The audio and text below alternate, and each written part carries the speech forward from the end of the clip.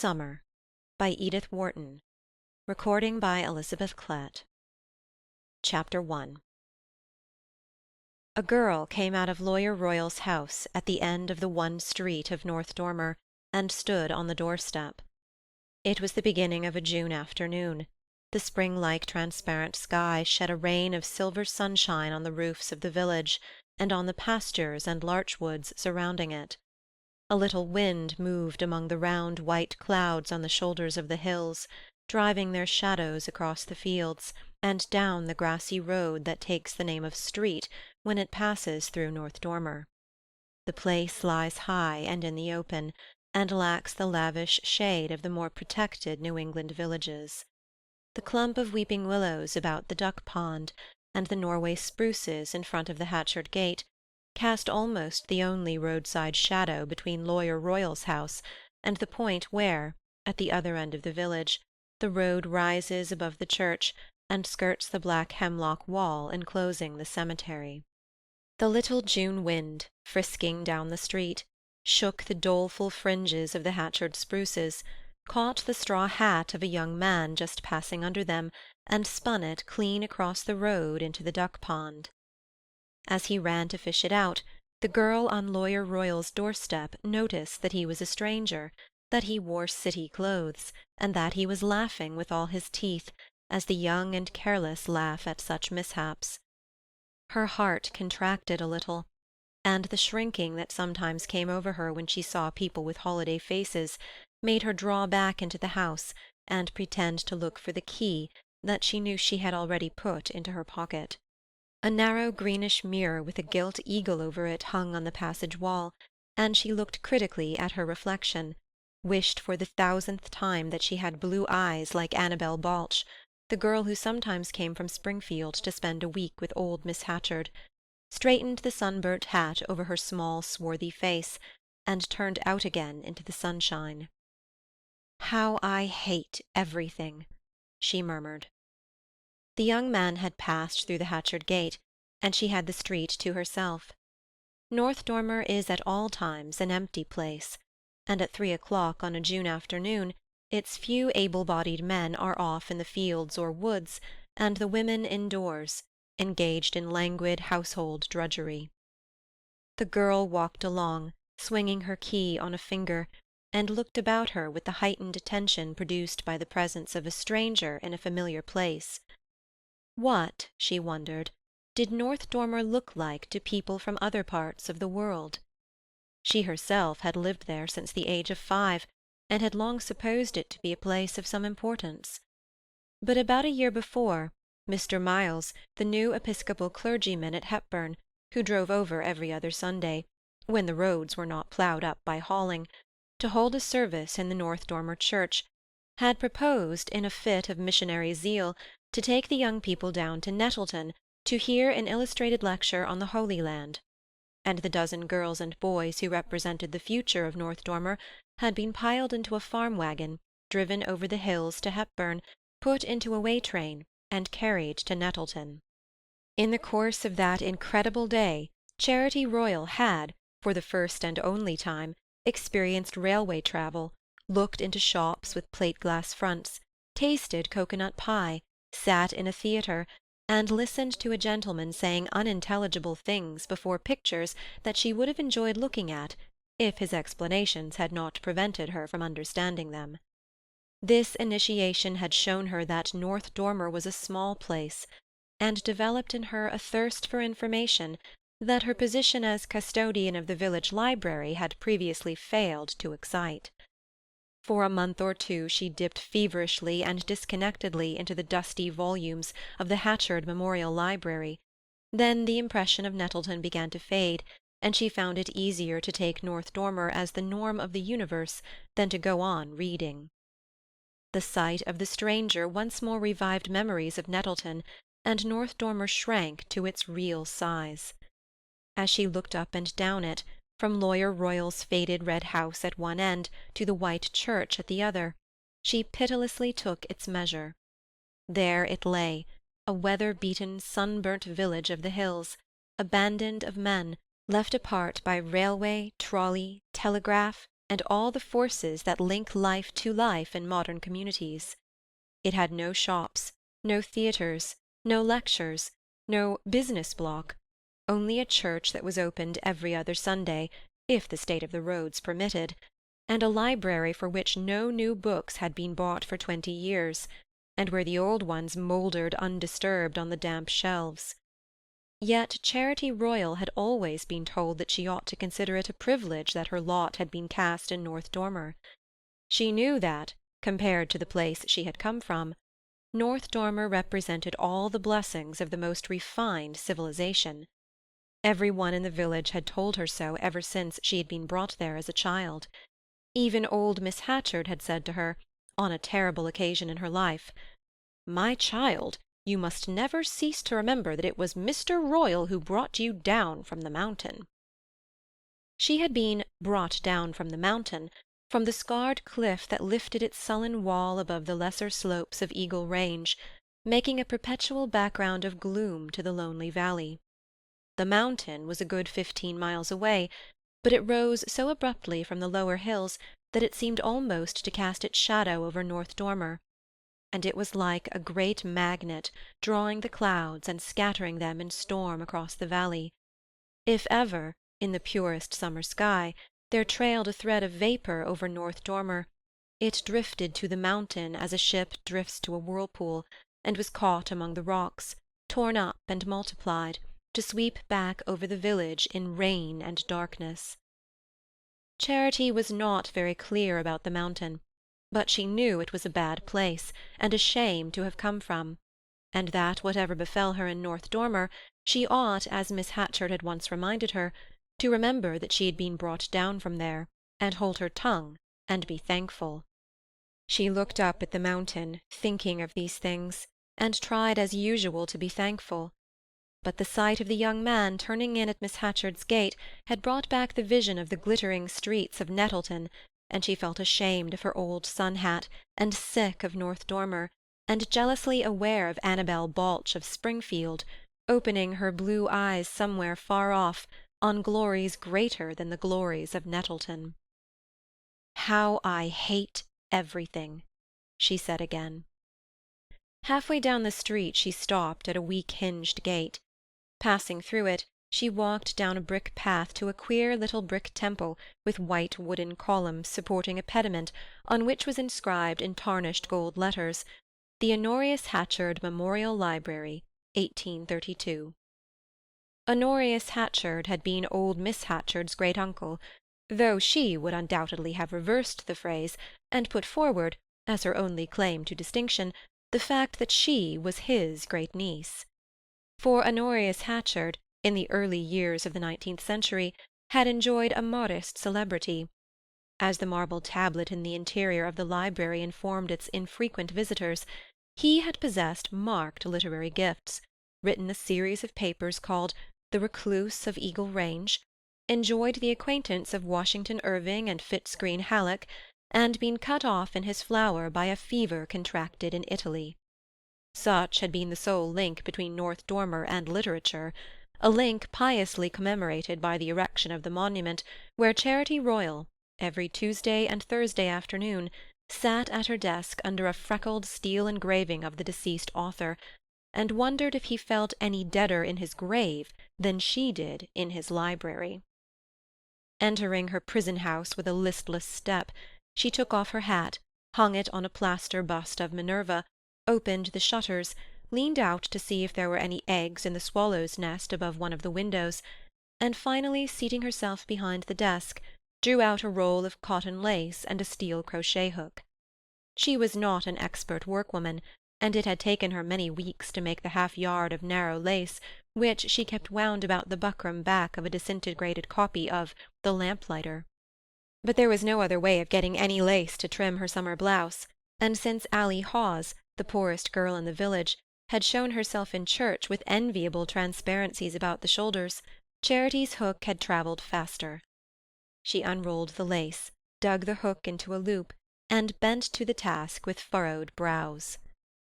Suddenly the door opened, and before she had raised her eyes, she knew that the young man she had seen going in at the Hatchard gate had entered the library. Without taking any notice of her, he began to move slowly about the long, vault-like room, his hands behind his back, his short-sighted eyes peering up and down the rows of rusty bindings. At length he reached the desk, and stood before her. "Have you a card catalogue?" he asked in a pleasant, abrupt voice, and the oddness of the question caused her to drop her work. "A what?" "Why, you know—" He broke off, and she became conscious that he was looking at her for the first time, having apparently, on his entrance, included her in his general short-sighted survey as part of the furniture of the library. The fact that, in discovering her, he had lost the thread of his remark did not escape her attention, and she looked down and smiled. He smiled also. "No, I don't suppose you do know," he corrected himself. "In fact, it would be almost a pity." She thought she detected a slight condescension in his tone, and asked sharply, "Why?" "Because it's so much pleasanter, in a small library like this, to poke about by oneself, with the help of the librarian." He added the last phrase so respectfully that she was mollified, and rejoined with a sigh, "I'm afraid I can't help you much." "Why?" he questioned in his turn, and she replied that there weren't many books anyhow, and that she'd hardly read any of them. "The worms are getting at them," she added gloomily. "Are they? That's a pity, for I see there are some good ones." He seemed to have lost interest in their conversation, and strolled away again, apparently forgetting her. His indifference nettled her, and she picked up her work, resolved not to offer him the least assistance. Apparently he did not need it, for he spent a long time with his back to her, lifting down, one after another, the tall, cobwebby volumes from a distant shelf. "Oh, I say!" he exclaimed, and looking up she saw that he had drawn out his handkerchief and was carefully wiping the edges of the book in his hand. The action struck her as an unwarranted criticism of her care of the books, and she said irritably, "It's not my fault if they're dirty." He turned around and looked at her with reviving interest. "Ah, then you're not the librarian?" "Of course I am, but I can't dust all these books. Besides, nobody ever looks at them, now Miss Hatchard's too lame to come round." "No, I suppose not." He laid down the book he had been wiping, and stood considering her in silence. She wondered if Miss Hatchard had sent him round to pry into the way the library was looked after, and the suspicion increased her resentment. "I saw you going into her house just now, didn't I?" she asked, with the New England avoidance of the proper name. She was determined to find out why he was poking about among her books. "Miss Hatchard's house? Yes, she's my cousin, and I'm staying there," the young man answered, adding, as if to disarm a visible distrust, "My name is Harney, Lucius Harney. She may have spoken of me." "No, she hasn't," said Charity, wishing she could have said, "Yes, she has." "Oh, well," said Miss Hatchard's cousin with a laugh, and after another pause, during which it occurred to Charity that her answer had not been encouraging, he remarked, "You don't seem strong on architecture." Her bewilderment was complete. The more she wished to appear to understand him, the more unintelligible his remarks became. He reminded her of the gentleman who had "explained" the pictures at Nettleton, and the weight of her ignorance settled down on her again like a pall. "I mean, I can't see that you have any books on the old houses about here. I suppose, for that matter, this part of the country hasn't been much explored.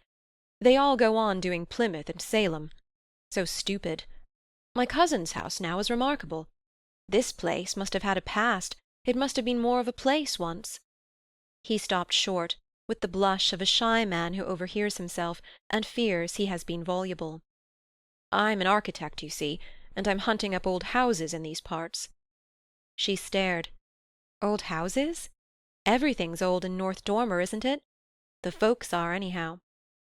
He laughed and wandered away again. "Haven't you any kind of history of the place? I think there was one written about 1840, a book or pamphlet about its first settlement," he said presently, from the farther end of the room. She pressed her crochet-hook against her lip and pondered.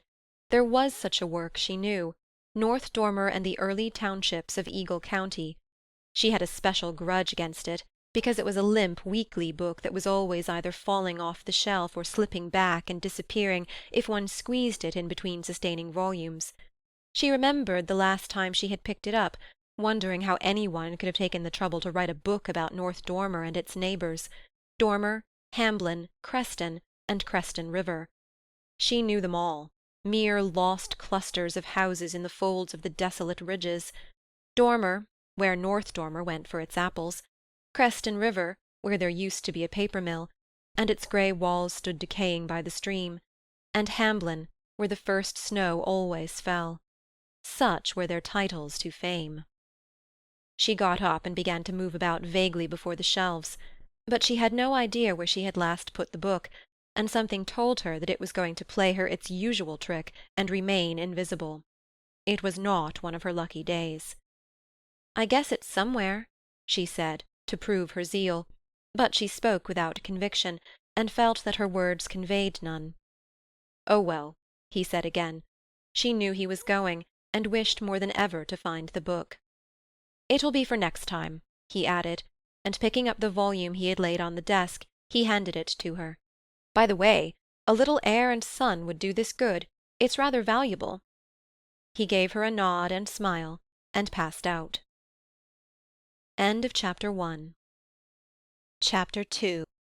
The hours of the Hatchard Memorial Librarian were from 3 to 5, and Charity Royall's sense of duty usually kept her at her desk until nearly 4:30. But she had never perceived that any practical advantage thereby accrued either to North Dormer or to herself, and she had no scruple in decreeing, when it suited her, that the library should close an hour earlier. A few minutes after Mr. Harney's departure, she formed this decision, put away her lace, fastened the shutters, and turned the key in the door of the Temple of Knowledge. The street upon which she emerged was still empty, and after glancing up and down it, she began to walk toward her house. But instead of entering, she passed on, turned into a field path, and mounted to a pasture on the hillside. She let down the bars of the gate, followed a trail along the crumbling wall of the pasture, and walked on, till she reached a knoll where the clump of larches shook out their fresh tassels to the wind. There she lay down on the slope, tossed off her hat, and hid her face in the grass. She was blind and insensible to many things, and dimly knew it, but to all that was light and air, perfume and colour, every drop of blood in her responded. She loved the roughness of the dry mountain grass under her palms, the smell of the thyme into which she crushed her face, the fingering of the wind in her hair and through her cotton blouse, and the creak of the larches as they swayed to it. She often climbed up the hill and lay there alone for the mere pleasure of feeling the wind and of rubbing her cheeks in the grass. Generally at such times she did not think of anything, but lay immersed in an inarticulate well-being. To-day the sense of well-being was intensified by her joy at escaping from the library. She liked well enough to have a friend drop in and talk to her while she was on duty, but she hated to be bothered about books. How could she remember where they were, when they were so seldom asked for? Orma Fry occasionally took out a novel, and her brother Ben was fond of what he called geography, and of books relating to trade and bookkeeping, but no one else asked for anything, except at intervals Uncle Tom's Cabin, or Opening of a Chestnut Burr, or Longfellow. She had these under her hand, and could have found them in the dark, but unexpected demands came so rarely that they exasperated her like an injustice. She had liked the young man's looks, and his short-sighted eyes, and his odd way of speaking that was abrupt yet soft, just as his hands were sunburnt and sinewy, yet with smooth nails like a woman's. His hair was sunburnt-looking too, or rather the colour of bracken after frost, his eyes grey, with the appealing look of the short-sighted, his smile shy yet confident, as if he knew lots of things she had never dreamed of, and yet wouldn't for the world have had her feel his superiority. But she did feel it, and liked the feeling, for it was new to her. Poor and ignorant as she was, and knew herself to be, humblest of the humble even in North Dormer, where to come from the mountain was the worst disgrace, yet in her narrow world she had always ruled. It was partly, of course, owing to the fact that Lawyer Royall was the biggest man in North Dormer, so much too big for it, in fact, that outsiders, who didn't know, always wondered how it held him. In spite of everything, and in spite even of Miss Hatchard, Lawyer Royall ruled in North Dormer, and Charity ruled in Lawyer Royall's house. She had never put it to herself in those terms, but she knew her power, knew what it was made of, and hated it. Confusedly, the young man in the library had made her feel for the first time what might be the sweetness of dependence. She sat up, brushed the bits of grass from her hair, and looked down on the house where she held sway. It stood just below her, cheerless and untended, its faded red front divided from the road by a yard with a path bordered by gooseberry bushes, a stone well overgrown with traveller's joy, and a sickly crimson rambler tied to a fan-shaped support, which Mr. Royall had once brought up from Hepburn to please her. Behind the house a bit of uneven ground with clothesline strung across it stretched up to a dry wall, and beyond the wall a patch of corn and a few rows of potatoes strayed vaguely into the adjoining wilderness of rock and fern. Charity could not recall her first sight of the house. She had been told that she was ill of a fever when she was brought down from the mountain, and she could only remember waking one day in a cot at the foot of Mrs. Royall's bed, and opening her eyes on the cold neatness of the room that was afterward to be hers. Mrs. Royall died 7 or 8 years later, and by that time Charity had taken the measure of most things about her. She knew that Mrs. Royall was sad and timid and weak. She knew that Lawyer Royall was harsh and violent, and still weaker. She knew that she had been christened Charity, in the white church at the other end of the village, to commemorate Mr. Royall's disinterestedness in bringing her down, and to keep alive in her a becoming sense of her dependence. She knew that Mr. Royall was her guardian, but that he had not legally adopted her, though everybody spoke of her as Charity Royall, and she knew why he had come back to live at North Dormer instead of practising at Nettleton, where he had begun his legal career. After Mrs. Royall's death there was some talk of sending her to a boarding school. Miss Hatchard suggested it, and had a long conference with Mr. Royall, who, in pursuance of her plan, departed one day for Starkfield to visit the institution she recommended. He came back the next night with a black face, worse, Charity observed, than she had ever seen him, and by that time she had had some experience. When she asked him how soon she was to start, he answered shortly, "You ain't goin'," and shut himself up in the room he called his office, and the next day the lady who kept the school at Starkfield wrote that, under the circumstances, she was afraid she could not make room just then for another pupil. Charity was disappointed, but she understood. It wasn't the temptations of Starkfield that had been Mr. Royall's undoing, it was the thought of losing her. He was a dreadfully lonesome man. She had made that out because she was so lonesome herself. He and she, face to face in that sad house, had sounded the depths of isolation, and though she felt no particular affection for him, and not the slightest gratitude, she pitied him, because she was conscious that he was superior to the people about him, and that she was the only being between him and solitude. Therefore, when Miss Hatchard sent for her a day or two later to talk of a school at Nettleton, and to say that this time a friend of hers would make the necessary arrangements, Charity cut her short with the announcement that she had decided not to leave North Dormer. Miss Hatchard reasoned with her kindly, but to no purpose. She simply repeated, "I guess Mr. Royall's too lonesome." Miss Hatchard blinked perplexedly behind her eye-glasses. Her long, frail face was full of puzzled wrinkles, and she leant forward, resting her hands on the arms of her mahogany arm-chair, with the evident desire to say something that ought to be said. "The feeling does you credit, my dear." She looked about the pale walls of her sitting-room, seeking counsel of ancestral daguerreotypes and didactic samplers, but they seemed to make utterance more difficult.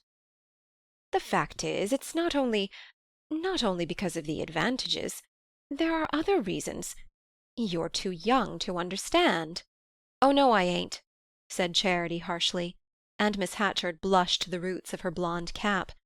But she must have felt a vague relief at having her explanation cut short, for she concluded, again invoking the daguerreotypes, "Of course I shall always do what I can for you, and in case, you know you can always come to me." Lawyer Royall was waiting for Charity in the porch when she returned from this visit.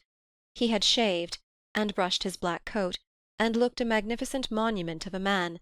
At such moments she really admired him. "Well," he said, "is it settled?" "Yes, it's settled. I ain't goin'." "Not to the Nettleton school?" "Not anywhere." He cleared his throat and asked sternly, "Why?" "I'd rather not," she said, swinging past him on her way to her room. It was the following week that he brought her up the Crimson Rambler and its fan from Hepburn. He had never given her anything before.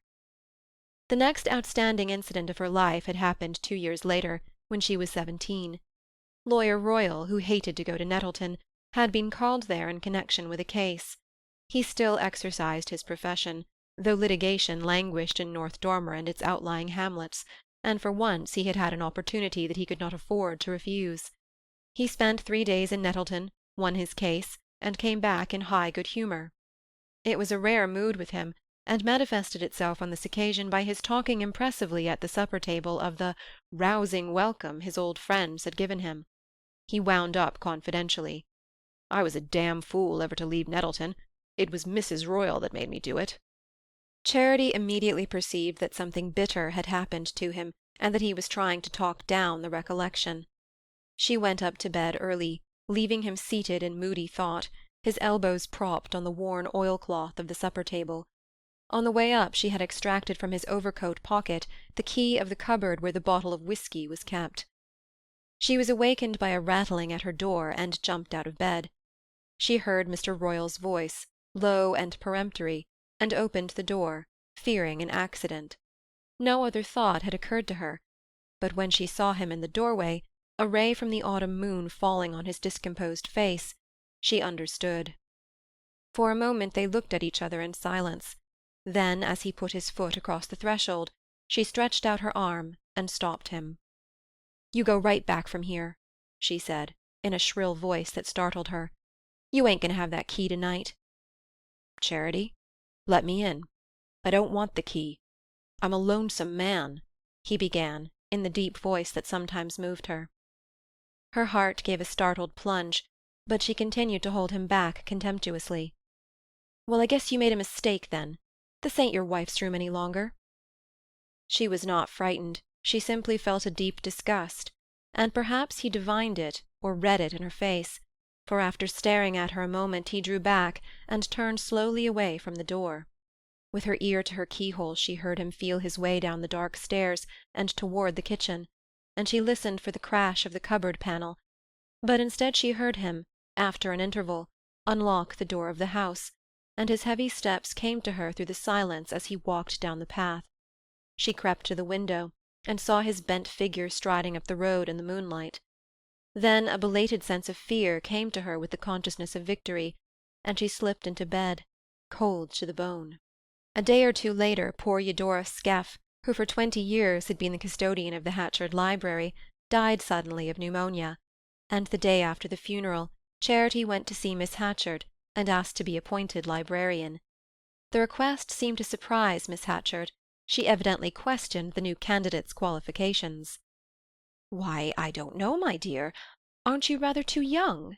She hesitated. "I want to earn some money," Charity merely answered. "Doesn't Mr. Royall give you all you require? No one is rich in North Dormer." "I want to earn money enough to get away." "To get away?" Miss Hatchard's puzzled wrinkles deepened, and there was a distressful pause. "You want to leave Mr. Royall?"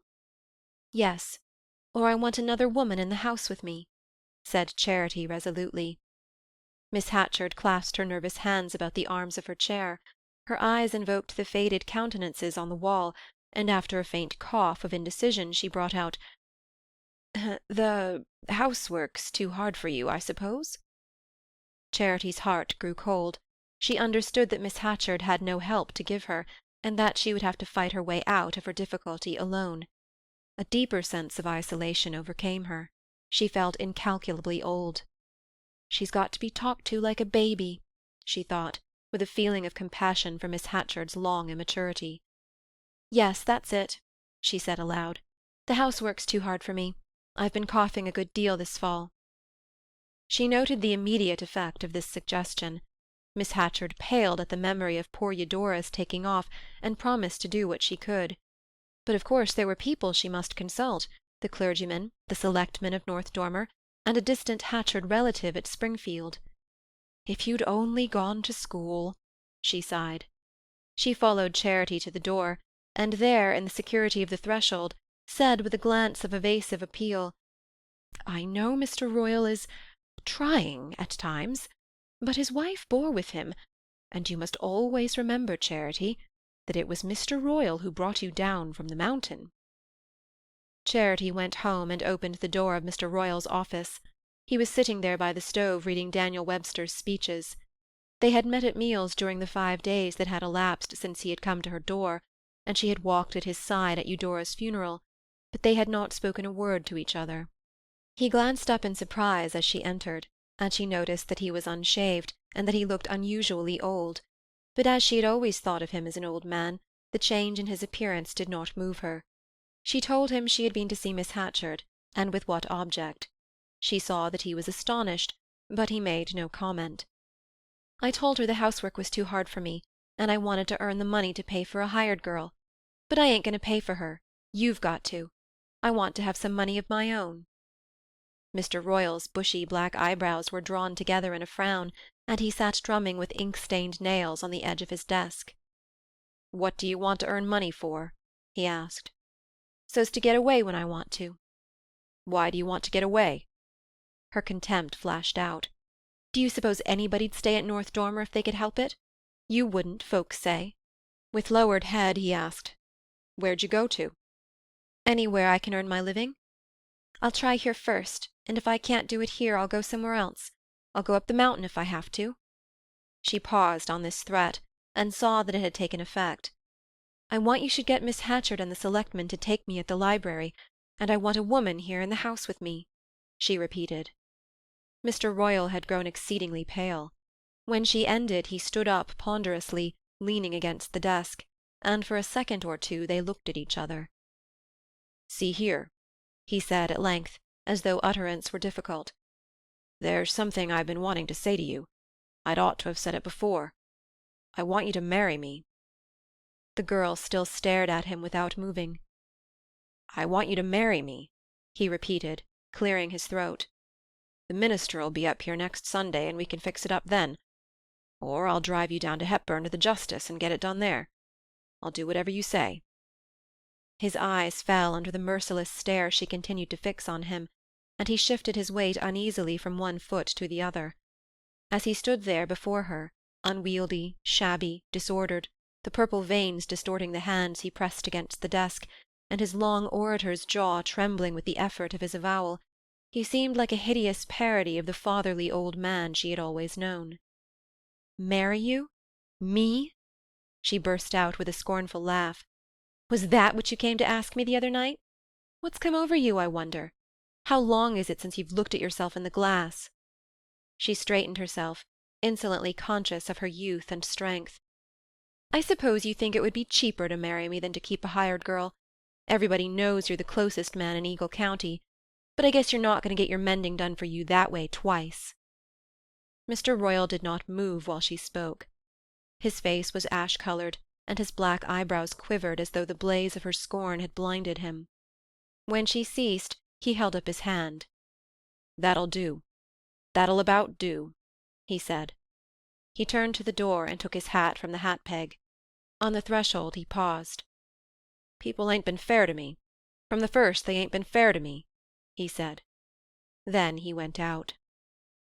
A few days later, North Dormer learned with surprise that Charity had been appointed librarian of the Hatchard Memorial at a salary of $8 a month, and that old Verena Marsh, from the Creston almshouse, was coming to live at Lawyer Royall's and do the cooking. Chapter 3. It was not in the room known at the Red House as Mr. Royall's office that he received his infrequent clients. Professional dignity and masculine independence made it necessary that he should have a real office, under a different roof, and his standing as the only lawyer of North Dormer required that the roof should be the same as that which sheltered the town hall and the post office. It was his habit to walk to this office twice a day, morning and afternoon. It was on the ground floor of the building, with a separate entrance, and a weathered name-plate on the door. Before going in he stepped into the post-office for his mail, usually an empty ceremony, said a word or two to the town clerk, who sat across the passage in idle state, and then went over to the store on the opposite corner, where Carrick Fry, the storekeeper, always kept a chair for him, and where he was sure to find one or two select men leaning on the long counter, in an atmosphere of rope, leather, tar, and coffee-beans. Mr. Royall, though monosyllabic at home, was not averse in certain moods to imparting his views to his fellow-townsmen. Perhaps also he was unwilling that his rare clients should surprise him sitting, clerkless and unoccupied, in his dusty office. At any rate, his hours there were not much longer or more regular than Charity's at the library. The rest of his time he spent either at the store or in driving about the country on business connected with the insurance companies that he represented, or in sitting at home reading Bancroft's History of the United States and the speeches of Daniel Webster. Since the day when Charity had told him that she wished to succeed to Eudora Skeft's post, their relations had undefinably but definitely changed. Lawyer Royall had kept his word. He had obtained the place for her at the cost of considerable manoeuvring, as she guessed from the number of rival candidates, and from the acerbity with which two of them, Orma Fry and the eldest Target girl, treated her for nearly a year afterward. And he had engaged Verena Marsh to come up from Creston and do the cooking. Verena was a poor old widow, doddering and shiftless. Charity suspected that she came for her keep. Mr. Royall was too close a man to give $1 a day to a smart girl when he could get a deaf pauper for nothing. But at any rate Verena was there, in the attic just over Charity, and the fact that she was deaf did not greatly trouble the young girl. Charity knew that what had happened on that hateful night would not happen again. She understood that, profoundly as she had despised Mr. Royall ever since, he despised himself still more profoundly. If she had asked for a woman in the house, it was far less for her own defence than for his humiliation. She needed no one to defend her. His humbled pride was her surest protection. He had never spoken a word of excuse or extenuation. The incident was as if it had never been. Yet its consequences were latent in every word that he and she exchanged, in every glance they instinctively turned from each other. Nothing now would ever shake her rule in the Red House. On the night of her meeting with Miss Hatchard's cousin, Charity lay in bed, her bare arms clasped under her rough head, and continued to think of him. She supposed that he meant to spend some time in North Dormer. He had said he was looking up the old houses in the neighbourhood, and though she was not very clear as to his purpose, or as to why any one should look for old houses, when they lay in wait for one on every roadside, she understood that he needed the help of books, and resolved to hunt up the next day the volume she had failed to find, and any others that seemed related to the subject. Never had her ignorance of life and literature so weighed on her as in reliving the short scene of her discomfiture. "It's no use trying to be anything in this place," she muttered to her pillow, and she shrivelled at the vision of vague metropolises, shining super-Nettletons, where girls in better clothes than Belle Balch's talked fluently of architecture to young men with hands like Lucius Harney's. Then she remembered his sudden pause when he had come close to the desk and had his first look at her. The sight had made him forget what he was going to say. She recalled the change in his face, and jumping up, she ran over the bare boards to her washstand, found the matches, lit a candle, and lifted it to the square of looking-glass on the whitewashed wall. Her small face, usually so darkly pale, glowed like a rose in the faint orb of light, and under her rumpled hair her eyes seemed deeper and larger than by day. Perhaps, after all, it was a mistake to wish they were blue. A clumsy band and button fastened her unbleached nightgown about the throat. She undid it, freed her thin shoulders, and saw herself a bride in low-necked satin, walking down an aisle with Lucius Harney. He would kiss her as they left the church. She put down the candle and covered her face with her hands, as if to imprison the kiss. At that moment she heard Mr. Royall's step as he came up the stairs to bed, and a fierce revulsion of feeling swept over her. Until then she had merely despised him. Now deep hatred of him filled her heart. He became to her a horrible old man. The next day, when Mr. Royall came back to dinner, they faced each other in silence as usual. Verena's presence at the table was an excuse for their not talking, though her deafness would have permitted the freest interchange of confidences. But when the meal was over, and Mr. Royall rose from the table, he looked back at Charity, who had stayed to help the old woman clear the dishes. "I want to speak to you a minute," he said, and she followed him across the passage, wondering. He seated himself in his black horsehair armchair, and she leaned against the window indifferently. She was impatient to be gone to the library, to hunt for the book on North Dormer. "See here," he said, "why ain't you at the library the days you're supposed to be there?" The question, breaking in on her mood of blissful abstraction, deprived her of speech, and she stared at him for a moment without answering. "Who says I ain't?" "There's been some complaints made, it appears. Miss Hatchard sent for me this morning." Charity's smouldering resentment broke into a blaze. "I know. Orma Fry, and that toad of a Target girl, and Ben Fry, like as not. He's going round with her. The low-down sneaks. I always knew they'd try to have me out. As if anybody ever came to the library, anyhow." "Somebody did yesterday, and you weren't there." "Yesterday?" She laughed at her happy recollection. "At what time wasn't I there yesterday, I'd like to know?" "Round about 4 o'clock." Charity was silent. She had been so steeped in the dreamy remembrance of young Harney's visit that she had forgotten having deserted her post as soon as he had left the library. "Who came at 4 o'clock?" "Miss Hatchard did." "Miss Hatchard? Why, she ain't ever been near the place since she's been lame. She couldn't get up the steps if she tried." "She can be helped up, I guess. She was yesterday, anyhow, by the young fellow that's staying with her. He found you there, I understand, earlier in the afternoon, and he went back and told Miss Hatchard the books were in bad shape and needed attending to. She got excited and had herself wheeled straight round, and when she got there the place was locked, so she sent for me and told me about that, and about the other complaints. She claims you've neglected things, and that she's going to get a trained librarian." Charity had not moved while he spoke. She stood with her head thrown back against the window-frame, her arms hanging against her sides, and her hands so tightly clenched that she felt, without knowing what hurt her, the sharp edge of her nails against her palms. Of all Mr. Royall had said, she had retained only the phrase, "He told Miss Hatchard the books were in bad shape." What did she care for the other charges against her? Malice or truth, she despised them as she despised her detractors.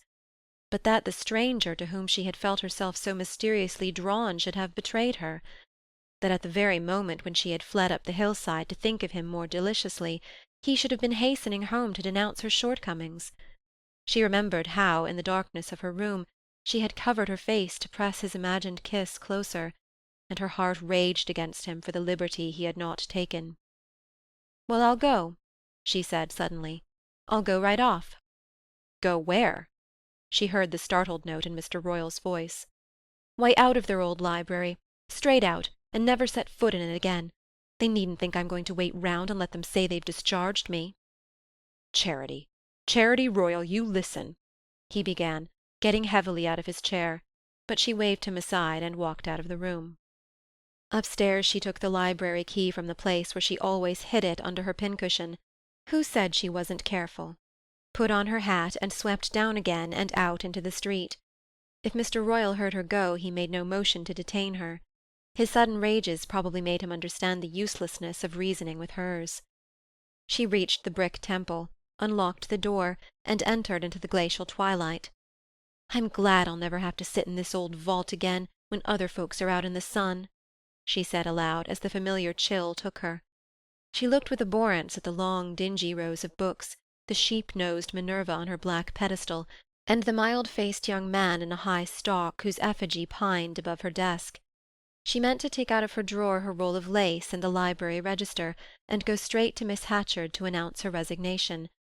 But suddenly a great desolation overcame her, and she sat down and laid her face against the desk. Her heart was ravaged by life's cruelest discovery. The first creature who had come toward her out of the wilderness had brought her anguish instead of joy. She did not cry. Tears came hard to her, and the storms of her heart spent themselves inwardly. But as she sat there in her dumb woe, She felt her life to be too desolate, too ugly and intolerable. "What have I ever done to it, that it should hurt me so?" she groaned, and pressed her fists against her lids, which were beginning to swell with weeping. I won't go there looking like a horror," she muttered, springing up and pushing back her hair as if it stifled her. She opened the drawer, dragged out the register, and turned toward the door. As she did so, it opened, and the young man from Miss Hatchard's came in, whistling. End of Chapter 3. Chapter 4. He stopped and lifted his hat with a shy smile. "I beg your pardon," he said. "I thought there was no one here." Charity stood before him, barring his way. "You can't come in. The library ain't open to the public Wednesdays." "I know it's not, but my cousin gave me her key." "Miss Hatchard's got no right to give her key to other folks, any more'n I have. I'm the librarian, and I know the by-laws. This is my library." The young man looked profoundly surprised. "Why, I know it is. I'm so sorry if you mind my coming." "I suppose you came to see what more you could say to set her against me. But you needn't trouble. It's my library to-day, but it won't be this time to-morrow. I'm on the way now to take her back the key and the register." Young Harney's face grew grave, but without betraying the consciousness of guilt she had looked for. "I don't understand," he said. "There must be some mistake. Why should I say things against you to Miss Hatchard, or to any one?" The apparent evasiveness of the reply caused Charity's indignation to overflow. "I don't know why you should. I can understand Orma Fry's doing it, because she's always wanted to get me out of here ever since the first day. I can't see why, when she's got her own home, and her father to work for her. Nor Ida Target neither, when she got a legacy from her step-brother only last year. But anyway, we all live in the same place, and when it's a place like North Dormer, it's enough to make people hate each other just to have to walk down the same street every day. But you don't live here, and you don't know anything about any of us, so what did you have to meddle for? Do you suppose the other girls had kept the books any better than I did? Why, Orma Fry don't hardly know a book from a flat-iron. And what if I don't always sit round here doing nothing till it strikes 5 up at the church? Who cares if the library's open or shut? Do you suppose anybody ever comes here for books? What they'd like to come for is to meet the fellows they're going with if I'd let 'em. But I wouldn't let Bill Solus from over the hill hang round here, waiting for the youngest Target girl, because I know him, that's all, even if I don't know about books all I ought to." She stopped with a choking in her throat. Tremors of rage were running through her, and she steadied herself against the edge of the desk, lest he should see her weakness. What he saw seemed to affect him deeply, for he grew red under his sunburn, and stammered out, "But, Miss Royall, I assure you—" His distress inflamed her anger, and she regained her voice to fling back, "If I was you, I'd have the nerve to stick to what I said." The taunt seemed to restore his presence of mind. "I hope I should, if I knew, but I don't. Apparently something disagreeable has happened, for which you think I'm to blame, but I don't know what it is, because I've been up on Eagle Ridge ever since the early morning. I don't know where you've been this morning, but I know you were here in this library yesterday, and it was you that went home and told your cousin the books were in bad shape, and brought her round to see how I'd neglected them." Young Harney looked sincerely concerned. "Was that what you were told? I don't wonder you're angry. The books are in bad shape, and as some are interesting, it's a pity.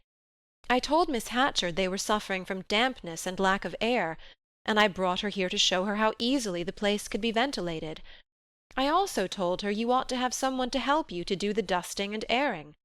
If you were given a wrong version of what I said, I'm sorry, but I'm so fond of old books that I'd rather see them made into a bonfire than left to moulder away like these." Charity felt her sobs rising, and tried to stifle them in words. "I don't care what you say you told her. All I know is she thinks it's all my fault, and I'm going to lose my job, and I wanted it more'n anyone else in the village, because I haven't got anybody belonging to me, the way other folks have. All I wanted was to put aside money enough to get away from here some time. Do you suppose if it hadn't been for that I'd have kept on sitting day after day in this old vault?" Of this appeal her hearer took up only the last question. "It is an old vault, but need it be? That's the point. And it's my putting the question to my cousin that seems to have been the cause of the trouble." His glance explored the melancholy penumbra of the long narrow room, resting on the blotched walls, the discoloured rows of books, and the stern rosewood desk surmounted by the portrait of the young Honorius. "Of course it's a bad job to do anything with a building jammed against a hill like this ridiculous mausoleum. You couldn't get a good draught through it without blowing a hole in the mountain. But it can be ventilated after a fashion, and the sun can be let in. I'll show you if you like." The architect's passion for improvement had already made him lose sight of her grievance, and he lifted his stick instructively toward the cornice. But her silence seemed to tell him that she took no interest in the ventilation of the library, and turning back to her abruptly, he held out both hands. "Look here, you don't mean what you said. You don't really think I'd do anything to hurt you?"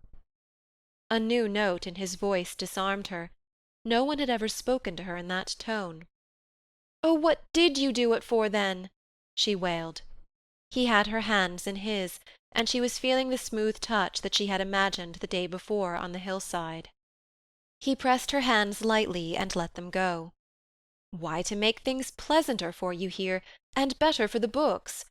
I'm sorry if my cousin twisted around what I said. She's excitable, and lives on trifles. I ought to have remembered that. Don't punish me by letting her think you take her seriously." It was wonderful to hear him speak of Miss Hatchard as if she were a querulous baby. In spite of his shyness, he had the air of power that the experience of cities probably gave. It was the fact of having lived in Nettleton that made Lawyer Royall, in spite of his infirmities, the strongest man in North Dormer, and Charity was sure that this young man had lived in bigger places than Nettleton. She felt that if she kept up her denunciatory tone, he would secretly class her with Miss Hatchard, and the thought made her suddenly simple.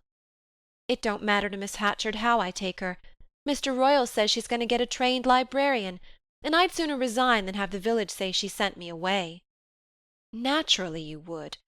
But I'm sure she doesn't mean to send you away. At any rate, won't you give me the chance to find out first and let you know?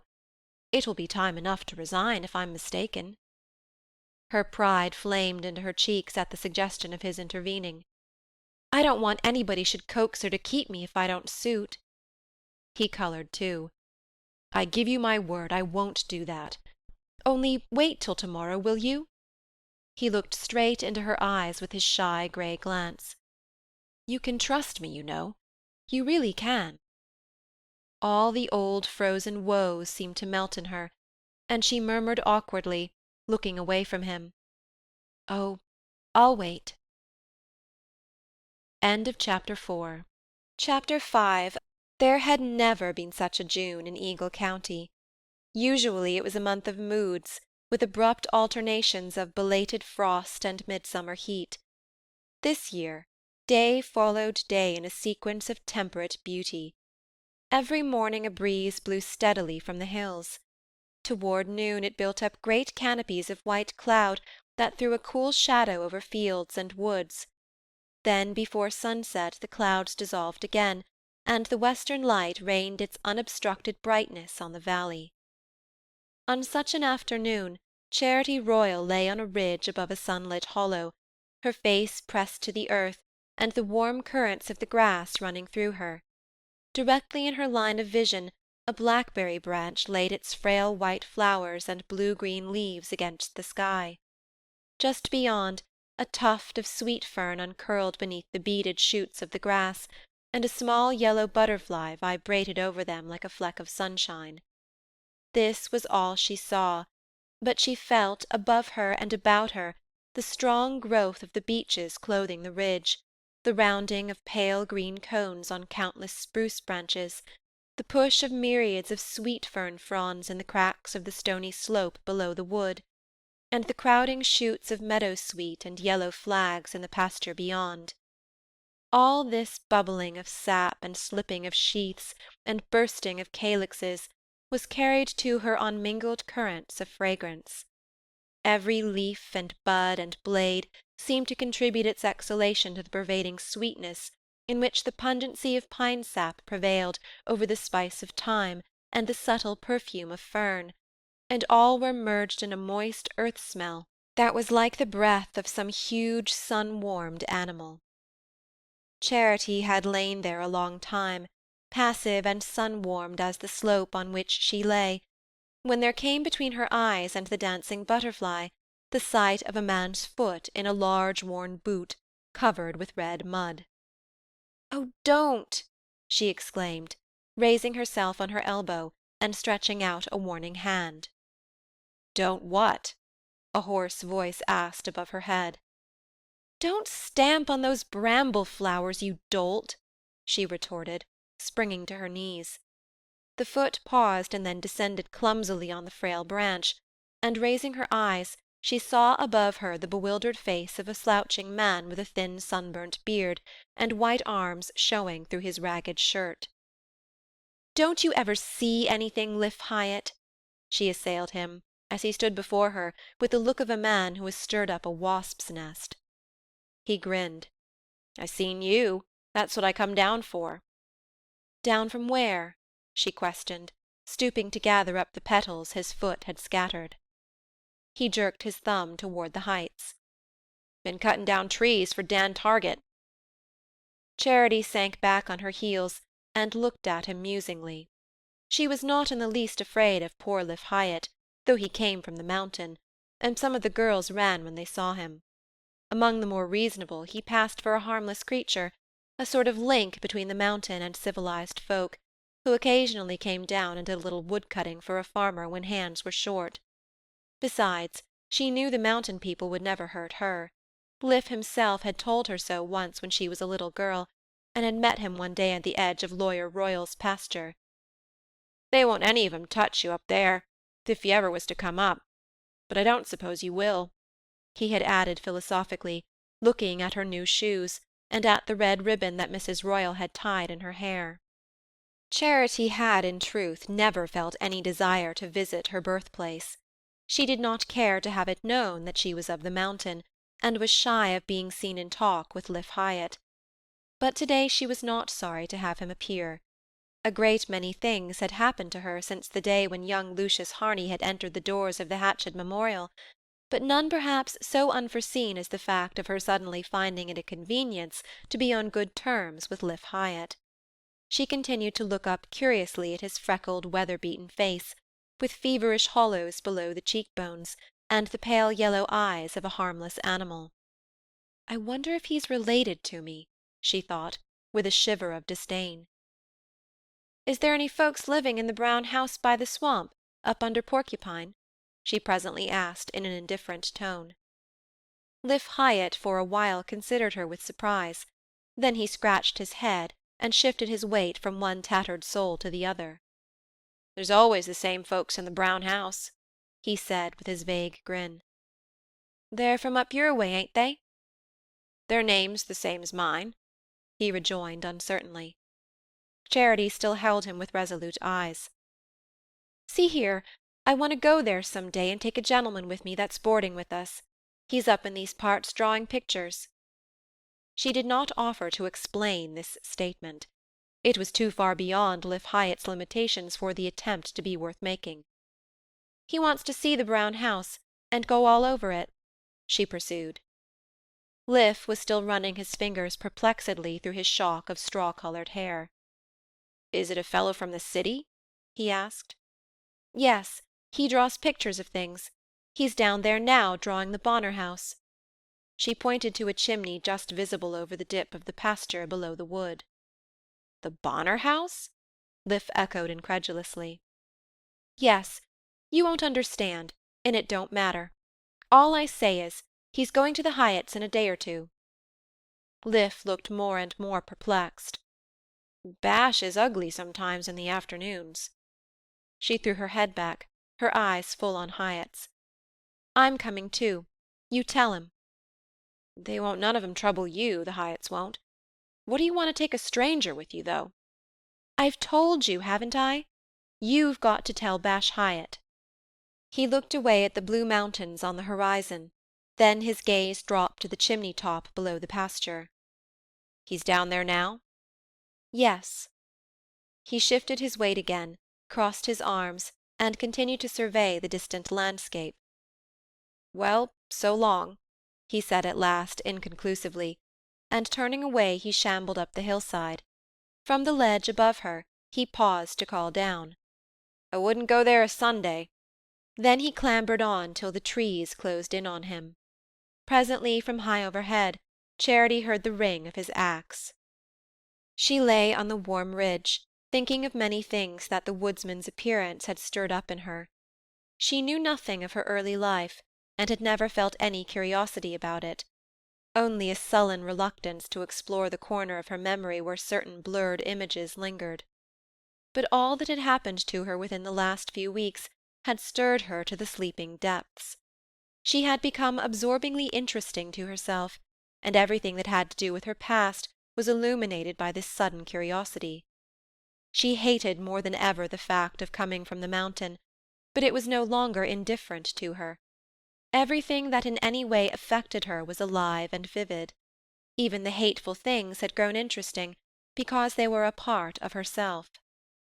"I wonder if Liff Hyatt knows who my mother was," she mused, and it filled her with a tremor of surprise to think that some woman who was once young and slight, with quick motions of the blood like hers, had carried her in her breast and watched her sleeping. She had always thought of her mother as so long dead as to be no more than a nameless pinch of earth, but now it occurred to her that the once young woman might be alive, and wrinkled and elf-locked like the woman she had sometimes seen in the door of the brown house that Lucius Harney wanted to draw. The thought brought him back to the central point in her mind, and she strayed away from the conjectures roused by Liff Hyatt's presence. Speculations concerning the past could not hold her long when the present was so rich, the future so rosy, and when Lucius Harney, a stone's throw away, was bending over his sketch-book, frowning, calculating, measuring, and then throwing his head back with a sudden smile that had shed its brightness over everything. She scrambled to her feet, but as she did so, she saw him coming up the pasture, and dropped down on the grass to wait. When he was drawing and measuring one of his houses, as she called them, she often strayed away by herself into the woods or up the hillside. It was partly from shyness that she did so, from a sense of inadequacy that came to her most painfully when her companion, absorbed in his job, forgot her ignorance and her inability to follow his least allusion, and plunged into a monologue on art and life. To avoid the awkwardness of listening with a blank face, and also to escape the surprised stare of the inhabitants of the houses before which he would abruptly pull up their horse and open his sketch-book, she slipped away to some spot from which, without being seen, she could watch him at work, or at least look down on the house he was drawing. She had not been displeased at first to have it known to North Dormer and the neighbourhood that she was driving Miss Hatchard's cousin about the country in the buggy he had hired of Lawyer Royall. She had always kept to herself, contemptuously aloof from village love-making, without exactly knowing whether her fierce pride was due to the sense of her tainted origin, or whether she was reserving herself for a more brilliant fate. Sometimes she envied the other girls their sentimental preoccupations, their long hours of inarticulate philandering with one of the few youths who still lingered in the village, but when she pictured herself curling her hair or putting a new ribbon on her hat for Ben Fry or one of the Solace boys, the fever dropped and she relapsed into indifference. Now she knew the meaning of her disdains and reluctances. She had learned what she was worth when Lucius Harney, looking at her for the first time, had lost the thread of his speech, and leaned reddening on the edge of her desk. But another kind of shyness had been born in her, a terror of exposing to vulgar perils the sacred treasure of her happiness. She was not sorry to have the neighbours suspect her of going with a young man from the city, but she did not want it known to all the countryside how many hours of the long June days she spent with him. What she most feared was that the inevitable comment should reach Mr. Royall.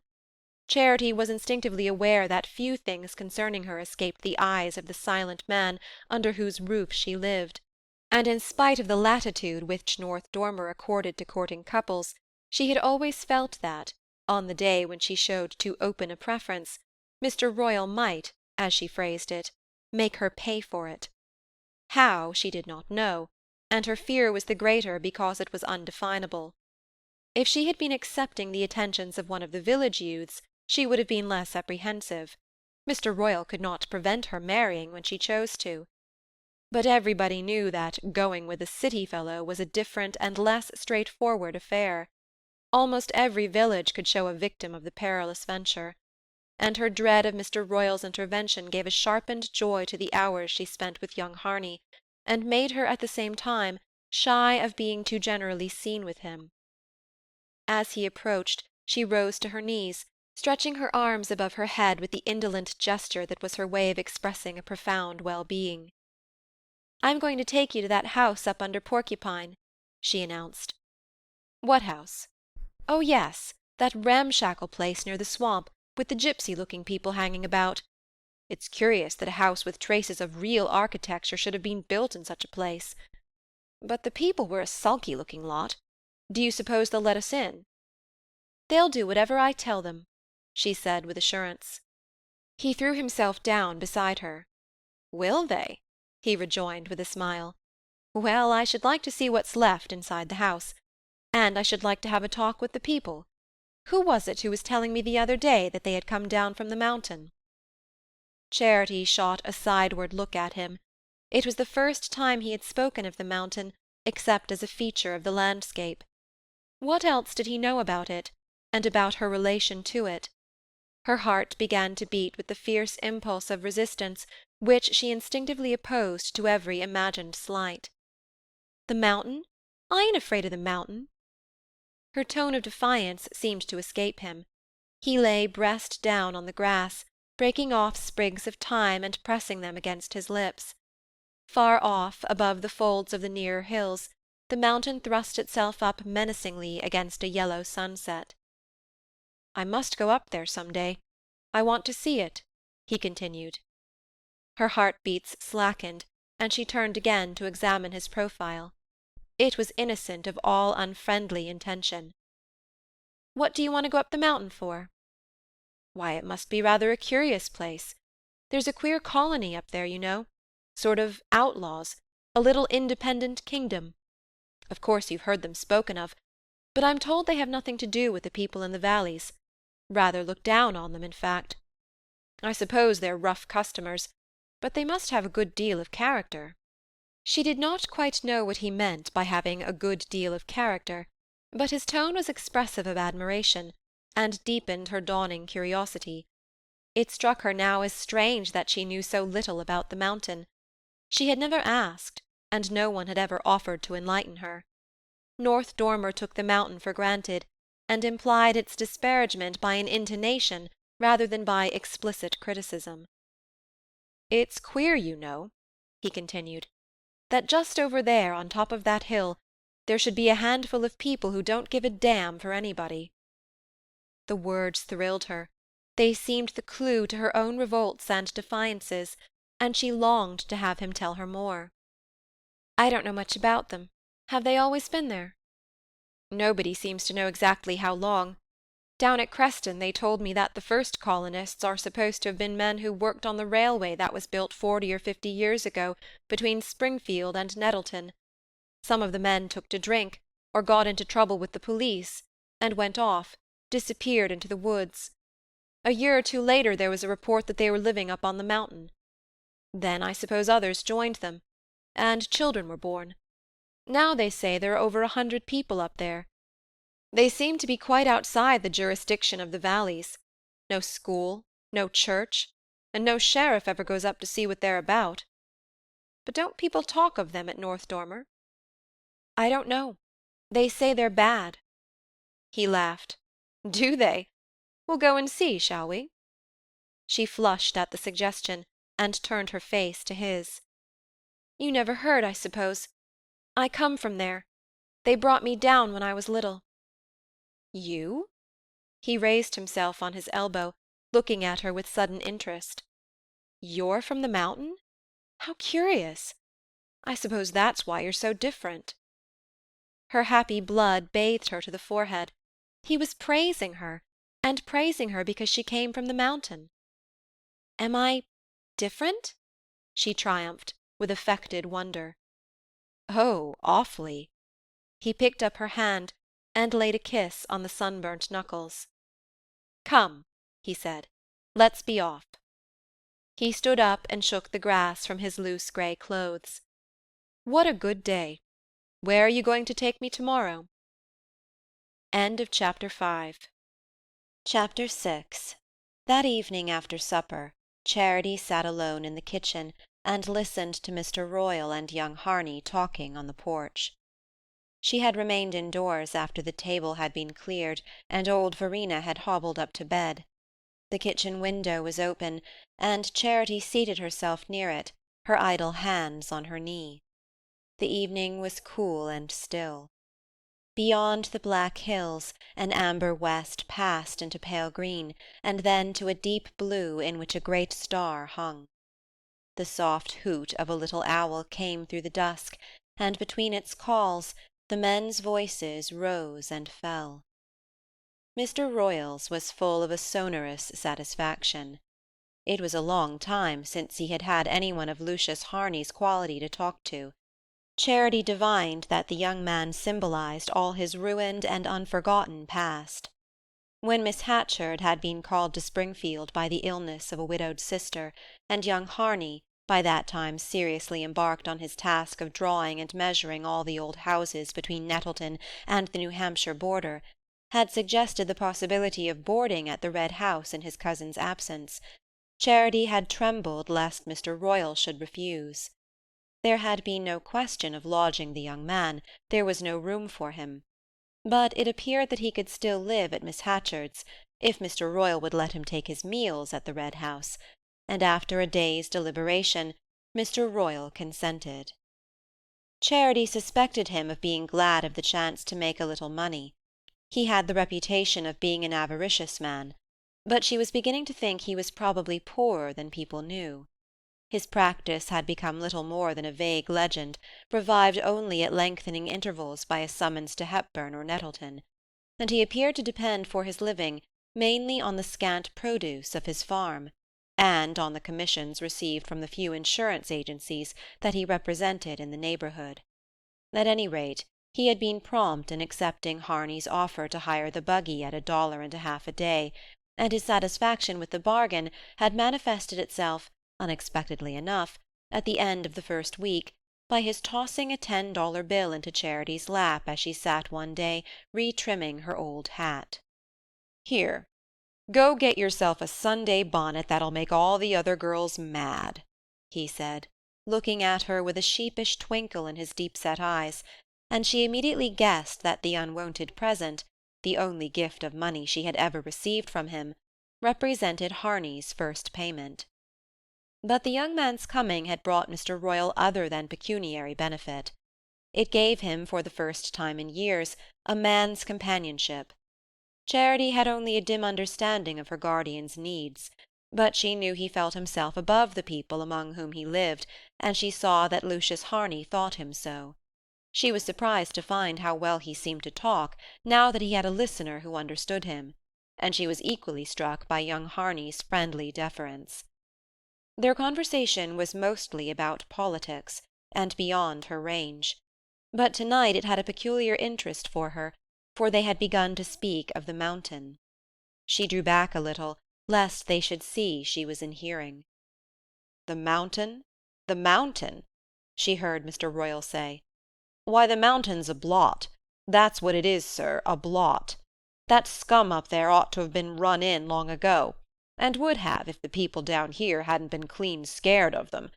The mountain belongs to this township, and it's North Dormer's fault if there's a gang of thieves and outlaws living over there in sight of us, defying the laws of their country. Why, there ain't a sheriff or a tax-collector or a coroner durst go up there. When they hear of trouble on the mountain, the select-men look the other way, and pass an appropriation to beautify the town pump. The only man that ever goes up is the minister, and he goes because they send down and get him whenever there's any of them dies. They think a lot of Christian burial on the mountain, but I never heard of their having the minister up to marry them. And they never trouble the justice of the peace, either. They just herd together like the heathen." He went on, explaining in somewhat technical language how the little colony of squatters had contrived to keep the law at bay, and Charity, with burning eagerness, awaited young Harney's comment. But the young man seemed more concerned to hear Mr. Royall's views than to express his own. "I suppose you've never been up there yourself?" he presently asked. "Yes, I have," said Mr. Royall with a contemptuous laugh. "The wiseacres down here told me I'd be done for before I got back, but nobody lifted a finger to hurt me. And I'd just had one of their gang sent up for 7 years, too." "You went up after that?" "Yes, sir, right after it. The fellow came down to Nettleton and ran amuck, the way they sometimes do. After they've done a wood-cutting job, they come down and blow the money in, and this man ended up with manslaughter. I got him convicted, though they were scared of the mountain even at Nettleton. And then a queer thing happened. The fellow sent for me to go and see him in jail. I went, and this is what he says. 'The fool that defended me is a chicken-livered son of a—' and all the rest of it, he says. And I've got a job to be done for me up on the mountain, and you're the only man I seen in court that looks as if he'd do it. He told me he had a child up there, or thought he had, a little girl, and he wanted her brought down and reared like a Christian. I was sorry for the fellow, so I went up and got the child." He paused, and Charity listened with a throbbing heart. "That's the only time I ever went up the mountain," he concluded. There was a moment's silence, and then Harney spoke. "And the child? Had she no mother?" "Oh, yes, there was a mother, but she was glad enough to have her go. She'd have given her to anybody. They ain't half human up there. I guess the mother's dead by now, with the life she was leading. Anyhow, I've never heard of her from that day to this." "My God, how ghastly!" Harney murmured, and Charity, choking with humiliation, sprang to her feet and ran upstairs. She knew at last, knew that she was the child of a drunken convict and of a mother who wasn't half human, and was glad to have her go. And she had heard this history of her origin related to the one being in whose eyes she longed to appear superior to the people about her. She had noticed that Mr. Royall had not named her, had even avoided any allusion that might identify her with the child he had brought down from the mountain, and she knew it was out of regard for her that he had kept silent. But of what use was his discretion, since only that afternoon, misled by Harney's interest in the outlaw colony, she had boasted to him of coming from the mountain? Now every word that had been spoken showed her how such an origin must widen the distance between them. During his 10 days' sojourn at North Dormer, Lucius Harney had not spoken a word of love to her. He had intervened in her behalf with his cousin, and had convinced Miss Hatchard of her merits as a librarian, but that was a simple act of justice, since it was by his own fault that those merits had been questioned. He had asked her to drive him about the country when he hired Lawyer Royall's buggy to go on his sketching expeditions, but that too was natural enough, since he was unfamiliar with the region. Lastly, when his cousin was called to Springfield, he had begged Mr. Royall to receive him as a boarder. But where else in North Dormer could he have boarded? Not with Carrick Fry, whose wife was paralyzed, and whose large family crowded his table to overflowing. Not with the Targets, who lived a mile up the road, nor with poor old Mrs. Hawes, who, since her eldest daughter had deserted her, barely had the strength to cook her own meals while Ally picked up her living as a seamstress. Mr. Royall's was the only house where the young man could have been offered a decent hospitality. There had been nothing, therefore, in the outward course of events to raise in Charity's breast the hopes with which it trembled. But beneath the visible incidents resulting from Lucius Harney's arrival, there ran an undercurrent as mysterious and potent as the influence that makes the forest break into leaf before the ice is off the pools. The business on which Harney had come was authentic. Charity had seen the letter from a New York publisher commissioning him to make a study of the 18th-century houses in the less familiar districts of New England. But incomprehensible as the whole affair was to her, and hard as she found it to understand why he paused enchanted before certain neglected and paintless houses, while others, refurbished and improved by the local builder, did not arrest a glance, she could not but suspect that Eagle County was less rich in architecture than he averred, and that the duration of his stay, which he had fixed at a month, was not unconnected with the look in his eyes when he had first paused before her in the library. Everything that had followed seemed to have grown out of that look: his way of speaking to her, his quickness in catching her meaning, his evident eagerness to prolong their excursions and to seize on every chance of being with her. The signs of his liking were manifest enough, but it was hard to guess how much they meant, because his manner was so different from anything North Dormer had ever shown her. He was at once simpler and more deferential than any one she had known, and sometimes it was just when he was simplest that she most felt the distance between them. Education and opportunity had divided them by a width that no effort of hers could bridge, and even when his youth and his admiration brought him nearest, some chance word, some unconscious allusion, seemed to thrust her back across the gulf. Never had it yawned so wide as when she fled up to her room, carrying with her the echo of Mr. Royall's tale. Her first confused thought was the prayer that she might never see young Harney again. It was too bitter to picture him as the detached, impartial listener to such a story. "I wish he'd go away. I wish he'd go to-morrow and never come back," she moaned to her pillow, and far into the night she lay there, in the disordered dress she had forgotten to take off, her whole soul a tossing misery on which her hopes and dreams spun about like drowning straws. Of all this tumult, only a vague heart-soreness was left when she opened her eyes the next morning. Her first thought was of the weather, for Harney had asked her to take him to the brown house under Porcupine, and then around by Hamblin, and as the trip was a long one, they were to start at 9. The sun rose without a cloud, and earlier than usual she was in the kitchen, making cheese sandwiches, decanting buttermilk into a bottle, wrapping up slices of apple pie, and accusing Verena of having given away a basket she needed, which had always hung on a hook in the passage. When she came out into the porch, in her pink calico, which had run a little in the washing, but was still bright enough to set off her dark tints, she had such a triumphant sense of being a part of the sunlight and the morning that the last trace of her misery vanished.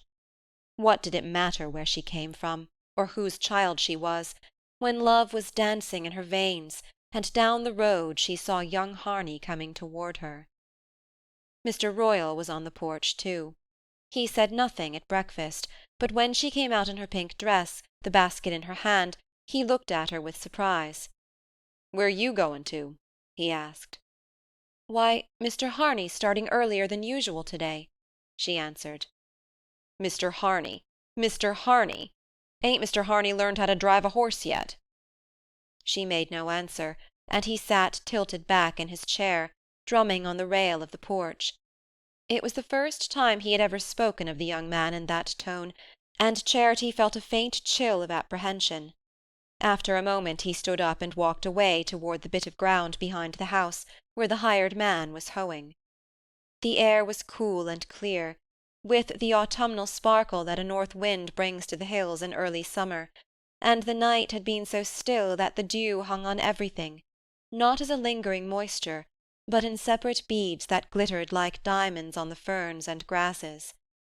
It was a long drive to the foot of Porcupine, first across the valley, with blue hills bounding the open slopes, then down into the beech woods, following the course of the Creston, a brown brook leaping over velvet ledges, then out again onto the farmlands about Creston Lake, and gradually up the ridges of the Eagle Range. At last they reached the yoke of the hills, and before them opened another valley, green and wild, and beyond it more blue heights eddying away to the sky like the waves of a receding tide. Harney tied the horse to a tree stump, and they unpacked their basket under an aged walnut with a riven trunk out of which bumblebees darted. The sun had grown hot, and behind them was the noonday murmur of the forest. Summer insects danced on the air, and a flock of white butterflies fanned the mobile tips of the crimson fireweed. In the valley below not a house was visible. It seemed as if Charity Royall and young Harney were the only living beings in the great hollow of earth and sky. Charity's spirits flagged, and disquieting thoughts stole back on her. young Harney had grown silent, and as he lay beside her, his arms under his head, his eyes on the network of leaves above him, she wondered if he were musing on what Mr. Royall had told him, and if it had really debased her in his thoughts. She wished he had not asked her to take him that day to the brown house. She did not want him to see the people she came from, while the story of her birth was fresh in his mind. More than once she had been on the point of suggesting that they should follow the ridge and drive straight to Hamblin, where there was a little deserted house he wanted to see, but shyness and pride held her back. "He'd better know what kind of folks I belong to," she said to herself, with a somewhat forced defiance, for in reality it was shame that kept her silent. Suddenly she lifted her hand and pointed to the sky. "There's a storm coming up." He followed her glance and smiled. "Is it that scrap of cloud among the pines that frightens you?" "It's over the mountain, and a cloud over the mountain always means trouble." "Oh, I don't believe half the bad things you all say of the mountain. But anyhow we'll get down to the brown house before the rain comes." He was not far wrong, for only a few isolated drops had fallen when they turned into the road under the shaggy flank of Porcupine and came upon the brown house. It stood alone beside a swamp bordered with alder thickets and tall bulrushes. Not another dwelling was in sight, and it was hard to guess what motive could have actuated the early settler who had made his home in so unfriendly a spot. Charity had picked up enough of her companion's erudition to understand what had attracted him to the house. She noticed the fan-shaped tracery of the broken light above the door, the fluting of the paintless pilasters at the corners, and the round window set in the gable, and she knew, for reasons that still escaped her, these were things to be admired and recorded. Still they had seen other houses far more typical, the word was Harney's, and as he threw the reins on the horse's neck, he said with a slight shiver of repugnance, "We won't stay long." Against the restless alders turning their white lining to the storm, the house looked singularly desolate. The paint was almost gone from the clapboards, the window-panes were broken and patched with rags, and the garden was a poisonous tangle of nettles, burdocks, and tall swamp-weeds, over which big bluebottles hummed. At the sound of wheels, a child with a tow-head and pale eyes like Liff Hyatt's peered over the fence and then slipped away behind an outhouse. Harney jumped down and helped Charity out, and as he did so, the rain broke on them. It came slantwise on a furious gale, laying shrubs and young trees flat, tearing off their leaves like an autumn storm, turning the road into a river, and making hissing pools of every hollow. Thunder rolled incessantly through the roar of the rain, and a strange glitter of light ran along the ground under the increasing blackness. "Lucky we're here after all," Harney laughed. He fastened the horse under a half-roofless shed, and wrapping Charity in his coat, ran with her to the house. The boy had not reappeared, and as there was no response to their knocks, Harney turned the door-handle, and they went in. There were 3 people in the kitchen to which the door admitted them. An old woman with a handkerchief over her head was sitting by the window. She held a sickly-looking kitten on her knees, and whenever it jumped down and tried to limp away, she stooped and lifted it back without any change of her aged, unnoticing face. Another woman, the unkempt creature that Charity had once noticed in driving by, stood leaning against the window-frame and stared at them, and near the stove an unshaved man in a tattered shirt sat on a barrel asleep. The place was bare and miserable, and the air heavy with the smell of dirt and stale tobacco. Charity's heart sank. Old derided tales of the mountain people came back to her, and the woman's stare was so disconcerting, and the face of the sleeping man so sodden and bestial, that her disgust was tinged with a vague dread. She was not afraid for herself. She knew the Hyatts would not be likely to trouble her, but she was not sure how they would treat a city fellow. Lucius Harney would certainly have laughed at her fears. He glanced about the room, uttered a general "How are you?" to which no one responded, and then asked the younger woman if they might take shelter till the storm was over. She turned her eyes away from him, and looked at Charity. "You're the girl from Royall's, ain't you?" The colour rose in Charity's face. "I'm Charity Royall," she said, as if asserting her right to the name in the very place where it might have been most open to question. The woman did not seem to notice. "You can stay," she merely said. Then she turned away and stooped over a dish in which she was stirring something. Harney and Charity sat down on a bench made of a board resting on two starch-boxes. They faced a door hanging on a broken hinge, and through the crack they saw the eyes of the tow-headed boy and of a pale little girl with a scar across her cheek. Charity smiled and signed to the children to come in, but as soon as they saw they were discovered, they slipped away on bare feet. It occurred to her that they were afraid of rousing the sleeping man, and probably the woman shared their fear, for she moved about as noiselessly and avoided going near the stove. The rain continued to beat against the house, and in one or two places it sent a stream through the patched panes and ran into pools on the floor. Every now and then the kitten mewed and struggled down, and the old woman stooped and caught it, holding it tight in her bony hands, and once or twice the man on the barrel half woke, changed his position, and dozed again, his head falling forward on his hairy breast.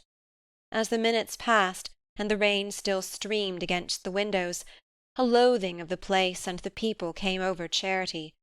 The sight of the weak-minded old woman, of the cowed children, and the ragged man sleeping off his liquor, made the setting of her own life seem a vision of peace and plenty. She thought of the kitchen at Mr. Royall's, with its scrubbed floor and dresser full of china, and the peculiar smell of yeast and coffee and soft-soap that she had always hated, but that now seemed the very symbol of household order.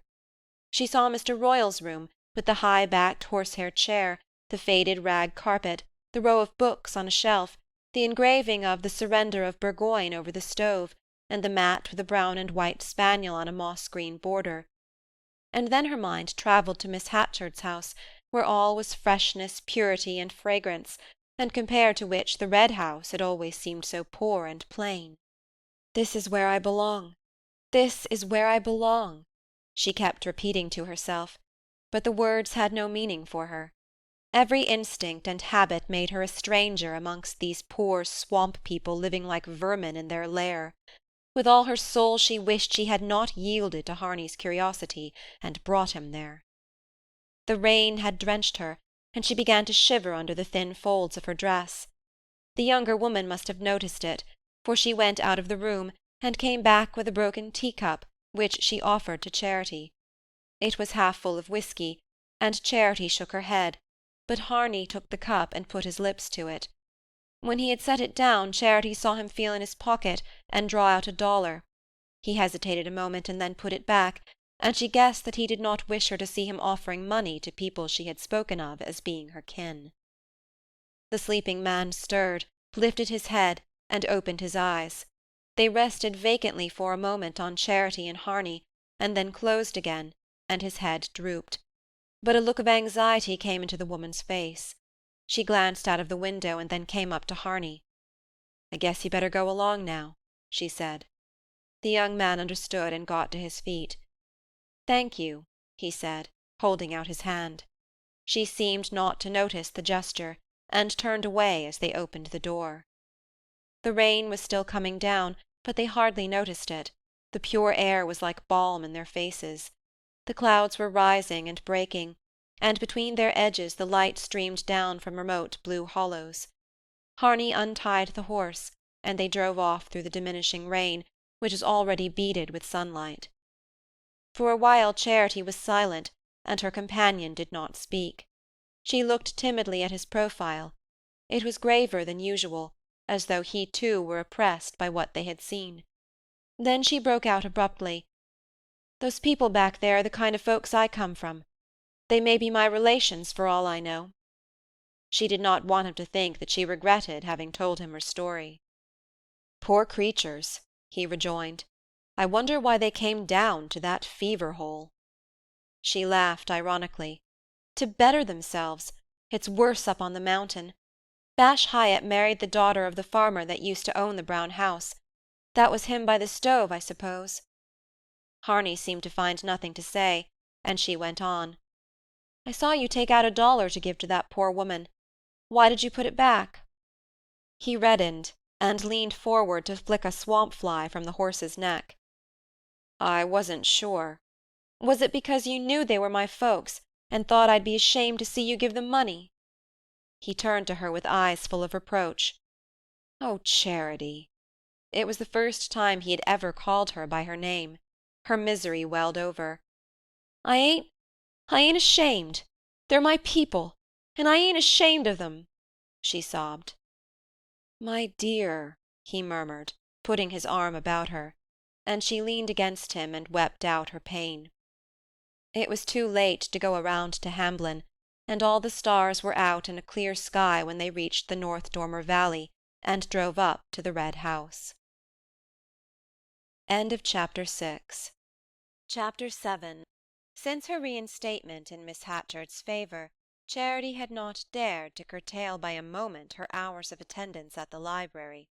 She even made a point of arriving before the time, and showed a laudable indignation when the youngest Target girl, who had been engaged to help in the cleaning and rearranging of the books, came trailing in late, and neglected her task to peer through the window at the soulless boy.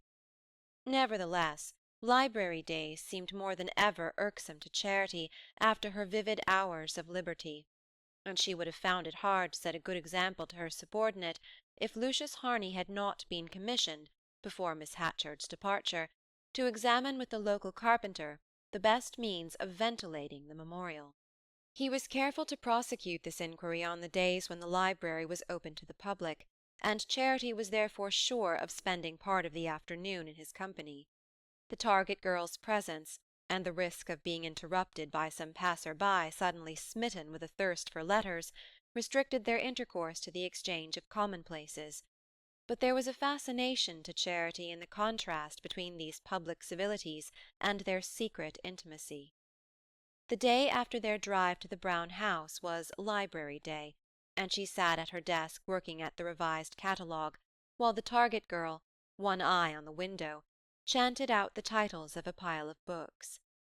Charity's thoughts were far away, in the dismal house by the swamp, and under the twilight sky during the long drive home, when Lucius Harney had consoled her with endearing words. That day, for the first time since he had been boarding with them, he had failed to appear as usual at the midday meal. No message had come to explain his absence, and Mr. Royall, who was more than usually taciturn, had betrayed no surprise, and made no comment.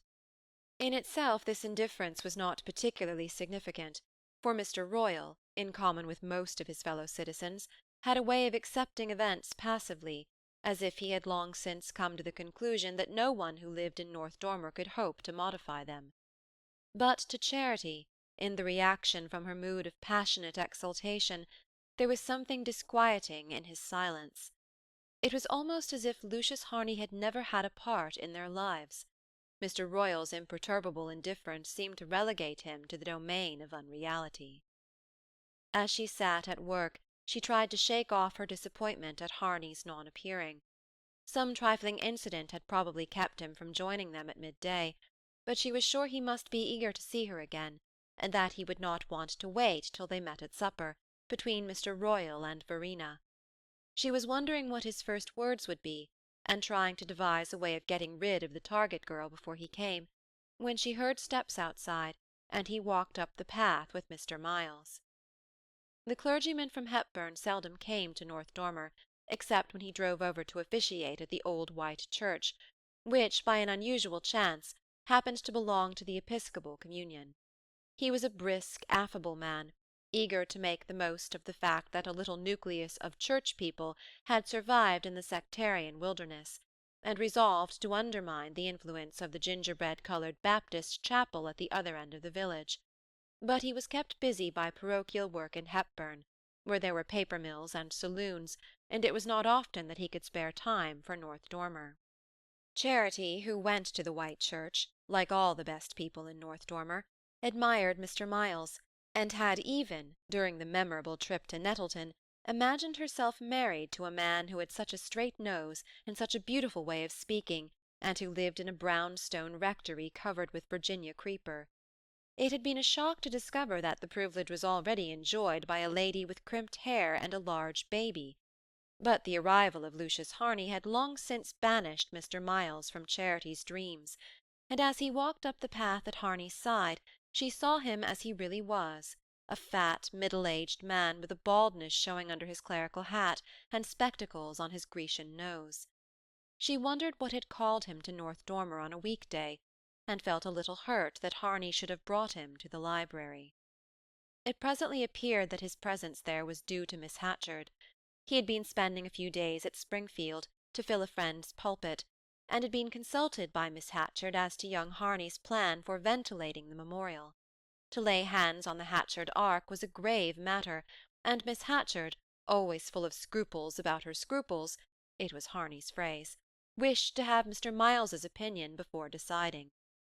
"I couldn't," Mr. Miles explained, "quite make out from your cousin what changes you wanted to make, and as the other trustees did not understand either, I thought I had better drive over and take a look. Though I'm sure," he added, turning his friendly spectacles on the young man, "that no one could be more competent, but of course this spot has its peculiar sanctity." "I hope a little fresh air won't desecrate it," Harney laughingly rejoined, and they walked to the other end of the library while he set forth his idea to the rector.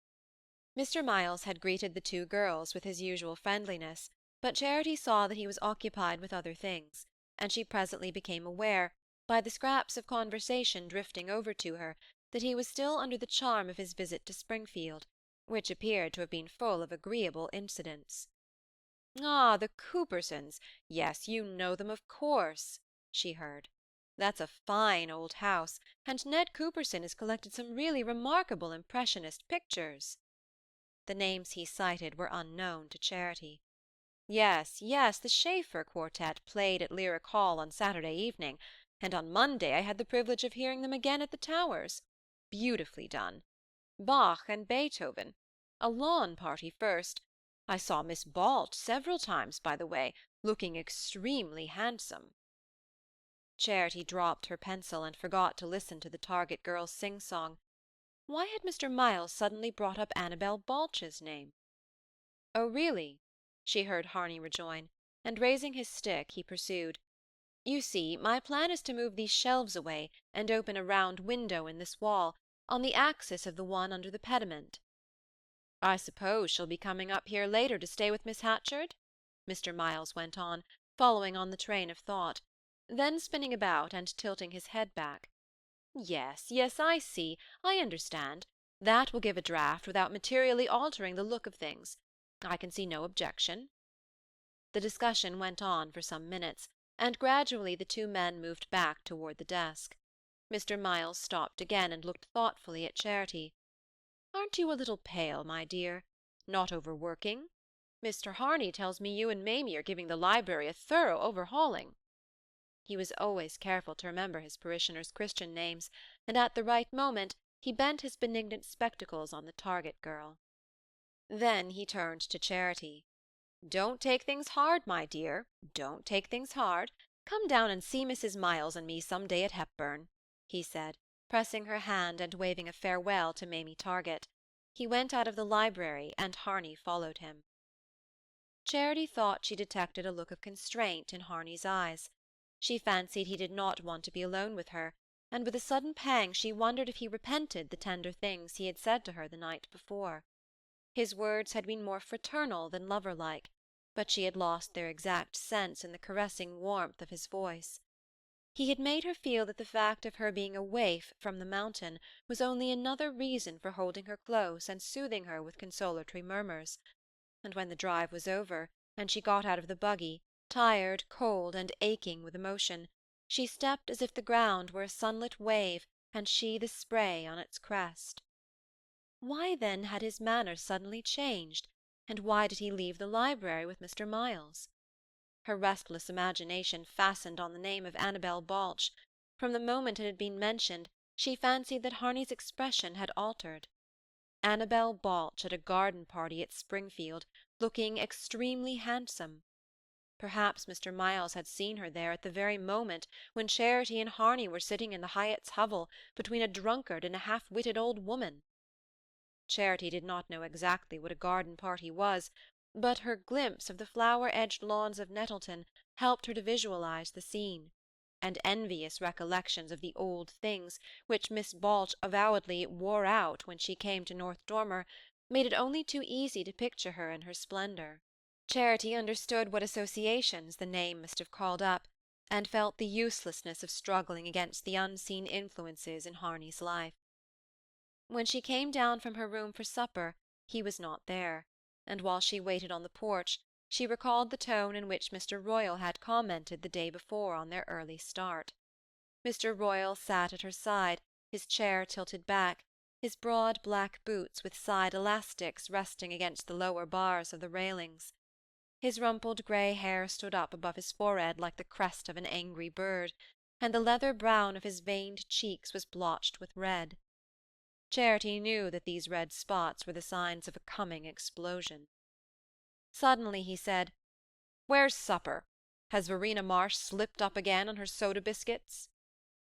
Charity threw a startled glance at him. "I presume she's waiting for Mr. Harney." "Mr. Harney, is she? She'd better dish up, then. He ain't coming." He stood up, walked to the door, and called out, in the pitch necessary to penetrate the old woman's tympanum, "Get along with the supper, Verena." Charity was trembling with apprehension. Something had happened, she was sure of it now, and Mr. Royall knew what it was. But not for the world would she have gratified him by showing her anxiety. She took her usual place, and he seated himself opposite, and poured out a strong cup of tea before passing her the teapot. Verena brought some scrambled eggs, and he piled his plate with them. "Ain't you going to take any?" he asked. Charity roused herself and began to eat. The tone with which Mr. Royall had said, "He's not coming," seemed to her full of an ominous satisfaction. She saw that he had suddenly begun to hate Lucius Harney, and guessed herself to be the cause of this change of feeling. But she had no means of finding out whether some act of hostility on his part had made the young man stay away, or whether he simply wished to avoid seeing her again after their drive back from the Brown house. She ate her supper with a studied show of indifference, but she knew that Mr. Royall was watching her, and that her agitation did not escape him. After supper she went up to her room. She heard Mr. Royall cross the passage, and presently the sounds below her window showed that he had returned to the porch. She seated herself on her bed, and began to struggle against the desire to go down and ask him what had happened. "I'd rather die than to do it," she muttered to herself. With a word he could have relieved her uncertainty, but never would she gratify him by saying it. She rose and leaned out of the window. The twilight had deepened into night, and she watched the frail curve of the young moon dropping to the edge of the hills. Through the darkness she saw one or two figures moving down the road, but the evening was too cold for loitering, and presently the strollers disappeared. Lamps were beginning to show here and there in the windows. A bar of light brought out the whiteness of a clump of lilies on the Hawes's yard, and farther down the street Carrick Fry's Rochester lamp cast its bold illumination on the rustic flower-tub in the middle of his grass-plot. For a long time she continued to lean in the window, but a fever of unrest consumed her, and finally she went downstairs, took her hat from its hook, and swung out of the house. Mr. Royall sat on the porch, Verena beside him, her old hands crossed on her patched skirt. As Charity went down the steps, Mr. Royall called after her, "Where are you going?" She could easily have answered, "To Orma's," or "Down to the Targets," and either answer might have been true, for she had no purpose. But she swept on in silence, determined not to recognize his right to question her. At the gate she paused and looked up and down the road. The darkness drew her, and she thought of climbing the hill and plunging into the depths of the larch-wood above the pasture. Then she glanced irresolutely along the street, and as she did so, a gleam appeared through the spruces at Miss Hatchard's gate. Lucius Harney was there, then. He had not gone down to Hepburn with Mr. Miles, as she had first imagined. But where had he taken his evening meal, and what had caused him to stay away from Mr. Royall's? The light was positive proof of his presence, for Miss Hatchard's servants were away on a holiday, and her farmer's wife came only in the mornings, to make the young man's bed and prepare his coffee. Beside that lamp he was doubtless sitting at this moment. To know the truth, Charity had only to walk half the length of the village and knock at the lighted window. She hesitated a minute or two longer, and then turned toward Miss Hatchard's. She walked quickly, straining her eyes to detect anyone who might be coming along the street, and before reaching the Frys she crossed over to avoid the light from their window. Whenever she was unhappy, she felt herself at bay against a pitiless world, and a kind of animal secretiveness possessed her. But the street was empty, and she passed unnoticed through the gate, and up the path to the house. Its white front glimmered indistinctly through the trees, showing only one oblong of light on the lower floor. She had supposed that the lamp was in Miss Hatchard's sitting-room, but she now saw that it shone through a window at the farther corner of the house. She did not know the room to which this window belonged, and she paused under the trees, checked by a sense of strangeness. Then she moved on, treading softly on the short grass, and keeping so close to the house that whoever was in the room, even if roused by her approach, would not be able to see her. The window opened on a narrow veranda with a trellised arch. She leaned close to the trellis, and parting the sprays of clematis that covered it, looked into a corner of the room. She saw the foot of a mahogany bed, an engraving on the wall, a washstand on which a towel had been tossed, and one end of the green-covered table which held the lamp. Half of the lampshade projected into her field of vision, and just under it two smooth sunburnt hands, one holding a pencil and the other a ruler, were moving to and fro over a drawing-board. Her heart jumped, and then stood still. He was there, a few feet away, and while her soul was tossing on seas of woe, he had been quietly sitting at his drawing-board. The sight of those two hands moving with their usual skill and precision woke her out of her dream. Her eyes were open to the disproportion between what she had felt and the cause of her agitation, and she was turning away from the window when one hand abruptly pushed aside the drawing-board and the other flung down the pencil. Charity had often noticed Harney's loving care of his drawings, and the neatness and method with which he carried on and concluded each task. The impatient sweeping aside of the drawing-board seemed to reveal a new mood. The gesture suggested sudden discouragement or distaste for his work, and she wondered if he too were agitated by secret perplexities. Her impulse of flight was checked. She stepped up on the veranda and looked into the room. Harney had put his elbows on the table and was resting his chin on his locked hands. He had taken off his coat and waistcoat and unbuttoned the low collar of his flannel shirt. She saw the vigorous lines of his young throat, and the root of the muscles where they joined the chest. He sat staring straight ahead of him, a look of weariness and self-disgust on his face. It was almost as if he had been gazing at a distorted reflection of his own features. For a moment Charity looked at him with a kind of terror, as if he had been a stranger under familiar lineaments. Then she glanced past him, and saw on the floor an open portmanteau half full of clothes. She understood that he was preparing to leave, and that he had probably decided to go without seeing her. She saw that the decision, from whatever cause it was taken, had disturbed him deeply, and she immediately concluded that his change of plan was due to some surreptitious interference of Mr. Royall's. All her old resentments and rebellions flamed up, confusedly mingled with the yearning roused by Harney's nearness. Only a few hours earlier she had felt secure in his comprehending pity. Now she was flung back on herself, doubly alone after that moment of communion. Harney was still unaware of her presence.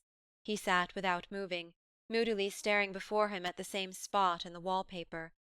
He had not even had the energy to finish his packing, and his clothes and papers lay on the floor about the portmanteau. Presently he unlocked his clasped hands and stood up, and Charity, drawing back hastily, sank down on the step of the veranda. The night was so dark that there was not much chance of his seeing her unless he opened the window, and before that she would have time to slip away and be lost in the shadow of the trees. He stood for a minute or two looking around the room with the same expression of self-disgust, as if he hated himself and everything about him. Then he sat down again at the table, drew a few more strokes, and threw his pencil aside. Finally he walked across the floor, kicking the portmanteau out of his way, and lay down on the bed, folding his arms under his head and staring up morosely at the ceiling. Just so Charity had seen him at her side on the grass or the pine-needles, his eyes fixed on the sky, and pleasure flashing over his face like the flickers of sun the branches shed on it. But now the face was so changed that she hardly knew it, and grief at his grief gathered in her throat, rose to her eyes, and ran over. She continued to crouch on the steps, holding her breath and stiffening herself into complete immobility. One motion of her hand, one tap on the pane, and she could picture the sudden change in his face. In every pulse of her rigid body she was aware of the welcome his eyes and lips would give her, but something kept her from moving. It was not the fear of any sanction, human or heavenly. She had never in her life been afraid. It was simply that she had suddenly understood what would happen if she went in. It was the thing that did happen between young men and girls, and that North Dormer ignored in public and snickered over on the sly. It was what Miss Hatchard was still ignorant of, but every girl of Charity's class knew about before she left school. It was what had happened to Ally Hawes's sister Julia, and had ended in her going to Nettleton, and in people's never mentioning her name. It did not, of course, always end so sensationally, nor perhaps on the whole so untragically. Charity had always suspected that the shunned Julia's fate might have its compensations. There were other worse endings that the village knew of, mean, miserable, unconfessed, other lives that went on drearily without visible change, in the same cramped setting of hypocrisy. But these were not the reasons that held her back. Since the day before, she had known exactly what she would feel if Harney should take her in his arms, the melting of palm into palm and mouth on mouth, and the long flame burning her from head to foot. But mixed with this feeling was another, the wondering pride in his liking for her, the startled softness that his sympathy had put into her heart. Sometimes, when her youth flushed up in her, she had imagined yielding like other girls to furtive caresses in the twilight, but she could not so cheapen herself to Harney. She did not know why he was going, but since he was going she felt she must do nothing to deface the image of her that he carried away. If he wanted her he must seek her, he must not be surprised into taking her as girls like Julia Hawes were taken. No sound came from the sleeping village, and in the deep darkness of the garden she heard now and then a secret rustle of branches, as though some night-bird brushed them. Once a footfall passed the gate, and she shrank back into her corner, but the steps died away and left a profounder quiet. Her eyes were still on Harney's tormented face. She felt she could not move till he moved. But she was beginning to grow numb from her constrained position, and at times her thoughts were so indistinct that she seemed to be held there only by a vague weight of weariness. A long time passed in this strange vigil. Harney still lay on the bed, motionless and with fixed eyes, as though following his vision to its bitter end. At last he stirred and changed his attitude slightly, and Charity's heart began to tremble. But he only flung out his arms and sank back into his former position. With a deep sigh he tossed the hair from his forehead, and then his whole body relaxed, his head turned sideways on the pillow, and she saw that he had fallen asleep. The sweet expression came back to his lips, and the haggardness faded from his face, leaving it as fresh as a boy's. She rose and crept away. End of Chapter 7. Chapter 8.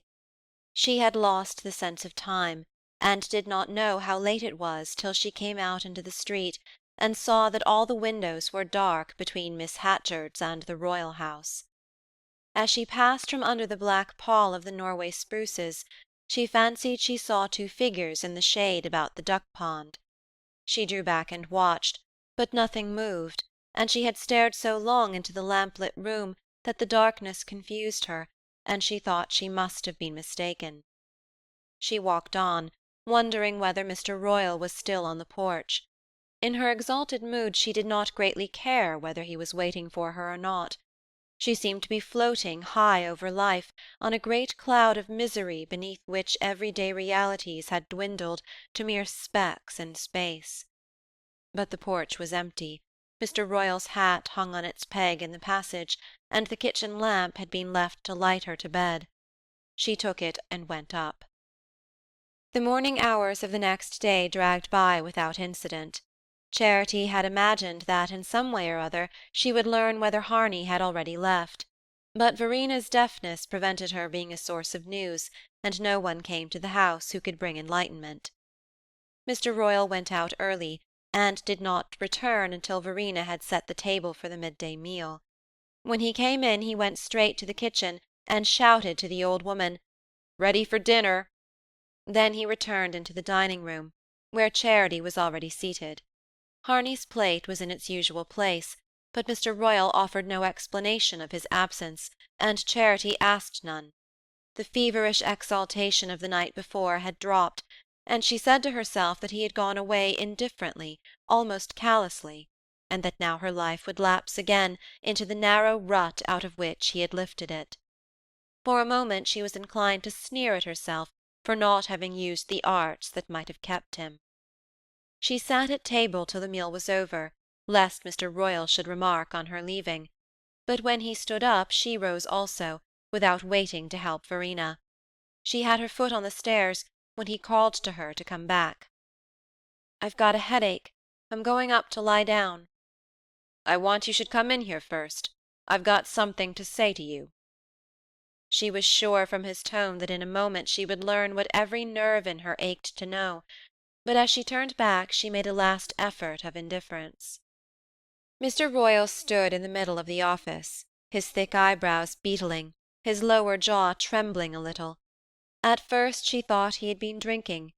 Then she saw that he was sober, but stirred by a deep and stern emotion totally unlike his usual transient angers. And suddenly she understood that until then she had never really noticed him or thought about him. Except on the occasion of his one offence, he had been to her merely the person who was always there, the unquestioned central fact of life, as inevitable but as uninteresting as North Dormer itself, or any of the other conditions fate had laid on her. Even then she had regarded him only in relation to herself, and had never speculated as to his own feelings, beyond instinctively concluding that he would not trouble her again in the same way. But now she began to wonder what he was really like. He had grasped the back of his chair with both hands, and stood looking hard at her. At length he said, "Charity, for once let's you and me talk together like friends." Instantly she felt that something had happened, and that he held her in his hand. "Where is Mr. Harney? Why hasn't he come back? Have you sent him away?" she broke out, without knowing what she was saying. The change in Mr. Royall frightened her. All the blood seemed to leave his veins, and against his swarthy pallor the deep lines in his face looked black. "Didn't he have time to answer some of those questions last night? You was with him long enough," he said. Charity stood speechless. The taunt was so unrelated to what had been happening in her soul that she hardly understood it, but the instinct of self-defence awoke in her. "Who says I was with him last night?" "The whole place is saying it by now." "Then it was you that put the lie into their mouths. Oh, how I've always hated you!" she cried. She had expected a retort in kind, and it startled her to hear her exclamation sounding on through silence. "Yes, I know," Mr. Royall said slowly. "But that ain't going to help us much now." "It helps me not to care a straw what lies you tell about me." "If they're lies, they're not my lies. My Bible oath on that, Charity. I didn't know where you were. I wasn't out of this house last night." She made no answer, and he went on. "Is it a lie that you were seen coming out of Miss Hatchard's nigh on to midnight?" She straightened herself with a laugh, all her reckless insolence recovered. "I didn't look to see what time it was."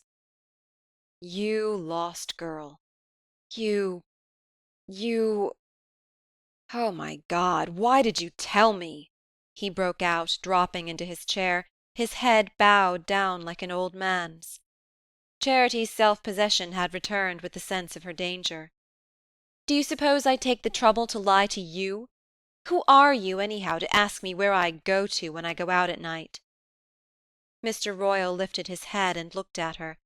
His face had grown quiet and almost gentle, as she remembered seeing it sometimes when she was a little girl, before Mrs. Royall died. "Don't let's go on like this, Charity. It can't do any good to either of us. You were seen going into that fellow's house, you were seen coming out of it. I've watched this thing coming, and I've tried to stop it, as God sees me, I have. Ah, it was you, then. I knew it was you that sent him away." He looked at her in surprise. "Didn't he tell you so? I thought he understood." He spoke slowly, with difficult pauses. "I didn't name you to him. I'd have cut my hand off sooner. I just told him I couldn't spare the horse any longer, and that the cooking was getting too heavy for Verena. I guess he's the kind that's heard the same thing before. Anyhow, he took it quietly enough. He said his job here was about done anyhow, and there didn't another word pass between us. If he told you otherwise, he told you an untruth." Charity listened in a cold trance of anger. It was nothing to her what the village said, but all this fingering of her dreams. "I've told you he didn't tell me anything. I didn't speak with him last night." "You didn't speak with him?" "No. It's not that I care what any of you say, but you may as well know. Things ain't between us the way you think, and the other people in this place. He was kind to me, he was my friend, and all of a sudden he stopped coming, and I knew it was you that done it, you!" All her unreconciled memory of the past flamed out at him. "So I went there last night to find out what you'd said to him, that's all." Mr. Royall drew a heavy breath. "But then, if he wasn't there, what were you doing there all that time? Charity, for pity's sake, tell me. I've got to know, to stop their talking." This pathetic abdication of all authority over her did not move her. She could only feel the outrage of his interference. "Can't you see that I don't care what anybody says? It's true I went there to see him, and he was in his room, and I stood outside for ever so long and watched him, but I durstn't go in for fear he'd think I'd come after him." She felt her voice breaking, and gathered it up in a last defiance. "As long as I live I'll never forgive you!" she cried. Mr. Royall made no answer. He sat and pondered with sunken head, his veined hands clasped about the arms of his chair. Age seemed to have come down on him as winter comes on the hills after a storm. At length he looked up. "Charity, you say you don't care, but you're the proudest girl I know, and the last to want people to talk against you. You know there's always eyes watching you. You're handsomer and smarter than the rest, and that's enough. But till lately you've never given them a chance. Now they've got it, and they're going to use it. I believe what you say, but they won't. It was Mrs. Tom Fry seen you going in, and 2 or 3 of them watched for you to come out again. You've been with the fellow all day long, every day, since he come here, and I'm a lawyer, and I know how hard slander dies." He paused, but she stood motionless, without giving him any sign of acquiescence or even of attention. "He's a pleasant fellow to talk to. I liked having him here myself. The young men up here ain't had his chances. But there's one thing as old as the hills and as plain as daylight. If he'd wanted you the right way, he'd have said so." Charity did not speak. It seemed to her that nothing could exceed the bitterness of hearing such words from such lips. Mr. Royall rose from his seat. "See here, Charity Royall, I had a shameful thought once, and you've made me pay for it. Isn't that score pretty near wiped out? There's a streak in me I ain't always master of, but I've always acted straight to you but that once. And you've known I would, you've trusted me. For all your sneers and your mockery, you've always known I loved you the way a man loves a decent woman. I'm a good many years older than you, but I'm head and shoulders above this place and everybody in it, and you know that too. I slipped up once, but that's no reason for not starting again. If you'll come with me, I'll do it. If you'll marry me, we'll leave here and settle in some big town, where there's men and business and things doing. It's not too late for me to find an opening. I can see it by the way folks treat me when I go down to Hepburn or Nettleton." Charity made no movement. Nothing in his appeal reached her heart, and she thought only of words to wound and wither. But a growing lassitude restrained her. What did anything matter that he was saying? She saw the old life closing in on her, and hardly heeded his fanciful picture of renewal. "Charity, Charity, say you'll do it," she heard him urge, all his lost years and wasted passion in his voice. "Oh, what's the use of all this? When I leave here it won't be with you." She moved toward the door as she spoke, and he stood up and placed himself between her and the threshold. He seemed suddenly tall and strong, as though the extremity of his humiliation had given him new vigour. "That's all, is it? It's not much." He leaned against the door, so towering and powerful that he seemed to fill the narrow room. "Well then, look here. You're right. I've no claim on you. Why should you look at a broken man like me? You want the other fellow, and I don't blame you. You picked out the best when you seen it. Well, that was always my way." He fixed his stern eyes on her, and she had the sense that the struggle within him was at its highest. "Do you want him to marry you?" he asked. They stood and looked at each other for a long moment, eye to eye, with the terrible equality of courage that sometimes made her feel as if she had his blood in her veins. "Do you want him to? Say! I'll have him here in half an hour if you do. I ain't been in the law 30 years for nothing. He's hired Carrick Fry's team to take him to Hepburn, but he ain't going to start for another hour. And I can put things to him so he won't be long deciding. He's soft, I could see that. I don't say you won't be sorry afterward, but by God I'll give you the chance to be if you say so." She heard him out in silence, too remote from all he was feeling and saying for any sally of scorn to relieve her. As she listened, there flitted through her mind the vision of Liff Hyatt's muddy boot coming down on the white bramble-flowers. The same thing had happened now. Something transient and exquisite had flowered in her, and she had stood by and seen it trampled to earth. While the thought passed through her she was aware of Mr. Royall, still leaning against the door, but crestfallen, diminished, as though her silence were the answer he most dreaded. "I don't want any chance you can give me. I'm glad he's going away," she said. He kept his place a moment longer, his hand on the door-knob. "Charity!" he pleaded. She made no answer, and he turned the knob and went out. She heard him fumble with the latch of the front door, and saw him walk down the steps. He passed out of the gate, and his figure, stooping and heavy, receded slowly up the street. For a while she remained where he had left her. She was still trembling with the humiliation of his last words, which rang so loud in her ears that it seemed as though they must echo through the village, proclaiming her a creature to lend herself to such vile suggestions. Her shame weighed on her like a physical oppression.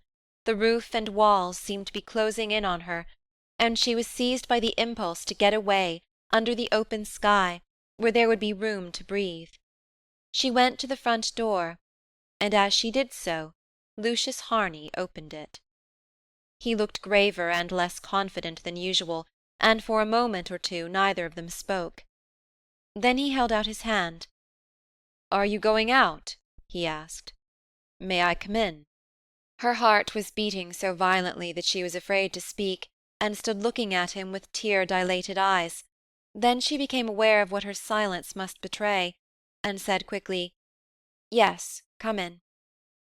She led the way into the dining-room, and they sat down on opposite sides of the table, the cruet-stand and Japan bread-basket between them.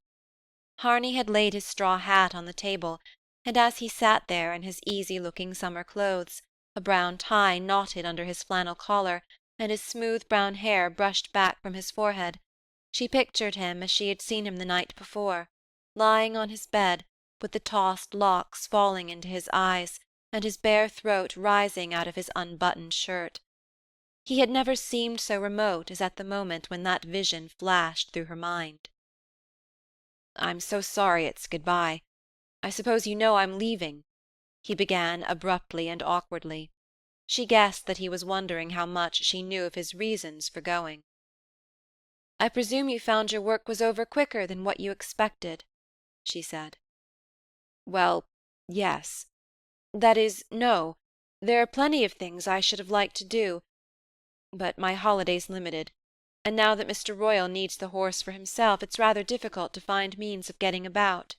There ain't too many teams for hire around here," she acquiesced, and there was another silence.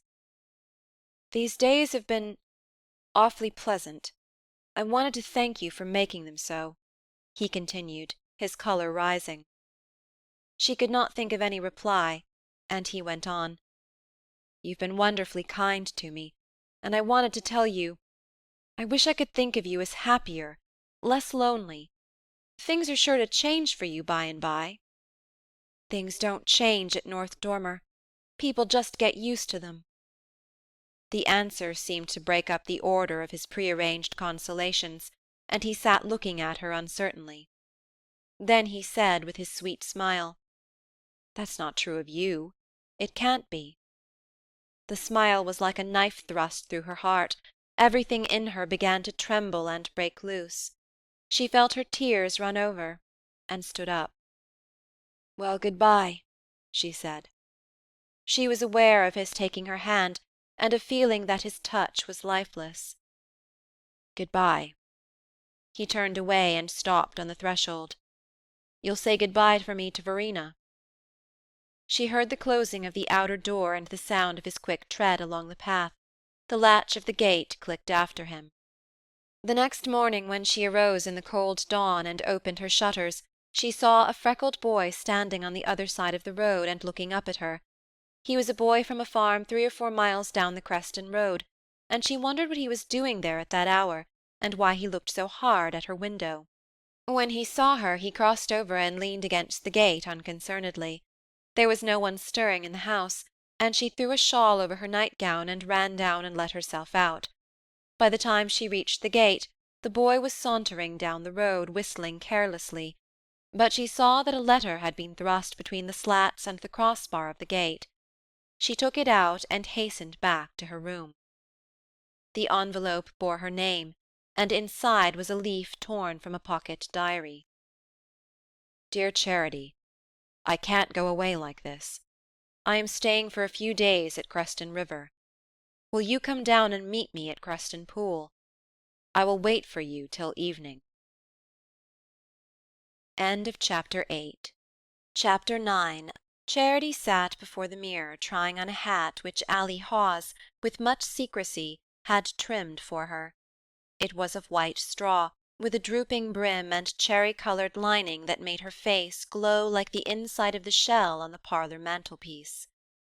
She propped the square of looking-glass against Mr. Royall's black leather Bible, steadying it in front with a white stone on which a view of the Brooklyn Bridge was painted, and she sat before her reflection, bending the brim this way and that, while Ally Hawes's pale face looked over her shoulder like the ghost of wasted opportunities. "I look awful, don't I?" she said at last with a happy sigh. Ally smiled and took back the hat. "I'll stitch the roses on right here, so's you can put it away at once." Charity laughed and ran her fingers through her rough dark hair. She knew that Harney liked to see its reddish edges ruffled about her forehead and breaking into little rings at the nape. She sat down on her bed and watched Ally stoop over the hat with a careful frown. "Don't you ever feel like going down to Nettleton for a day?" she asked. Ally shook her head without looking up. "No, I always remember that awful time I went down with Julia, to that doctor's." "Oh, Ally." "I can't help it. The house is on the corner of Wing Street and Lake Avenue. The trolley from the station goes right by it, and the day the minister took us down to see those pictures I recognized it right off and couldn't seem to see anything else. There's a big black sign with gold letters all across the front. Private consultations." She came as near as anything to dying. Poor Julia! Charity sighed from the height of her purity and her security. She had a friend whom she trusted and who respected her. She was going with him to spend the next day, the 4th of July, at Nettleton. Whose business was it but hers, and what was the harm? The pity of it was that girls like Julia did not know how to choose, and keep bad fellows at a distance. Charity slipped down from the bed and stretched out her hands. "Is it sewed? Let me try it on again." She put the hat on, smiled at her image. The thought of Julia had vanished. The next morning she was up before dawn, and saw the yellow sunrise broaden behind the hills, and the silvery lustre preceding a hot day tremble across the sleeping fields. Her plans had been made with great care. She had announced that she was going down to the Band of Hope picnic at Hepburn, and as no one else from North Dormer intended to venture so far, it was not likely that her absence from the festivity would be reported. Besides, if it were, she would not greatly care. She was determined to assert her independence, and if she stooped to fib about the Hepburn picnic, it was chiefly from the secretive instinct that made her dread the profanation of her happiness. Whenever she was with Lucius Harney, she would have liked some impenetrable mountain mist to hide her. It was arranged that she should walk to a point of the Creston road where Harney was to pick her up and drive her across the hills to Hepburn in time for the 9:30 train to Nettleton. Harney at first had been rather lukewarm about the trip. He declared himself ready to take her to Nettleton, but urged her not to go on the 4th of July, on account of the crowds, the probable lateness of the trains, the difficulty of her getting back before night. But her evident disappointment caused him to give way, and even to affect a faint enthusiasm for the adventure. She understood why he was not more eager. He must have seen sights beside which even a 4th of July at Nettleton would seem tame. But she had never seen anything, and a great longing possessed her to walk the streets of a big town on a holiday, clinging to his arm and jostled by idle crowds in their best clothes. The only cloud on the prospect was the fact that the shops would be closed, but she hoped he would take her back another day, when they were open. She started out unnoticed in the early sunlight, slipping through the kitchen while Verena bent above the stove. To avoid attracting notice, she carried her new hat carefully wrapped up, and had thrown a long grey veil of Mrs. Royall's over the new white muslin dress which Ally's clever fingers had made for her. All of the $10 Mr. Royall had given her, and a part of her own savings as well, had been spent on renewing her wardrobe, and when Harney jumped out of the buggy to meet her, she read her reward in his eyes. The freckled boy who had brought her the note 2 weeks earlier was to wait with the buggy at Hepburn till their return. He perched at Charity's feet, his legs dangling between the wheels, and they could not say much because of his presence. But it did not greatly matter, for their past was now rich enough to have given them private language, and with the long day stretching before them like the blue distance beyond the hills, there was a delicate pleasure in postponement. When Charity, in response to Harney's message, had gone to meet him at the Creston pool, her heart had been so full of mortification and anger that his first words might easily have estranged her.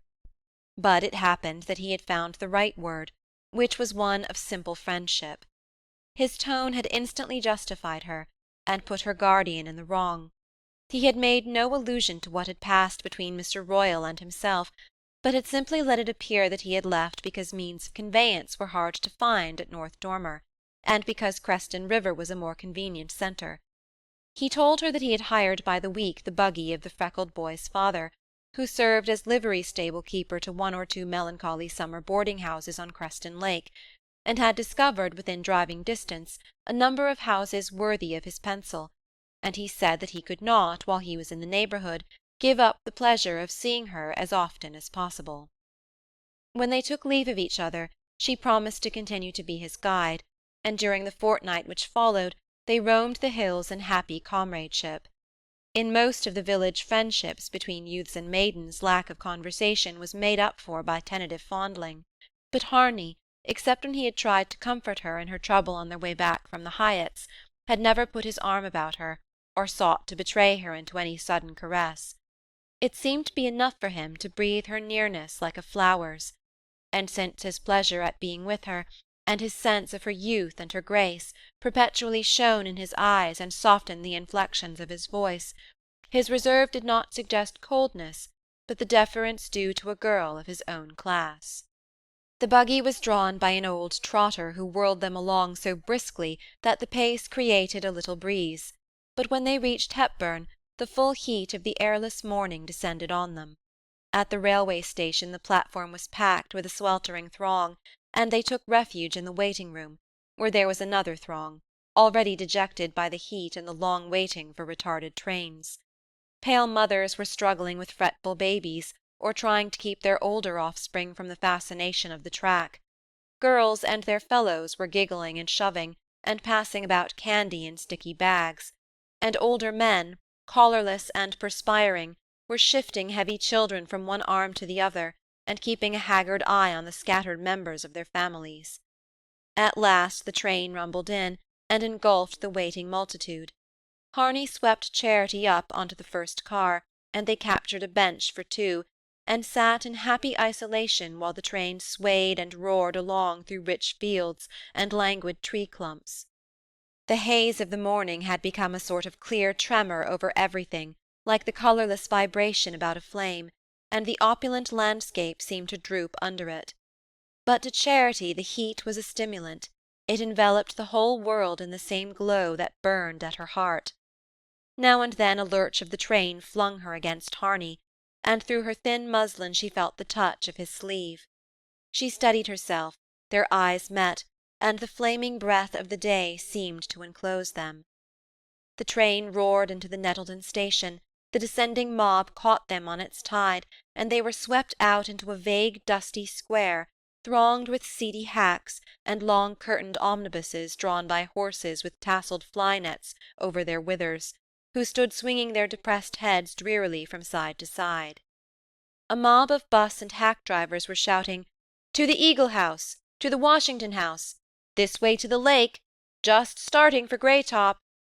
And through their yells came the popping of firecrackers, the explosion of torpedoes, the banging of toy guns, and the crash of a fireman's band trying to play the Merry Widow while they were being packed into a wagonette streaming with bunting.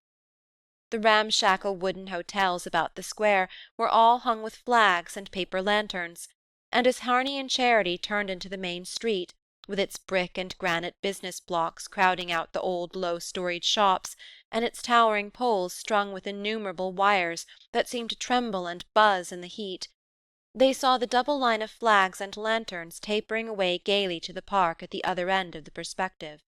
The noise and colour of this holiday vision seemed to transform Nettleton into a metropolis. Charity could not believe that Springfield or even Boston had anything grander to show, and she wondered if, at this very moment, Annabel Balch, on the arm of as brilliant a young man, were threading their way through scenes as resplendent. "Where shall we go first?" Harney asked, but as she turned her happy eyes on him he guessed the answer, and said, "We'll take a look around, shall we?" The street swarmed with their fellow travellers, with other excursionists arriving from other directions, with Nettleton's own population, and with the mill hands trooping in from the factories on the Creston. The shops were closed, but one would scarcely have noticed it, so numerous were the glass doors swinging open on saloons, on restaurants, on drug-stores gushing from every soda-water tap, on fruit and confectionery shops stacked with strawberry cake, cocoanut drops, trays of glistening molasses candy, boxes of caramels and chewing gum, baskets of sodden strawberries, and dangling branches of bananas.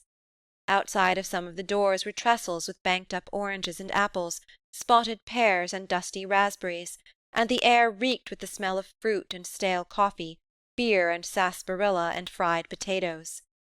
Even the shops that were closed offered, through wide expanses of plate glass, hints of hidden riches. In some, waves of silk and ribbon broke over shores of imitation moss, from which ravishing hats rose like tropical orchids. In others, the pink throats of gramophones opened their giant convolutions into a soundless chorus, or bicycles shining in neat ranks seemed to await the signal of an invisible starter, or tiers of fancy goods in leatherette and paste and celluloid dangled their insidious graces, and in one vast bay that seemed to project them into exciting contact with the public, wax ladies in daring dresses chatted elegantly, or, with gestures intimate yet blameless, pointed to their pink corsets and transparent hosiery. Presently Harney found that his watch had stopped, and turned in at a small jeweller's shop which chanced to still be open. While the watch was being examined, Charity leaned over the glass counter, where, on a background of dark blue velvet, pins, rings, and brooches glittered like the moon and stars. She had never seen jewellery so near by, and she longed to lift the glass lid and plunge her hand among the shining treasures. But already Harney's watch was repaired, and he laid his hand on her arm and drew her from her dream. "Which do you like best?" he asked, leaning over the counter at her side. "I don't know." She pointed to a gold lily of the valley with white flowers. "Don't you think the blue pins better?" he suggested, and immediately she saw that the lily of the valley was mere trumpery compared to the small round stone, blue as a mountain lake, with little sparks of light all round it. She coloured at her want of discrimination. "It's so lovely, I guess I was afraid to look at it," she said. He laughed, and they went out of the shop, but a few steps away he exclaimed, "Oh, by Jove, I forgot something!" and turned back and left her in the crowd. She stood staring down a row of pink gramophone throats, till he rejoined her and slipped his arm through hers.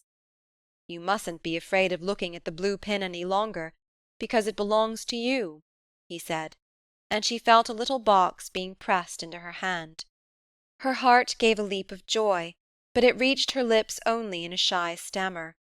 She remembered other girls whom she had heard planning to extract presents from their fellows, and was seized with a sudden dread lest Harney should have imagined that she had leaned over the pretty things in the glass case in the hope of having one given to her.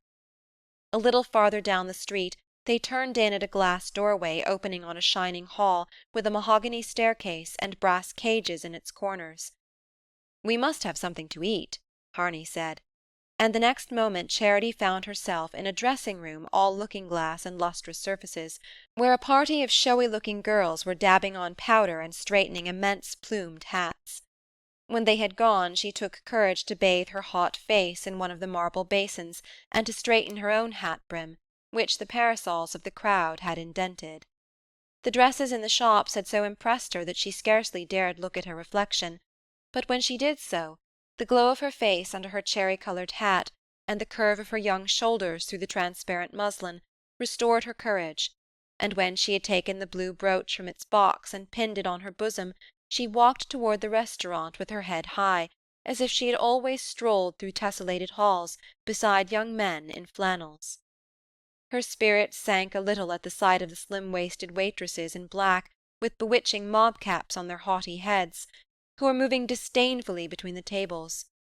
"Not for another hour," one of them dropped to Harney in passing, and he stood doubtfully glancing about him. "Oh, well, we can't stay sweltering here," he decided. "Let's try somewhere else." And with a sense of relief, Charity followed him from that scene of inhospitable splendour.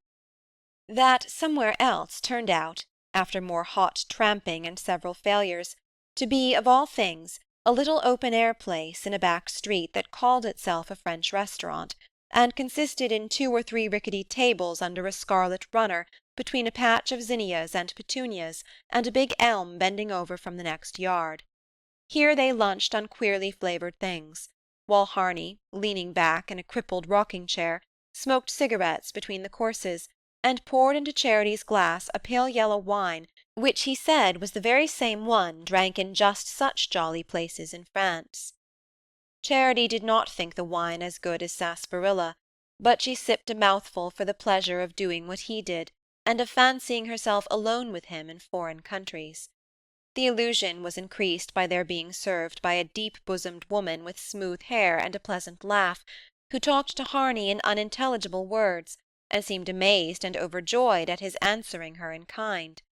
At the other tables other people sat, mill-hands probably, homely but pleasant-looking, who spoke the same shrill jargon, and looked at Harney and Charity with friendly eyes, and between the table legs a poodle with bald patches and pink eyes nosed about for scraps, and sat up on his hind legs absurdly.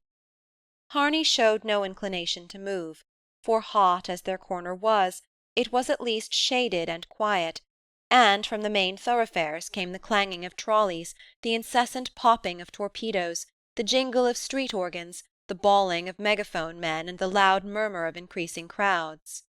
He leaned back, smoking his cigar, patting the dog, and stirring the coffee that steamed in their chipped cups. "It's the real thing, you know," he explained, and Charity hastily revised her previous conception of the beverage. They had made no plans for the rest of the day, and when Harney asked her what she wanted to do next, she was too bewildered by rich possibilities to find an answer.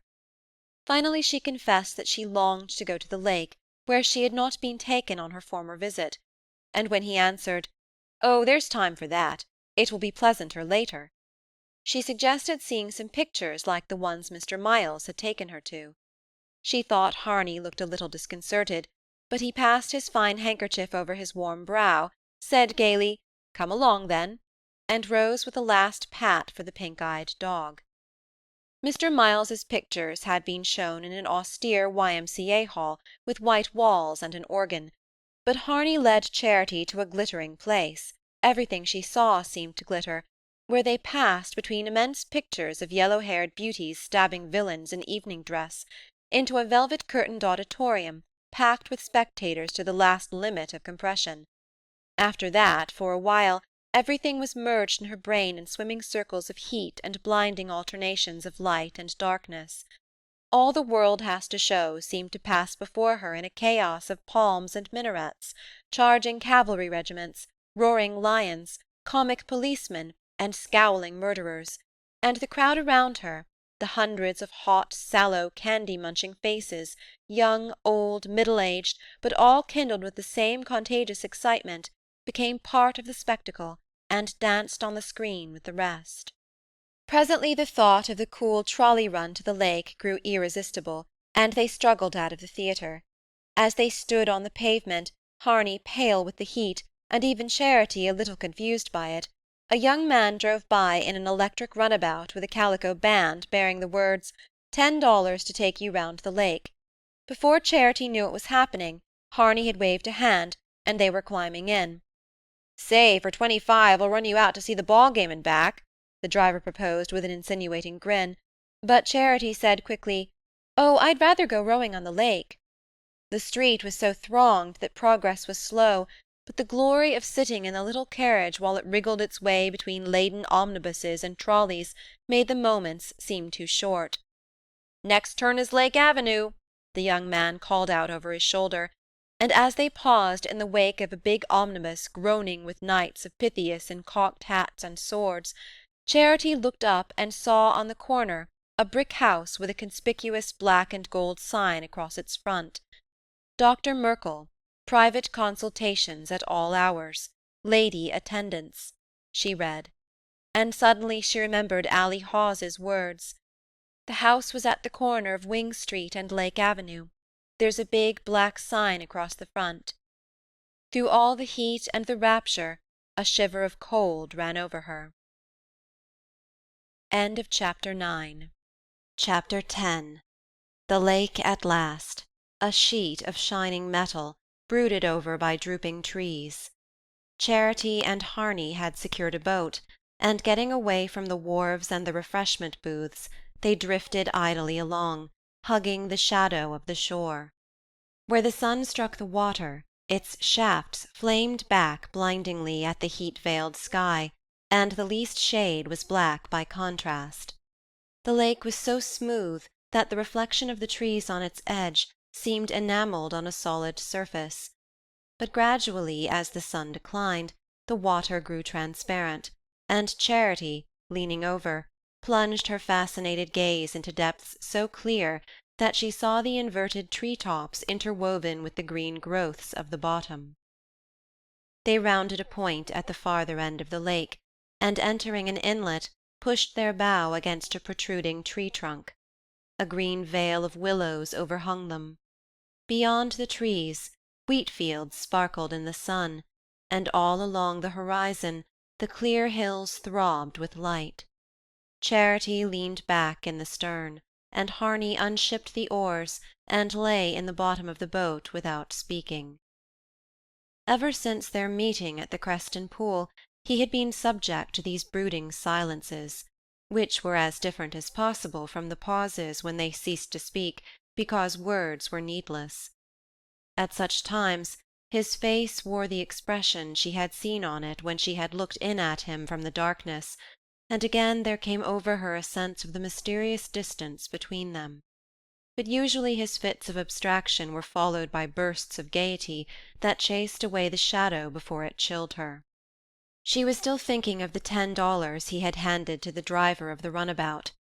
It had given them 20 minutes of pleasure, and it seemed unimaginable that any one should be able to buy amusement at that rate. With $10 he might have bought her an engagement ring. She knew that Mrs. Tom Fry's, which came from Springfield, and had a diamond in it, had cost only $8.75. But she did not know why the thought had occurred to her. Harney would never buy her an engagement ring. They were friends and comrades, but no more. He had been perfectly fair to her. He had never said a word to mislead her. She wondered what the girl was like whose hand was waiting for his ring. Boats were beginning to thicken on the lake, and the clang of incessantly arriving trolleys announced the return of the crowds from the ball-field. The shadows lengthened across the pearl-grey water, and 2 white clouds near the sun were turning golden. On the opposite shore men were hammering hastily at a wooden scaffolding in a field. Charity asked what it was for. "Why, the fireworks. I suppose there'll be a big show." Harney looked at her, and a smile crept into his moody eyes. "Have you never seen any good fireworks?" "Miss Hatchard always sends up lovely rockets on the 4th," she answered doubtfully. "Oh!" His contempt was unbounded. "I mean a big performance like this, illuminated boats and all the rest." She flushed at the picture. "Do they send them up from the lake, too?" "Rather. Didn't you notice that big raft we passed? It's wonderful to see the rockets completing their orbits down under one's feet." She said nothing, and he put the oars into the rowlocks. "If we stay, we'd better go and pick up something to eat." "But how can we get back afterwards?" she ventured, feeling it would break her heart if she missed it. He consulted a timetable, found a 10 o'clock train, and reassured her. "The moon rises so late that it will be dark by 8, and we'll have over an hour of it." Twilight fell, and lights began to show along the shore. The trolleys roaring out from Nettleton became great luminous serpents coiling in and out among the trees. The wooden eating-houses at the lake's edge danced with lanterns, and the dusk echoed with laughter and shouts and the clumsy splashing of oars. Harney and Charity had found a table in the corner of a balcony built over the lake, and were patiently awaiting an unattainable chowder. Close under them the water lapped the piles, agitated by the evolutions of a little white steamboat trellised with coloured globes, which was to run passengers up and down the lake. It was already black with them as it sheered off on its first trip. Suddenly Charity heard a woman's laugh behind her. The sound was familiar, and she turned to look. A band of showily dressed girls and dapper young men wearing badges of secret societies, with new straw hats tilted far back on their square-clipped hair, had invaded the balcony and were loudly clamouring for a table. The girl in the lead was the one who had laughed. She wore a large hat with a long white feather, and from under its brim her painted eyes looked at Charity with amused recognition. "Say, if this ain't like old home week," she remarked to the girl at her elbow, and giggles and glances passed between them. Charity knew at once that the girl with the white feather was Julia Hawes. She had lost her freshness, and the paint under her eyes made her face seem thinner, but her lips had the same lovely curve, and the same cold, mocking smile, as if there were some secret absurdity in the person she was looking at, and she had instantly detected it. Charity flushed to the forehead and looked away. She felt herself humiliated by Julia's sneer, and vexed that the mockery of such a creature should affect her. She trembled lest Harney should notice that the noisy troop had recognized her, but they found no table free, and passed on tumultuously. Presently there was a soft rush through the air, and a shower of silver fell from the blue evening sky. In another direction, pale Roman candles shot up singly through the trees, and a fire-haired rocket swept the horizon like a portent. Between these intermittent flashes the velvet curtains of the darkness were descending, and in the intervals of eclipse the voices of the crowds seemed to sink to smothered murmurs. Charity and Harney, dispossessed by newcomers, were at length obliged to give up their table and struggle through the throng about the boat landings. For a while there seemed no escape from the tide of late arrivals, but finally Harney secured the last 2 places on the stand from which the more privileged were to see the fireworks. The seats were at the end of a row, one above the other. Charity had taken off her hat to have an uninterrupted view, and whenever she leaned back to follow the curve of some dishevelled rocket, she could feel Harney's knees against her head. After a while the scattered fireworks ceased. A longer interval of darkness followed, and then the whole night broke into flower. From every point of the horizon, gold and silver arches sprang up and crossed each other, sky orchards broke into blossom, shed their flaming petals, and hung their branches with golden fruit. And all the while the air was filled with a soft supernatural hum, as though great birds were building their nests in those invisible tree-tops. Now and then there came a lull, and a wave of moonlight swept the lake. In a flash it revealed hundreds of boats, steel-dark against lustrous ripples. Then it withdrew as if with a furling of vast translucent wings. Charity's heart throbbed with delight. It was as if all the latent beauty of things had been unveiled to her. She could not imagine that the world held anything more wonderful. But near her she heard someone say, "You wait till you see the set-piece," and instantly her hopes took a fresh flight. At last, just as it was beginning to seem as though the whole arch of the sky were one great lid pressed against her dazzled eyeballs, and striking out of them continuous jets of jewelled light, the velvet darkness settled down again, and a murmur of expectation ran through the crowd. "Now! Now!" the same voice said excitedly, and Charity, grasping the hat on her knee, crushed it tight in the effort to restrain her rapture. For a moment the night seemed to grow more impenetrably black. Then a great picture stood out against it like a constellation. It was surmounted by a golden scroll bearing the inscription, "Washington crossing the Delaware," and across a flood of motionless golden ripples the national hero passed, erect, solemn, and gigantic, standing with folded arms in the stern of a slowly moving golden boat. A long "Oh!" burst from the spectators. The stand creaked and shook with their blissful trepidations. "Oh!" Charity gasped. She had forgotten where she was, had at last forgotten even Harney's nearness. She seemed to have been caught up into the stars. The picture vanished and darkness came down.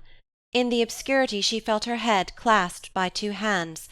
Her face was drawn backward, and Harney's lips were pressed on hers. With sudden vehemence he wound his arms about her, holding her head against his breast, while she gave him back his kisses. An unknown Harney had revealed himself, a Harney who dominated her, and yet over whom she felt herself possessed of a new mysterious power. But the crowd was beginning to move, and he had to release her. "Come," he said in a confused voice. He scrambled over the side of the stand, and holding up his arm caught her as she sprang to the ground. He passed his arm about her waist, steadying her against the descending rush of people, and she clung to him, speechless, exultant, as if all the crowding and confusion about them were a mere vain stirring of the air. "Come," he repeated, "we must try to make the trolley." He drew her along, and she followed, still in her dream. They walked as if they were one, so isolated in ecstasy that the people jostling them on every side seemed impalpable. But when they reached the terminus, the illuminated trolley was already clanging on its way, its platforms black with passengers. The cars waiting behind it were as thickly packed, and the throng about the terminus was so dense that it seemed hopeless to struggle for a place. "Last trip up the lake," a megaphone bellowed from the wharf, and the lights of the little steamboat came dancing out of the darkness. "No use waiting here. Shall we run up the lake?" Harney suggested. They pushed their way back to the edge of the water just as the gangplank lowered from the white side of the boat. The electric light at the end of the wharf flashed full on the descending passengers, and among them Charity caught sight of Julia Hawes, her white feather askew, and the face under it flushed with coarse laughter. As she stepped from the gangplank she stopped short, her dark-ringed eyes darting malice. "Hullo, Charity Royall!" she called out, and then, looking back over her shoulder, "Didn't I tell you it was a family party? Here's Grandpa's little daughter come to take him home." A snigger ran through the group, and then, towering above them, and steadying himself by the handrail in a desperate effort at erectness, Mr. Royall stepped stiffly ashore. Like the young men of the party, he wore a secret society emblem in the buttonhole of his black frock-coat. His head was covered by a new Panama hat, and his narrow black tie, half undone, dangled down on his rumpled shirt-front. His face, a livid brown, with red blotches of anger, and lips sunken in like an old man's, was a lamentable ruin in the searching glare. He was just behind Julia Hawes, and had one hand on her arm. But as he left the gangplank he freed himself, and moved a step or two away from his companions. He had seen Charity at once, and his glance passed slowly from her to Harney, whose arm was still about her. He stood staring at them, and trying to master the senile quiver of his lips. Then he drew himself up with the tremulous majesty of drunkenness, and stretched out his arm. "You whore! You damn, bare-headed whore, you!" he enunciated slowly. There was a scream of tipsy laughter from the party, and Charity involuntarily put her hands to her head.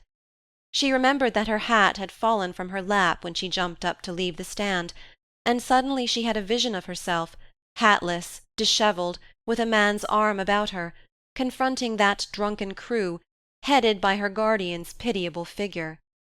The picture filled her with shame.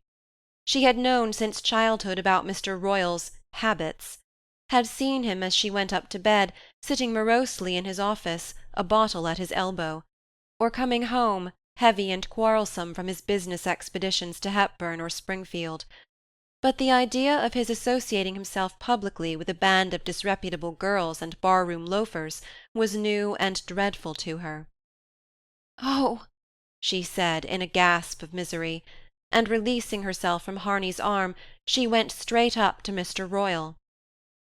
"You come home with me, you come right home with me," she said in a low, stern voice, as if she had not heard his apostrophe, and one of the girls called out, "Say, how many fellers does she want?"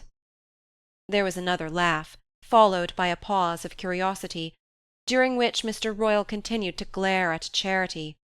At length his twitching lips parted. "I said, you damn whore," he repeated with precision, steadying himself on Julia's shoulder. Laughs and jeers were beginning to spring up from the circle of people beyond their group, and a voice called out from the gangway, "Now then, step lively there, all aboard!" The pressure of approaching and departing passengers forced the actors in the rapid scene apart, and pushed them back into the throng. Charity found herself clinging to Harney's arm and sobbing desperately. Mr. Royall had disappeared, and in the distance she heard the receding sound of Julia's laugh. The boat, laden to the taffrail, was puffing away on her last trip. End of Chapter 10. Chapter 11. At 2:00 in the morning, the freckled boy from Creston stopped his sleepy horse at the door of the Red House, and Charity got out. Harney had taken leave of her at Creston River, charging the boy to drive her home. Her mind was still in a fog of misery, and she did not remember very clearly what had happened, or what they said to each other, during the interminable interval since their departure from Nettleton. But the secretive instinct of the animal in pain was so strong in her that she had a sense of relief when Harney got out and she drove on alone. The full moon hung over North Dormer, whitening the mist that filled the hollows between the hills and floated transparently above the fields. Charity stood a moment at the gate, looking out into the waning night. She watched the boy drive off, his horse's head wagging heavily to and fro. Then she went around to the kitchen door and felt under the mat for the key. She found it, unlocked the door, and went in. The kitchen was dark, but she discovered a box of matches, lit a candle, and went upstairs. Mr. Royall's door, opposite hers, stood open on his unlit room. Evidently he had not come back.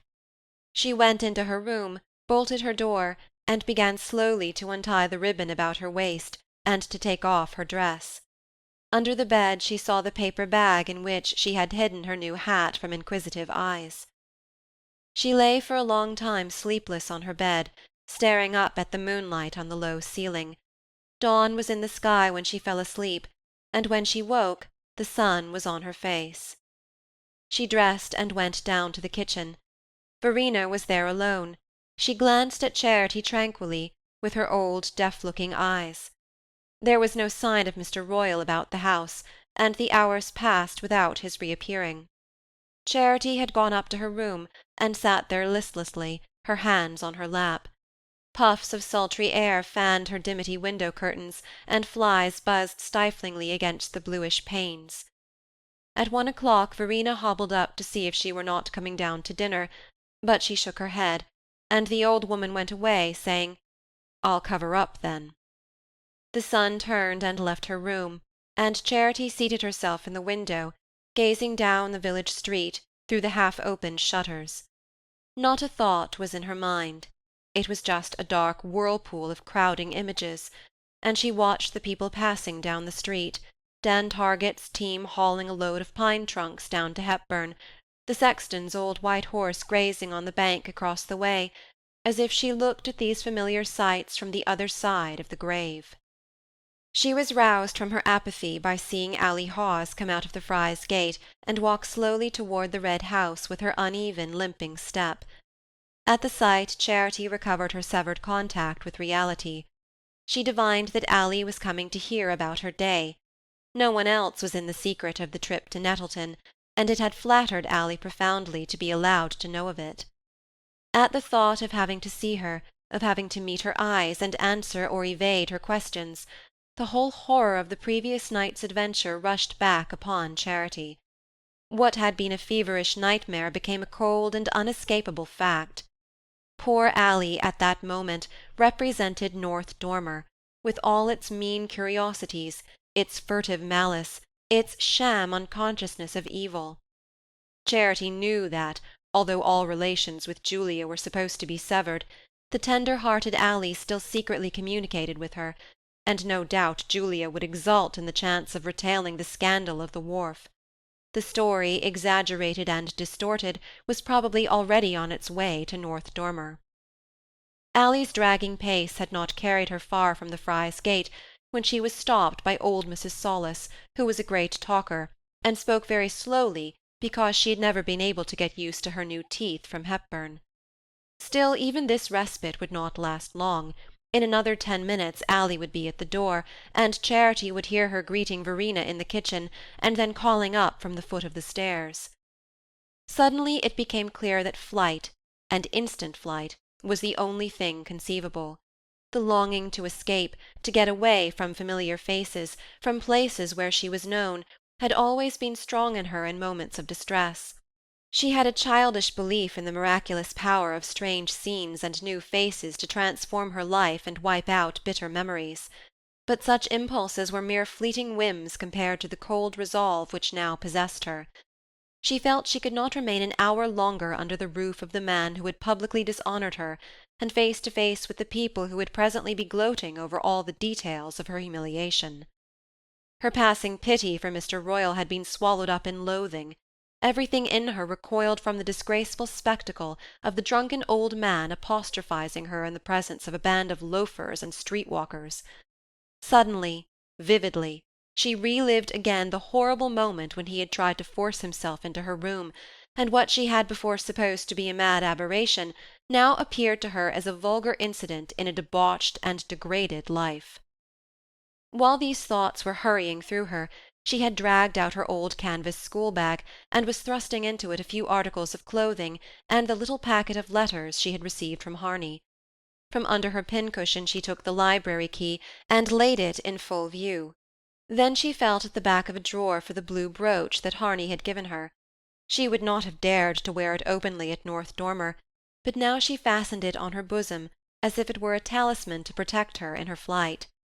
These preparations had taken but a few minutes, and when they were finished, Ally Hawes was still at the Fry's corner, talking to old Mrs. Sollis. She had said to herself, as she had always said in moments of revolt, "I'll go to the mountain. I'll go back to my own folks." She had never really meant it before, but now, as she considered her case, no other course seemed open. She had never learned any trade that would have given her independence in a strange place, and she knew no one in the big towns of the valley where she might have hoped to find employment. Miss Hatchard was still away, but even had she been at North Dormer she was the last person to whom Charity would have turned, since one of the motives urging her to flight was the wish not to see Lucius Harney. Travelling back from Nettleton, in the crowded, brightly lit train, all exchange of confidence between them had been impossible, but during their drive from Hepburn to Creston River she had gathered from Harney's snatches of consolatory talk, again hampered by the freckled boy's presence, that he intended to see her the next day. At the moment she had found a vague comfort in the assurance, but in the desolate lucidity of the hours that followed she had come to see the impossibility of meeting him again. Her dream of comradeship was over, and the scene on the wharf, vile and disgraceful as it had been, had after all shed the light of truth on her minute of madness. It was as if her guardian's words had stripped her bare in the face of the grinning crowd and proclaimed to the world the secret admonitions of her conscience. She did not think these things out clearly. She simply followed the blind propulsion of her wretchedness. She did not want ever again to see any one she had known. Above all, she did not want to see Harney. She climbed the hill path behind the house and struck through the woods by a short cut leading to the Creston road. A lead-coloured sky hung heavily over the fields, and in the forest the motionless air was stifling, but she pushed on, impatient to reach the road which was the shortest way to the mountain. To do so, she had to follow the Creston road for a mile or two, and go within half a mile of the village, and she walked quickly, fearing to meet Harney. But there was no sign of him, and she had almost reached the branch road when she saw the flanks of a large white tent projecting through the trees by the roadside. She supposed that it sheltered a travelling circus which had come there for the 4th, but as she drew nearer she saw over the folded back flap a large sign bearing the inscription "Gospel Tent." The interior seemed to be empty, but a young man in a black alpaca coat, his lank hair parted over a round white face, stepped from under the flap and advanced toward her with a smile. "Sister, your Saviour knows everything. Won't you come in and lay your guilt before him?" he asked insinuatingly, putting his hand on her arm. Charity started back and flushed. For a moment she thought the evangelist must have heard a report of the scene at Nettleton, then she saw the absurdity of the supposition. "I only wish I had any to lay," she retorted, with one of her fierce flashes of self-derision, and the young man murmured, aghast, "Oh, sister, don't speak blasphemy." But she had jerked her arm out of his hold, and was running up the branch road, trembling with the fear of meeting a familiar face. Presently she was out of sight of the village, and climbing into the heart of the forest. She could not hope to do the 15 miles to the mountain that afternoon, but she knew of a place half-way to Hamblin where she could sleep, and where no one would think of looking for her. It was a little deserted house on a slope in one of the lonely rifts of the hills. She had seen it once, years before, when she had gone on a nutting expedition to the grove of walnuts below it. The party had taken refuge in the house from a sudden mountain storm, and she remembered that Ben Solace, who liked frightening girls, had told them that it was said to be haunted. She was growing faint and tired, for she had eaten nothing since morning, and was not used to walking so far. Her head felt light, and she sat down for a moment by the roadside. As she sat there she heard the click of a bicycle bell, and started up to plunge back into the forest, but before she could move, the bicycle had swept around the curve of the road, and Harney, jumping off, was approaching her with outstretched arms. "Charity! What on earth are you doing here?" She stared as if he were a vision, so startled by the unexpectedness of his being there that no words came to her. "Where were you going? Had you forgotten that I was coming?"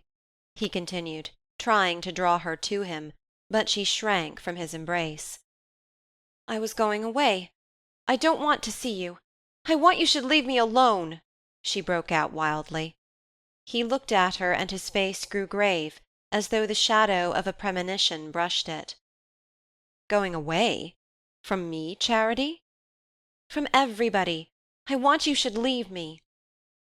He stood glancing doubtfully up and down the lonely forest road that stretched away into sun-flecked distances. "Where were you going?" "Home." "Home? This way?" She threw her head back defiantly.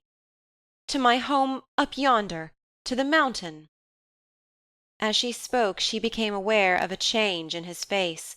He was no longer listening to her, he was only looking at her, with the passionate absorbed expression she had seen in his eyes after they had kissed on the stand at Nettleton. He was the new Harney again, the Harney abruptly revealed in that embrace, who seemed so penetrated with the joy of her presence that he was utterly careless of what she was thinking or feeling. He caught her hands with a laugh. "How do you suppose I found you?" he said gaily. He drew out the little packet of his letters and flourished them before her bewildered eyes. "You dropped them, you imprudent young person, dropped them in the middle of the road, not far from here, and the young man who was running the gospel tent picked them up just as I was riding by." He drew back, holding her at arm's length, and scrutinizing her troubled face with the minute searching gaze of his short-sighted eyes. "Did you really think you could just run away from me? You see you weren't meant to," he said, and before she could answer he had kissed her again, not vehemently, but tenderly, almost fraternally, as if he had guessed her confused pain and wanted her to know he understood it. He wound his fingers through hers.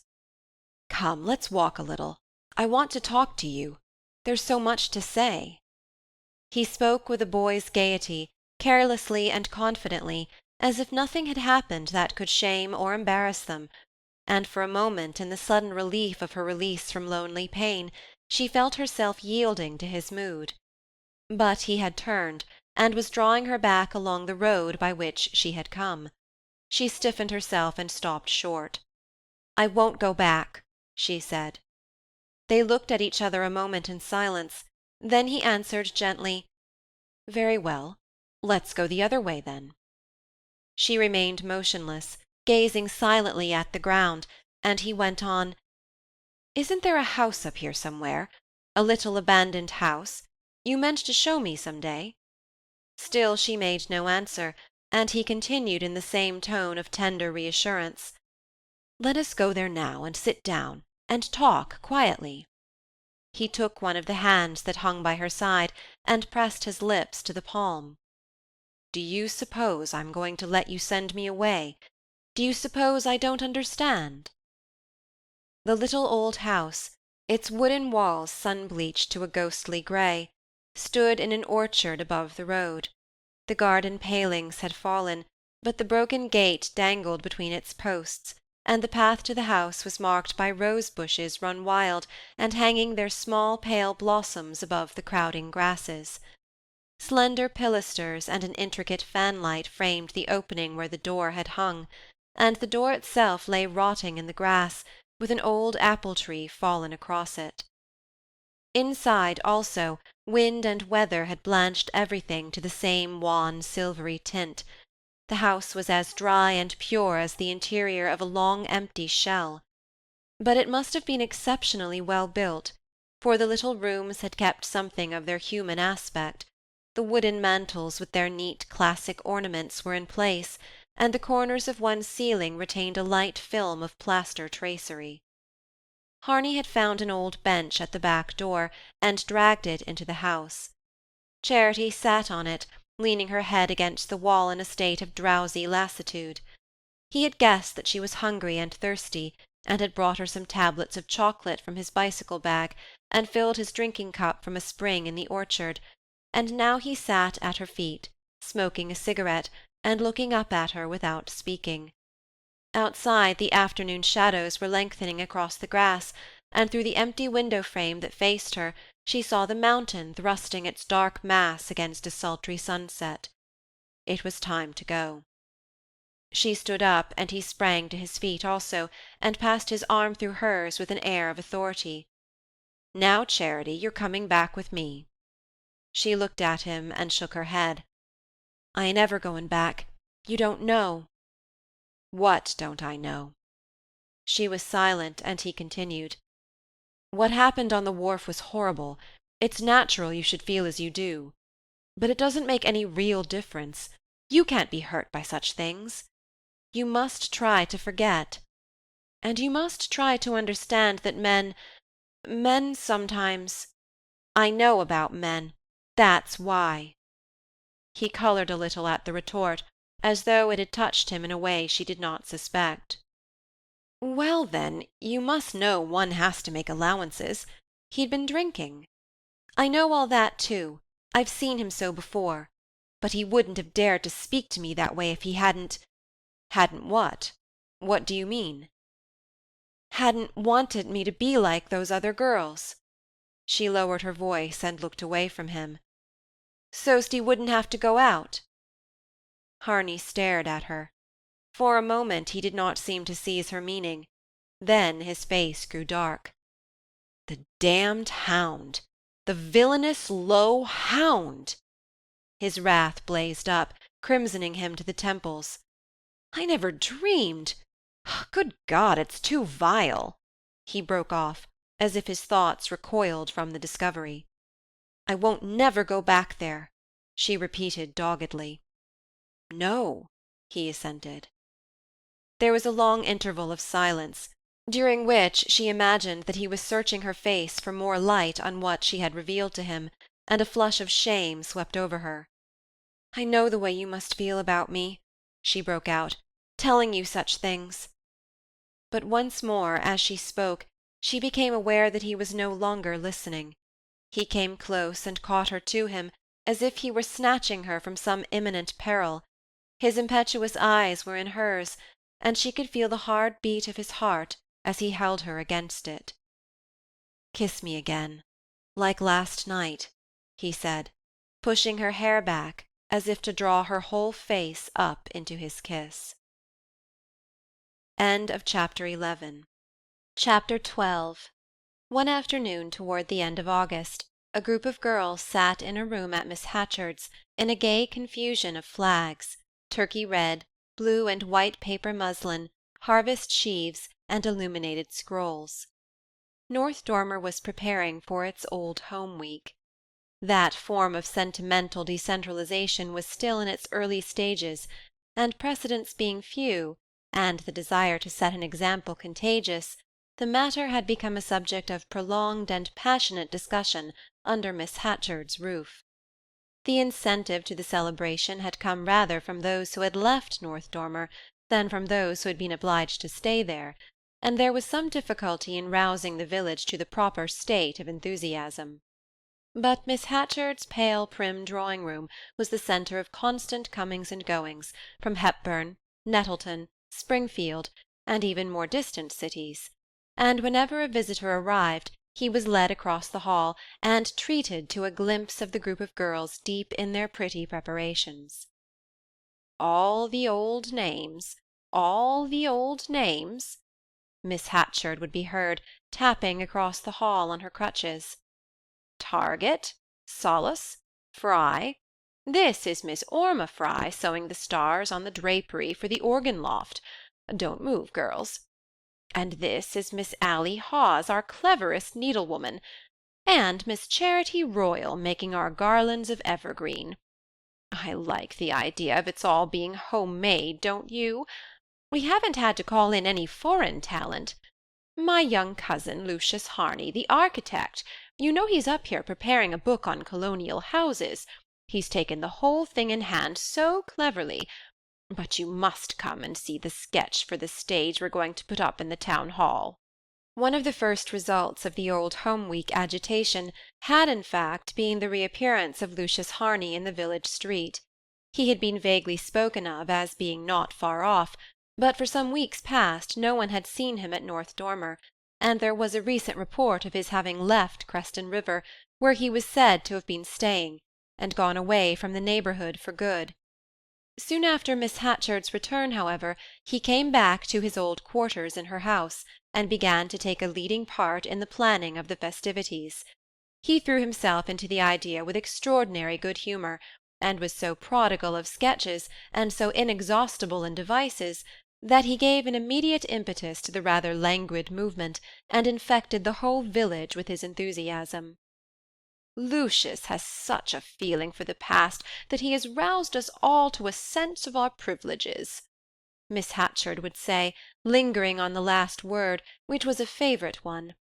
And before leading her visitor back to the drawing-room, she would repeat, for the 100th time, that she supposed he thought it very bold of little North Dormer to start up and have a home week of its own, when so many bigger places hadn't thought of it yet. But that, after all, associations counted more than the size of the population, didn't they? And of course North Dormer was so full of associations, historic, literary, here a filial sigh for Honorius, and ecclesiastical. He knew about the old pewter communion service imported from England in 1769, she supposed?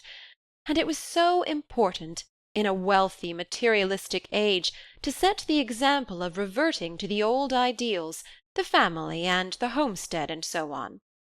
This peroration usually carried her half-way back across the hall, leaving the girls to return to their interrupted activities. The day on which Charity Royall was weaving hemlock garlands for the procession was the last before the celebration. When Miss Hatchard called upon the North Dormer maidenhood to collaborate in the festal preparations, Charity had at first held aloof, but it had been made clear to her that her non-appearance might excite conjecture, and reluctantly she had joined the other workers. The girls, at first shy and embarrassed, and puzzled as to the exact nature of the projected commemoration, had soon become interested in the amusing details of their task, and excited by the notice they received. They would not for the world have missed their afternoons at Miss Hatchard's, and while they cut and sewed and draped and pasted, their tongues kept up such an accompaniment to the sewing-machine that Charity's silence sheltered itself unperceived under their chatter. In spirit, she was still almost unconscious of the pleasant stir about her. Since her return to the Red House, on the evening of the day when Harney had overtaken her on her way to the mountain, she had lived at North Dormer as if she were suspended in the void. She had come back there because Harney, after appearing to agree to the impossibility of her doing so, had ended by persuading her that any other course would be madness. She had nothing further to fear from Mr. Royall.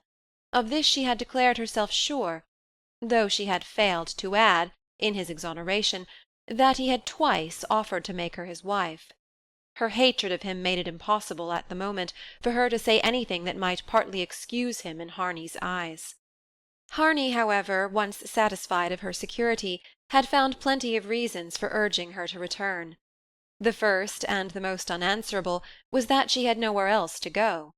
But the one on which he had laid the greatest stress was that flight would be equivalent to avowal.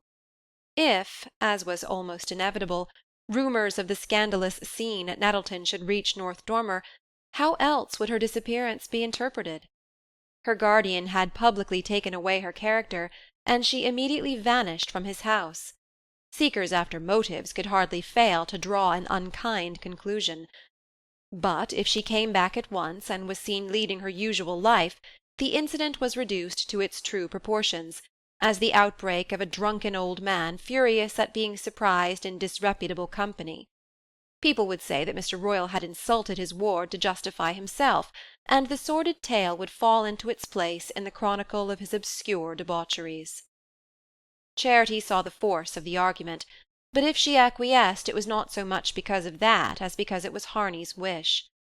Since that evening in the deserted house she could imagine no reason for doing or not doing anything except the fact that Harney wished or did not wish it. All her tossing, contradictory impulses were merged in a fatalistic acceptance of his will. It was not that she felt in him any ascendancy of character. There were moments already when she knew she was the stronger, but that all the rest of life had become a mere cloudy rim about the central glory of their passion. Whenever she stopped thinking about that for a moment, she felt as she sometimes did after lying on the grass and staring up too long at the sky. Her eyes were so full of light that everything about her was a blur. Each time that Miss Hatchard, in the course of her periodical incursions into the workroom, dropped an allusion to her young cousin, the architect, the effect was the same on Charity. The hemlock garland she was weaving fell to her knees, and she sat in a kind of trance. It was so manifestly absurd that Miss Hatchard should talk of Harney in that familiar, possessive way, as if she had any claim on him, or knew anything about him. She, Charity Royall, was the only being on earth who really knew him from the soles of his feet to the rumpled crest of his hair, knew the shifting lights in his eyes and the inflections of his voice, and the things he liked and disliked, and everything there was to know about him, as minutely and yet unconsciously as a child knows the walls of the room it wakes up in every morning. It was this fact, which nobody about her guessed or would have understood, that made her life something apart and inviolable, as if nothing had any power to hurt or disturb her as long as her secret was safe. The room in which the girls sat was the one which had been Harney's bedroom. He had been sent upstairs, to make room for the home-week workers, but the furniture had not been moved, and as Charity sat there, she had perpetually before her the vision she had looked in on from the midnight garden. The table at which Harney had sat was the one about which the girls were gathered, and her own seat was near the bed on which she had seen him lying. Sometimes, when the others were not looking, she bent over as if to pick up something, and laid her cheek for a moment against the pillow. Toward sunset the girls disbanded. Their work was done, and the next morning at daylight the draperies and garlands were to be nailed up, and the illuminated scrolls put in place in the town hall. The first guests were to drive over from Hepburn in time for the midday banquet under a tent in Miss Hatchard's field, and after that the ceremonies were to begin. Miss Hatchard, pale with fatigue and excitement, thanked her young assistants, and stood in the porch, leaning on her crutches and waving a farewell as she watched them troop away down the street. Charity had slipped off among the first, but at the gate she heard Ally Hawes calling after her, and reluctantly turned. "Will you come over now and try on your dress?" Ally asked, looking at her with wistful admiration. "I want to be sure the sleeves don't ruck up the same as they did yesterday." Charity gazed at her with dazzled eyes. "Oh, it's lovely," she said, and hastened away without listening to Ally's protest. She wanted her dress to be as pretty as the other girls, wanted it, in fact, to outshine the rest, since she was to take part in the exercises, but she had no time just then to fix her mind on such matters. She sped up the street to the library, of which she had the key about her neck. From the passage at the back she dragged forth a bicycle, and guided it to the edge of the street. She looked about to see if any of the girls were approaching, but they had drifted away together toward the town hall, and she sprang into the saddle and turned toward the Creston road.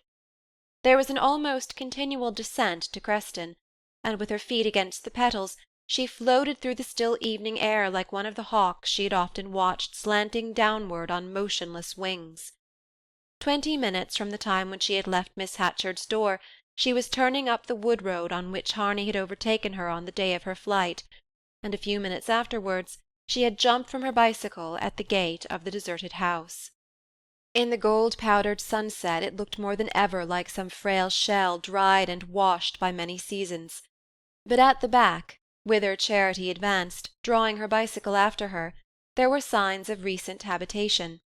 A rough door made of boards hung in the kitchen doorway, and pushing it open she entered a room furnished in primitive camping fashion. In the window was a table, also made of boards, with an earthenware jar holding a big bunch of wild asters. Two canvas chairs stood near by, and in one corner was a mattress with a Mexican blanket over it. The room was empty, and leaning her bicycle against the house, Charity clambered up the slope and sat down on a rock under an old apple-tree. The air was perfectly still, and from where she sat she would be able to hear the tinkle of a bicycle bell a long way down the road. She was always glad when she got to the little house before Harney.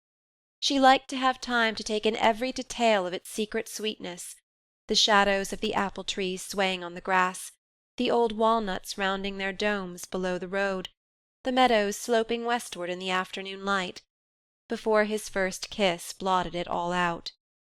Everything unrelated to the hours spent in that tranquil place was as faint as the remembrance of a dream. The only reality was the wondrous unfolding of her new self, the reaching out to the light of all her contracted tendrils. She had lived all her life among people whose sensibilities seemed to have withered for lack of use, and more wonderful at first than Harney's endearments were the words that were a part of them. She had always thought of love as something confused and furtive, and he made it as bright and open as the summer air.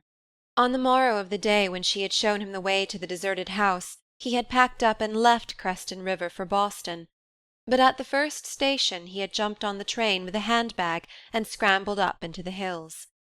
For 2 golden rainless August weeks he had camped in the house, getting eggs and milk from the solitary farm in the valley, where no one knew him, and doing his cooking over a spirit-lamp. He got up every day with the sun, took a plunge in a brown pool he knew of, and spent long hours lying in the scented hemlock woods above the house, or wandering along the yoke of the Eagle Ridge, far above the misty blue valleys that swept away east and west between the endless hills. And in the afternoon Charity came to him. With part of what was left of her savings she had hired a bicycle for a month, and every day after dinner, as soon as her guardian started to his office, she hurried to the library, got out her bicycle, and flew down the Creston road. She knew that Mr. Royall, like everyone else in North Dormer, was perfectly aware of her acquisition. Possibly he, as well as the rest of the village, knew what use she made of it. She did not care. She felt him to be so powerless that if he had questioned her she would probably have told him the truth. But they had never spoken to each other since the night on the wharf at Nettleton. He had returned to North Dormer only on the 3rd day after that encounter, arriving just as Charity and Verena were sitting down to supper. He had drawn up his chair, taken his napkin from the sideboard drawer, pulled it out of its ring, and seated himself as unconcernedly as if he had come in from his usual afternoon session at Carrick Fry's, and the long habit of the household made it seem almost natural that Charity should not so much as raise her eyes when he entered. She had simply let him understand that her silence was not accidental by leaving the table while he was still eating, and going up without a word to shut herself into her room. After that he formed the habit of talking loudly and genially to Verena whenever Charity was in the room, but otherwise there was no apparent change in their relations. She did not think connectedly of these things while she sat waiting for Harney, but they remained in her mind as a sullen background against which her short hours with him flamed out like forest fires. Nothing else mattered, neither the good nor the bad, or what might have seemed so before she knew him. He had caught her up and carried her away into a new world, from which at stated hours the ghost of her came back to perform certain customary acts, but all so thinly and insubstantially that she sometimes wondered that the people she went about among could see her. Behind the swarthy mountain the sun had gone down in waveless gold. From a pasture up the slope a tinkle of cow-bells sounded. A puff of smoke hung over the farm in the valley, trailed on the pure air and was gone. For a few minutes, in the clear light that is all shadow, fields and woods were outlined with an unreal precision. Then the twilight blotted them out, and the little house turned grey and spectral under its wizened apple branches. Charity's heart contracted. The first fall of night after a day of radiance often gave her a sense of hidden menace. It was like looking out over the world as it would be when love had gone from it. She wondered if some day she would sit in that same place and watch in vain for her lover. His bicycle bell sounded down the lane, and in a minute she was at the gate, and his eyes were laughing in hers. They walked back through the long grass and pushed open the door behind the house. The room at first seemed quite dark, and they had to grope their way hand in hand. Through the window frame the sky looked light by contrast, and above the black mass of asters in the earthen jar one white star glimmered like a moth. "There was such a lot to do at the last minute," Harney was explaining, "and I had to drive down to Creston to meet someone who was come to stay with my cousin for the show." He had his arms about her, and his kisses were in her hair and on her lips. Under his touch things deep down in her struggled to the light and sprang up like flowers in sunshine. She twisted her fingers into his, and they sat down side by side on the improvised couch. She hardly heard his excuses for being late. In his absence 1,000 doubts tormented her, but as soon as he appeared she ceased to wonder where he had come from, what had delayed him, who had kept him from her.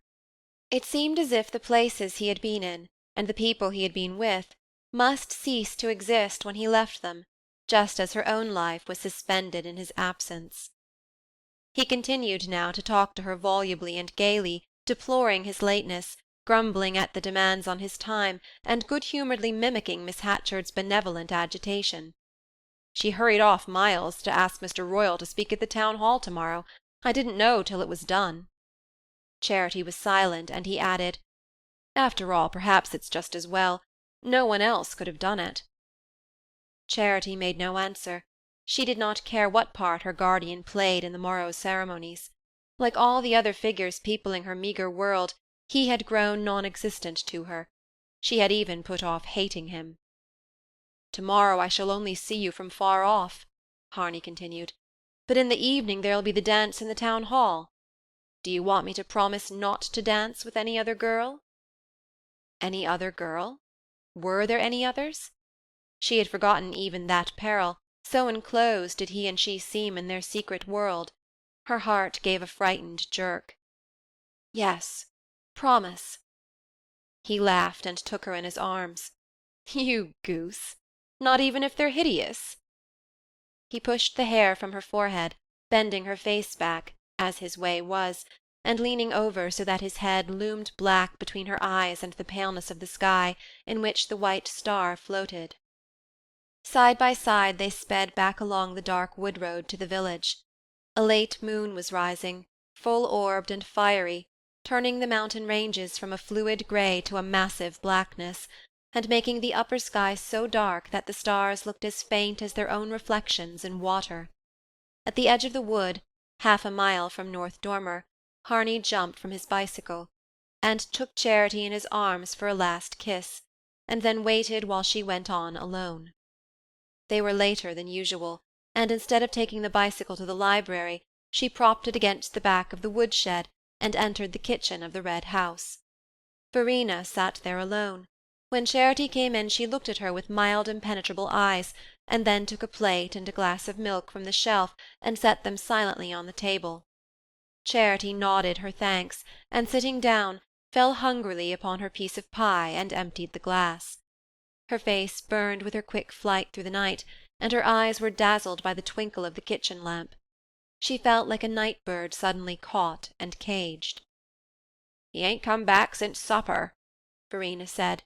"He's down to the hall." Charity took no notice. Her soul was still winging through the forest. She washed her plate and tumbler, and then felt her way up the dark stairs. When she opened her door a wonder arrested her. Before going out she had closed her shutters against the afternoon heat, but they had swung partly open, and a bar of moonlight, crossing the room, rested on her bed and showed a dress of China silk laid out in virgin whiteness. Charity had spent more than she could afford on the dress, which was to surpass those of all the other girls. She had wanted to let North Dormer see that she was worthy of Harney's admiration. Above the dress, folded on the pillow, was the white veil which the young women who took part in the exercises were to wear under a wreath of asters, and beside the veil a pair of slim white satin shoes that Ally had produced from an old trunk in which she stored mysterious treasures. Charity stood gazing at all the outspread whiteness. It recalled a vision that had come to her in the night after her first meeting with Harney. She no longer had such visions. Warmer splendours had displaced them. But it was stupid of Ally to have paraded all those white things on her bed, exactly as Hattie Target's wedding dress from Springfield had been spread out for the neighbours to see when she married Tom Fry. Charity took up the satin shoes and looked at them curiously. By day, no doubt, they would appear a little worn, but in the moonlight they seemed carved of ivory. She sat down on the floor to try them on, and they fitted her perfectly, though when she stood up she lurched a little on the high heels. She looked down at her feet, which the graceful mould of the slippers had marvellously arched and narrowed. She had never seen such shoes before, even in the shop windows at Nettleton. Never, except— Yes, once she had noticed a pair of the same shape on Annabel Balch. A blush of mortification swept over her. Ally sometimes sewed for Miss Balch when that brilliant being descended on North Dormer, and no doubt she picked up presents of cast-off clothing. The treasures in the mysterious trunk all came from the people she worked for. There could be no doubt that the white slippers were Annabel Balch's. As she stood there, staring moodily down at her feet, she heard the triple click-click-click of a bicycle bell under her window. It was Harney's secret signal as he passed on his way home.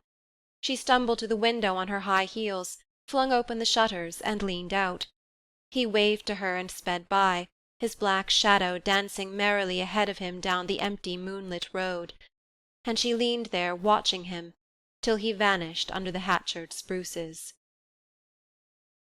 End of Chapter 12. Chapter 13. The town hall was crowded and exceedingly hot. As Charity marched into it, third in the white muslin file headed by Ormer Fry, she was conscious mainly of the brilliant effect of the wreathed columns framing the green-carpeted stage toward which she was moving, and of the unfamiliar faces turning from the front rows to watch the advance of the procession. But it was all a bewildering blur of eyes and colours, till she found herself standing at the back of the stage, her great bunch of asters and goldenrod held well in front of her, and answering the nervous glance of Lambert Saulus, the organist from Mr. Miles's church, who had come up from Nettleton to play the harmonium, and sat behind it, his conductor's eye running over the fluttered girls. A moment later, Mr. Miles, pink and twinkling, emerged from the background, as if buoyed up on his broad white gown, and briskly dominated the bowed heads in the front rows. He prayed energetically and briefly, and then retired, and a fierce nod from Lambert Saulus warned the girls that they were to follow at once with Home, Sweet Home. It was a joy to Charity to sing. It seemed as though for the first time her secret rapture might burst from her and flash its defiance at the world. All the glow in her blood, the breath of the summer earth, the rustle of the forest, the fresh call of birds at sunrise, and the brooding midday languors, seemed to pass into her untrained voice, lifted and led by the sustaining chorus. And then suddenly the song was over, and after an uncertain pause, during which Miss Hatchard's pearl-grey gloves started a furtive signalling down the hall, Mr. Royall, emerging in turn, ascended the steps of the stage and appeared behind the flower-wreathed desk. He passed close to Charity, and she noticed that his gravely set face wore the look of majesty that used to awe and fascinate her childhood. His frock-coat had been carefully brushed and ironed, and the ends of his narrow black tie were so nearly even that the tying must have cost him a protracted struggle. His appearance struck her all the more because it was the first time she had looked him full in the face since the night at Nettleton, and nothing in his grave and impressive demeanour revealed a trace of the lamentable figure on the wharf. He stood a moment behind the desk, resting his finger-tips against it, and bending slightly toward his audience, then he straightened himself and began. At first she paid no heed to what he was saying, only fragments of sentences, sonorous quotations, allusions to illustrious men, including the obligatory tribute to Honorius Hatchard, drifted past her inattentive ears. She was trying to discover Harney among the notable people in the front row, but he was nowhere near Miss Hatchard, who, crowned by a pearl-grey hat that matched her gloves, sat just below the desk, supported by Mrs. Miles and an important-looking unknown lady. Charity was near one end of the stage, and from where she sat the other end of the front row of seats was cut off by the screen of foliage masking the harmonium.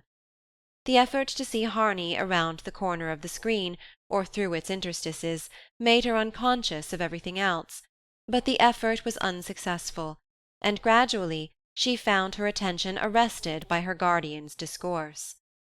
She had never heard him speak in public before, but she was familiar with the rolling music of his voice when he read aloud, or held forth to the select men about the stove at Carrick Fries. To-day his inflections were richer and graver than she had ever known them. He spoke slowly, with pauses that seemed to invite his hearers to silent participation in his thoughts, and Charity perceived a light of response in their faces. He was nearing the end of his address. "Most of you," he said, "most of you who have returned here to-day, to take contact with this little place for a brief hour, have come only on a pious pilgrimage, and will go back presently to busy cities and lives full of larger duties. But that is not the only way of coming back to North Dormer.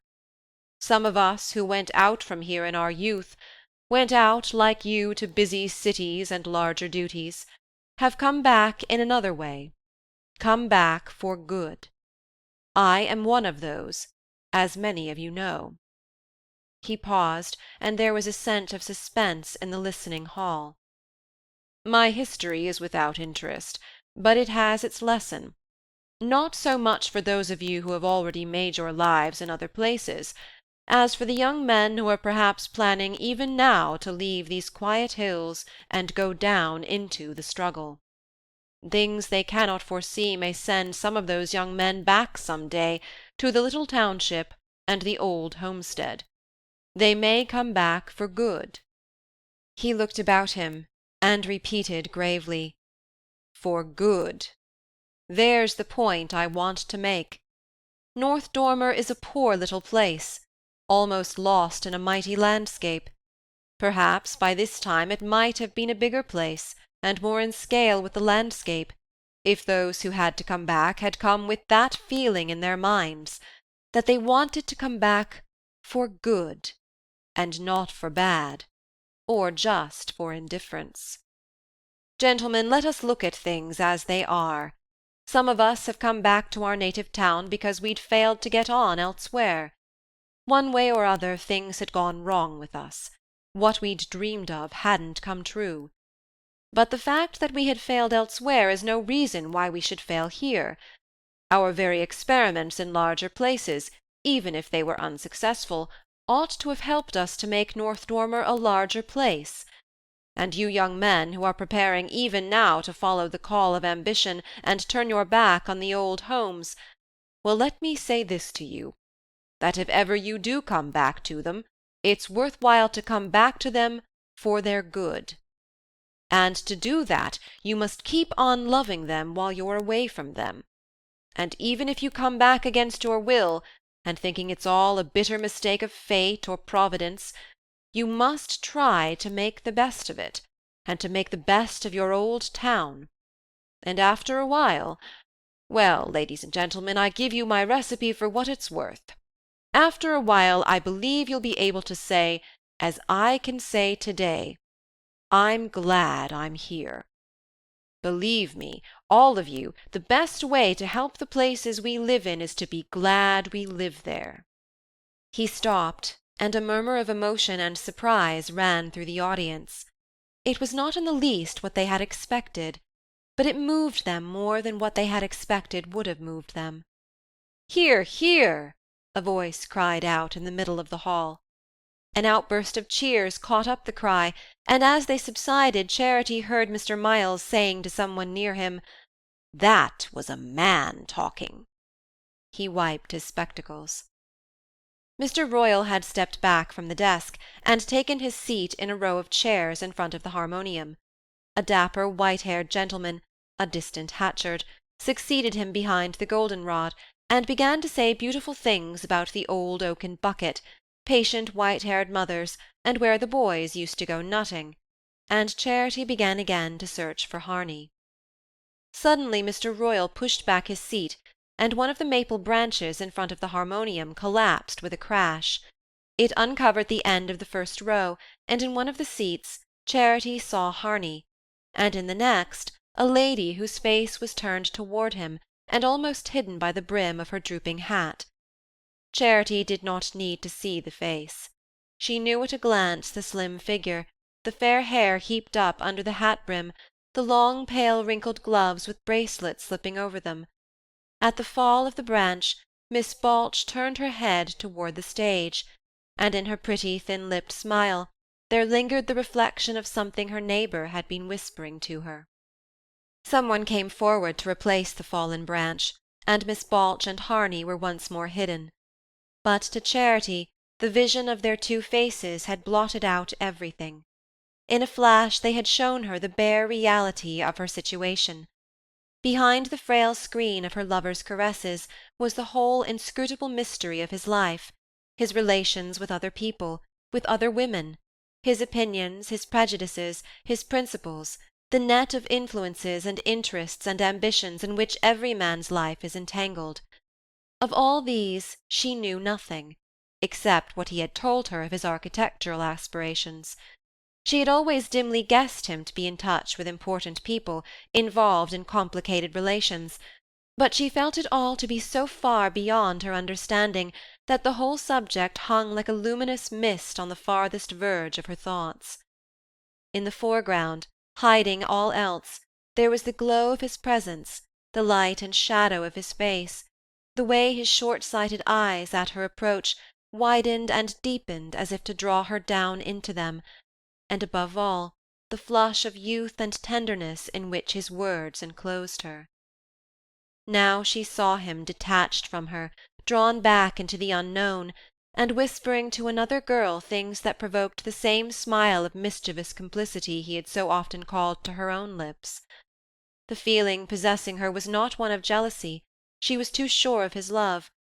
It was rather a terror of the unknown, of all the mysterious attractions that must even now be dragging him away from her, and of her own powerlessness to contend with them. She had given him all she had, but what was it compared to the other gifts life held for him? She understood now the case of girls like herself to whom this kind of thing happened. They gave all they had, but their all was not enough. It could not buy more than a few moments. The heat had grown suffocating.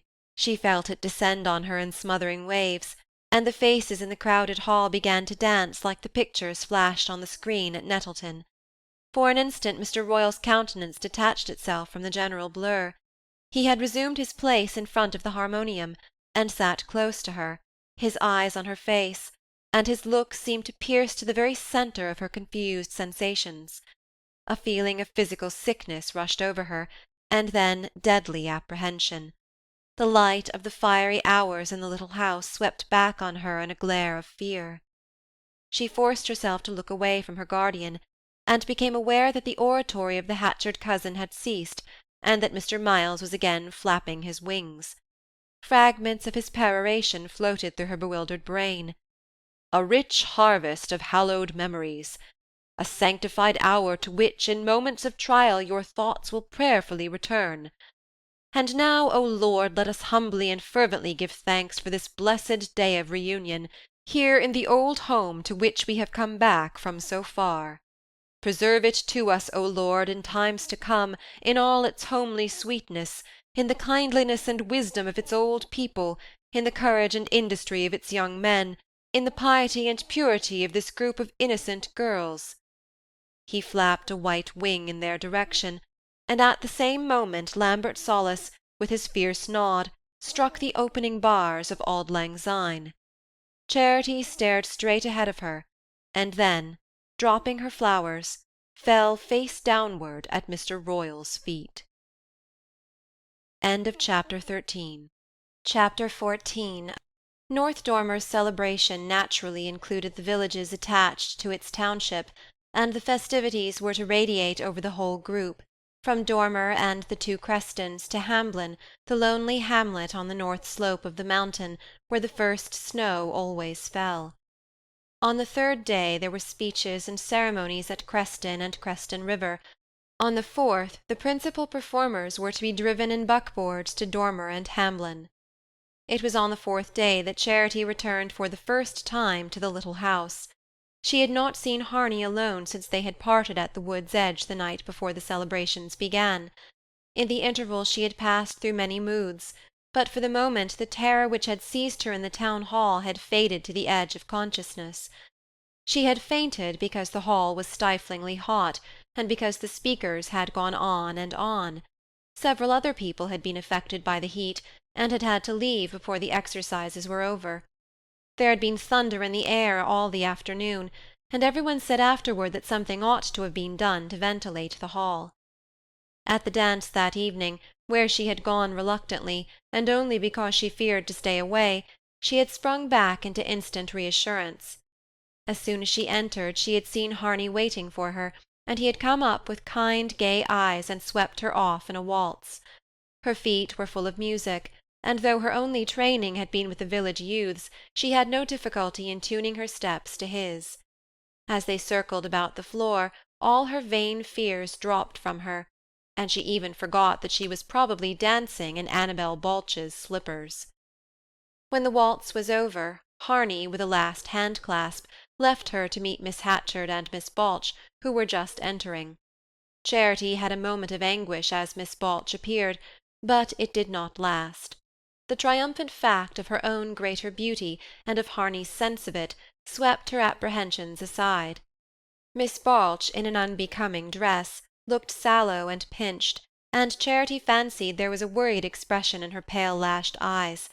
She took a seat near Miss Hatchard, and it was presently apparent she did not mean to dance. Charity did not dance often either. Harney explained to her that Miss Hatchard had begged him to give each of the other girls a turn, but he went through the form of asking Charity's permission each time he led one out, and that gave her a sense of secret triumph even completer than when she was whirling about the room with him. She was thinking of all this as she waited for him in the deserted house. The late afternoon was sultry, and she had tossed aside her hat and stretched herself at full length on the Mexican blanket because it was cooler indoors than under the trees. She lay with her arms folded beneath her head, gazing out at the shaggy shoulder of the mountain. The sky behind it was full of the splintered glories of the descending sun, and before long she expected to hear Harney's bicycle bell in the lane. He had bicycled to Hamblin instead of driving there with his cousin and her friends, so that he might be able to make his escape earlier and stop on the way back at the deserted house, which was on the road to Hamblin. They had smiled together at the joke of hearing the crowded buckboards roll by on the return, while they lay close in their hiding above the road. Such childish triumph still gave her a sense of reckless security. Nevertheless, she had not wholly forgotten the vision of fear that had opened before her in the town hall. The sense of lastingness was gone from her, and every moment with Harney would now be ringed with doubt. The mountain was turning purple against a fiery sunset from which it seemed to be divided by a knife-edge of quivering light, and above this wall of flame the whole sky was a pure pale green, like some cold mountain lake in shadow. Charity lay gazing up at it, and watching for the first white star. Her eyes were still fixed on the upper reaches of the sky when she became aware that a shadow had flitted across the glory-flooded room. It must have been Harney passing the window against the sunset. She half raised herself, and then dropped back on her folded arms. The combs had slipped from her hair, and it trailed in a rough dark rope across her breast. She lay quite still, a sleepy smile on her lips, her indolent lids half shut. There was a fumbling at the padlock, and she called out, "Have you slipped the chain?" The door opened, and Mr. Royall walked into the room. She started up, sitting back against the cushions, and they looked at each other without speaking. Then Mr. Royall closed the door-latch and advanced a few steps. Charity jumped to her feet. "What have you come for?" she stammered. The last glare of the sunset was on her guardian's face, which looked ash-coloured in the yellow radiance. "Because I knew you were here," he answered simply. She had become conscious of the hair hanging loose across her breast, and it seemed as though she could not speak to him till she had set herself in order. She groped for her comb, and tried to fasten up the coil. Mr. Royall silently watched her. "Charity," he said, "he'll be here in a minute. Let me talk to you first." "You've got no right to talk to me. I can do what I please." "Yes? What is it you mean to do?" "I needn't answer that, or anything else." He had glanced away, and stood looking curiously about the illuminated room. Purple asters and red maple leaves filled the jar on the table. On a shelf against the wall stood a lamp, the kettle, a little pile of cups and saucers. The canvas chairs were grouped about the table. "So this is where you meet," he said. His tone was quiet and controlled, and the fact disconcerted her. She had been ready to give him violence for violence, but this calm acceptance of things as they were left her without a weapon. "See here, Charity. You're always telling me I've got no rights over you. There might be two ways of looking at that, but I ain't going to argue it. All I know is I raised you as good as I could, and meant fairly by you always, except once, for a bad half-hour. There's no justice in weighing that half-hour against the rest, and you know it. If you hadn't, you wouldn't have gone on living under my roof. Seems to me the fact of your doing that gives me some sort of a right, the right to try and keep you out of trouble. I'm not asking you to consider any other." She listened in silence, and then gave a slight laugh. "Better wait till I'm in trouble," she said. He paused a moment as if weighing her words. "Is that all your answer?" "Yes, that's all." "Well, I'll wait." He turned away slowly, but as he did so the thing she had been waiting for happened. The door opened, and Harney entered. He stopped short with a face of astonishment, and then, quickly controlling himself, went up to Mr. Royall with a frank look. "Have you come to see me, sir?" he said coolly, throwing his cap on the table with an air of proprietorship. Mr. Royall again looked slowly about the room, then his eyes turned to the young man. "Is this your house?" he inquired. Harney laughed. "Well, as much as it's anybody's. I come here to sketch occasionally." "And to receive Miss Royall's visits?" "When she does me the honour." "Is this the home you propose to bring her to when you get married?" There was an immense and oppressive silence. Charity, quivering with anger, started forward, and then stood silent, too humbled for speech. Harney's eyes had dropped under the old man's gaze, but he raised them presently, and looking steadily at Mr. Royall, said, "Miss Royall is not a child. Isn't it rather absurd to talk of her as if she were? I believe she considers herself free to come and go as she pleases, without any questions from any one." He paused and added, "I'm ready to answer any she wishes to ask me." Mr. Royall turned to her. "Ask him when he's going to marry you, then."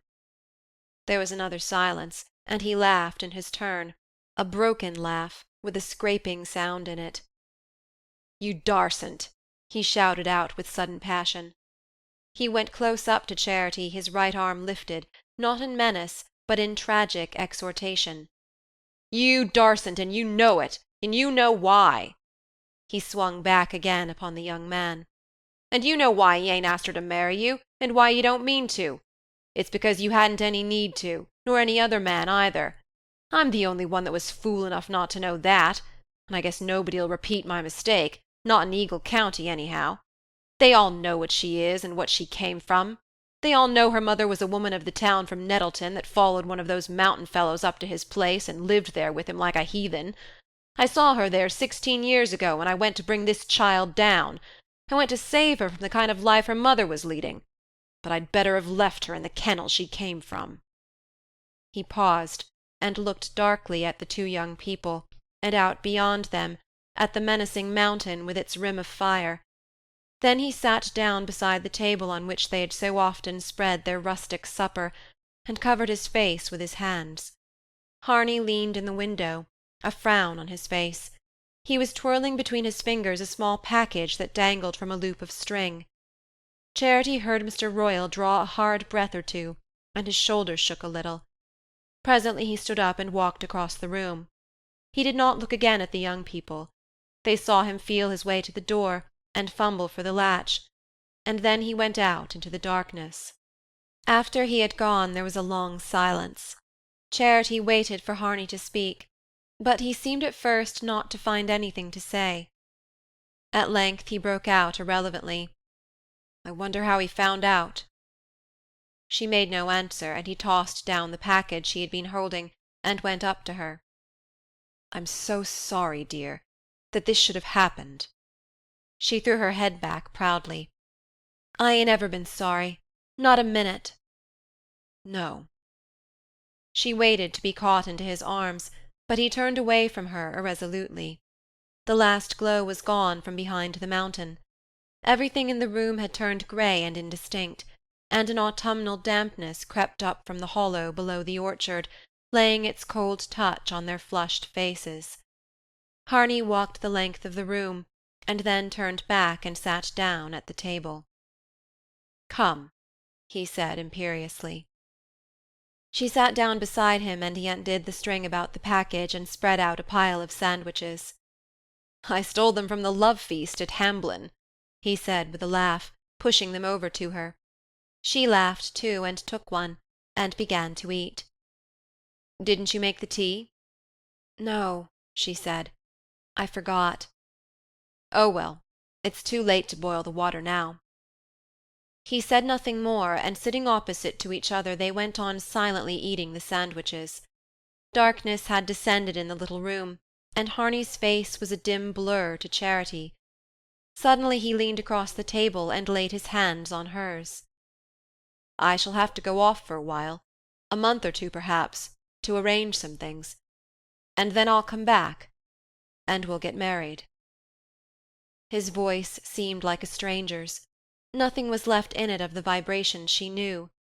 Her hand lay inertly under his, and she left it there, and raised her head, trying to answer him. But the words died in her throat. They sat motionless in their attitude of confident endearment, as if some strange death had surprised them. At length Harney sprang to his feet with a slight shiver. "God, it's damp. We couldn't have come here much longer." He went to the shelf, took down a tin candlestick and lit the candle. Then he propped an unhinged shutter against the empty window-frame and put the candle on the table. It threw a queer shadow on his frowning forehead, and made the smile on his lips a grimace. "But it's been good, though, hasn't it, Charity? What's the matter? Why do you stand there staring at me? Haven't the days here been good?" He went up to her and caught her to his breast. "And there'll be others, lots of others. Jollier, even jollier. Won't there, darling?" He turned her head back, feeling for the curve of her throat below the ear and kissing her there, and on the hair and eyes and lips. She clung to him desperately, and as he drew her to his knees on the couch, she felt as if they were being sucked down together into some bottomless abyss. End of chapter 14. Chapter 15. That night, as usual, they said good-bye at the wood's edge. Harney was to leave the next morning early. He asked Charity to say nothing of their plans till his return, and strangely even to herself, she was glad of the postponement.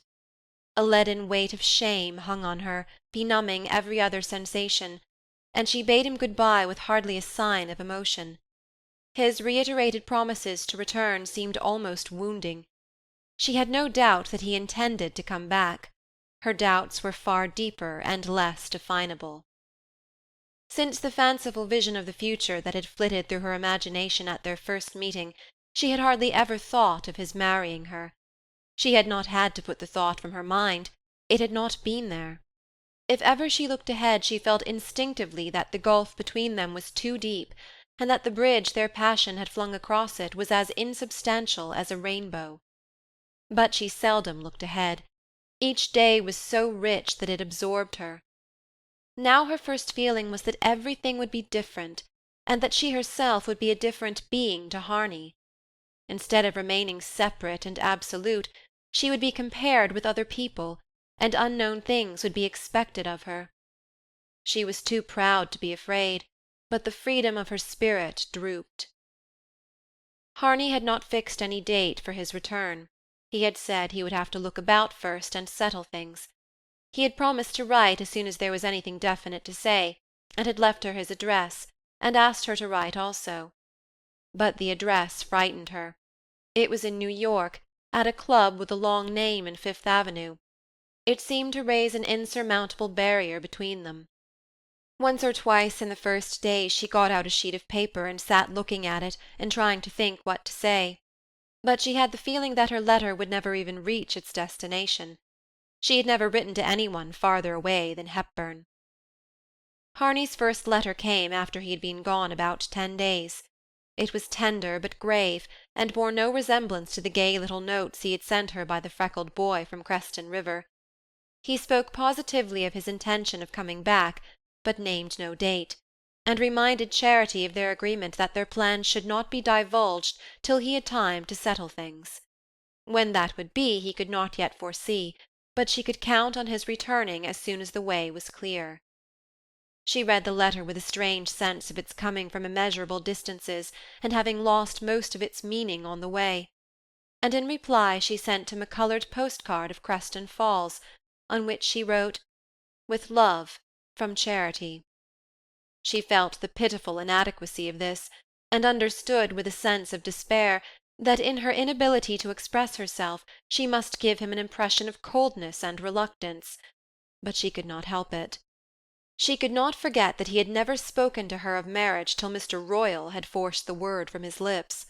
Though she had not had the strength to shake off the spell that bound her to him, she had lost all spontaneity of feeling, and seemed to herself to be passively awaiting a fate she could not avert. She had not seen Mr. Royall on her return to the Red House. The morning after her parting from Harney, when she came down from her room, Verena told her that her guardian had gone off to Worcester and Portland. It was the time of year when he usually reported to the insurance agencies he represented, and there was nothing unusual in his departure, except its suddenness. She thought little about him, except to be glad he was not there. She kept to herself for the first days, while North Dormer was recovering from its brief plunge into publicity, and the subsiding agitation left her unnoticed. But the faithful alley could not be long avoided.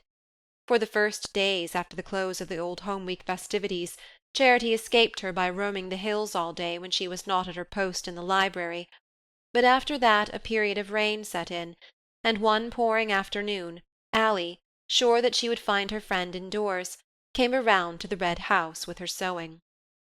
The two girls sat upstairs in Charity's room. Charity, her idle hands in her lap, was sunk in a kind of leaden dream, through which she was only half conscious of Ally, who sat opposite her in a low rush-bottomed chair, her work pinned to her knee, and her thin lips pursed up as she bent above it. "It was my idea running a ribbon through the gauging," she said proudly, drawing back to contemplate the blouse she was trimming. "It's for Miss Balch. She was awfully pleased." She paused, and then added with a queer tremor in her piping voice, "I darsn't have told her I got the idea from one I saw on Julia." Charity raised her eyes listlessly. "Do you still see Julia sometimes?" Ally reddened, as if the allusion had escaped her unintentionally. "Oh, it was a long time ago I seen her with those gaugings." Silence fell again, and Ally presently continued, "Miss Balch left me a whole lot of things to do over this time." "Why? Has she gone?" Charity inquired with an inner start of apprehension. "Didn't you know?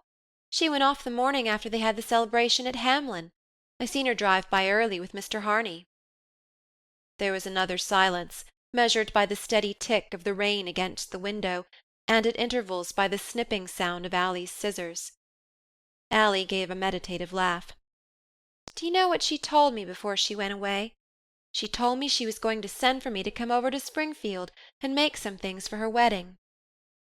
Charity again lifted her heavy lids and stared at Ally's pale pointed face, which moved to and fro above her moving fingers. "Is she going to get married?" Ally let the blouse sink to her knee, and sat gazing at it. Her lips seemed suddenly dry, and she moistened them a little with her tongue. "Why, I presume so, from what she said. Didn't you know?" "Why should I know?" Ally did not answer. She bent above the blouse and began picking out a basting thread with the point of the scissors. "Why should I know?" Charity repeated harshly. "I didn't know but what folks here say she's engaged to Mr. Harney." Charity stood up with a laugh, and stretched her arms lazily above her head. "If all the people got married that folks say are going to, you'd have your time full making wedding dresses," she said ironically. "Why? Don't you believe it?" Ally ventured. "It would not make it true if I did, nor prevent it if I didn't." "That's so. I only know I seen her crying the night of the party because her dress didn't set right. That was why she wouldn't dance any." Charity stood absently gazing down at the lacy garment on Ally's knee. Abruptly she stooped and snatched it up.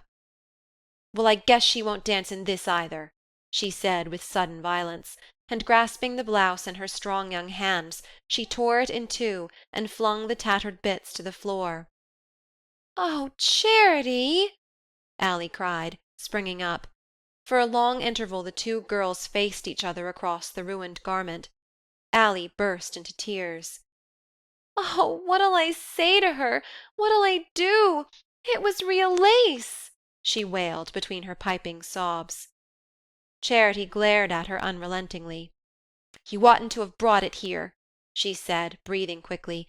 "I hate other people's clothes. It's just as if they was there themselves." The two stared at each other again, over this avowal, till Charity brought out in a gasp of anguish, "Oh, go, go, go, or I'll hate you too!" When Ally left her, she fell sobbing across her bed. The long storm was followed by a northwest gale, and when it was over, the hills took on their first umber tints, the sky grew more densely blue, and the big white clouds lay against the hills like snowbanks. The first crisp maple leaves began to spin across Miss Hatchard's lawn, and the Virginia creeper on the memorial splashed the white porch with scarlet. It was a golden, triumphant September. Day by day the flame of the Virginia creeper spread to the hillsides in wider waves of carmine and crimson. The larches glowed like the thin yellow halo about a fire, the maples blazed and smouldered, and the black hemlocks turned to indigo against the incandescence of the forest. The nights were cold, with a dry glitter of stars so high up that they seemed smaller and more vivid.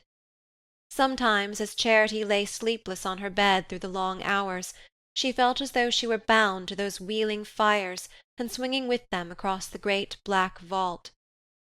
At night she planned many things. It was then she wrote to Harney.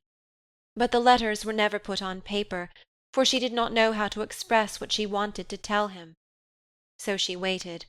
Since her talk with Ally she had felt sure that Harney was engaged to Annabel Balch, and that the process of settling things would involve the breaking of this tie. Her first rage of jealousy over, she felt no fear on this score. She was still sure that Harney would come back, and she was equally sure that, for the moment at least, it was she whom he loved and not Miss Balch. Yet the girl no less remained a rival, since she represented all the things that Charity felt herself most incapable of understanding or achieving. Annabel Balch was, if not the girl Harney ought to marry, at least the kind of girl it would be natural for him to marry. Charity had never been able to picture herself as his wife, had never been able to arrest the vision and follow it out in its daily consequences, but she could perfectly imagine Annabel Balch in that relation to him. The more she thought of these things, the more the sense of fatality weighed on her. She felt the uselessness of struggling against the circumstances. She had never known how to adapt herself, she could only break and tear and destroy. The scene with Ally had left her stricken with shame at her own childish savagery. What would Harney have thought if he had witnessed it? But when she turned the incident over in her puzzled mind, she could not imagine what a civilized person would have done in her place. She felt herself too unequally pitted against unknown forces. At length this feeling moved her to sudden action. She took a sheet of letter-paper from Mr. Royall's office, and sitting by the kitchen lamp, one night after Verena had gone to bed, began her first letter to Harney. It was very short. I want you should marry Annabel Balch if you promised to. I think maybe you were afraid I'd feel too bad about it. I feel I'd rather you acted right. Your loving Charity. She posted the letter early the next morning, and for a few days her heart felt strangely light. Then she began to wonder why she received no answer.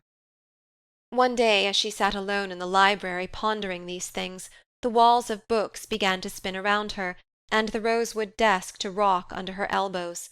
The dizziness was followed by a wave of nausea like that she had felt on the day of the exercises in the town hall. But the town hall had been crowded and stiflingly hot, and the library was empty, and so chilly that she had kept on her jacket. 5 minutes before she had felt perfectly well, and now it seemed as if she were going to die. The bit of lace at which she still languidly worked dropped from her fingers, and the steel crochet hook clattered to the floor.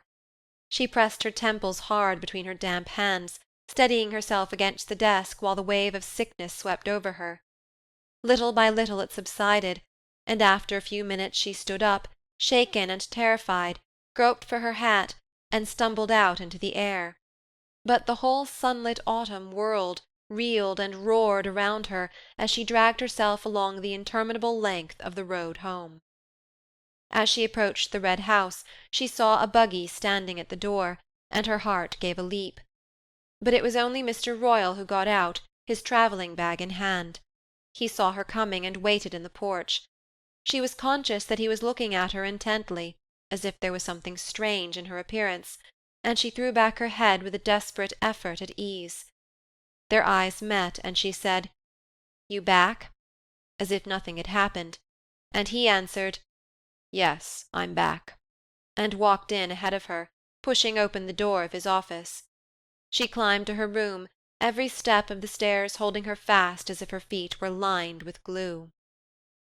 2 days later, she descended from the train at Nettleton, and walked out of the station into the dusky square.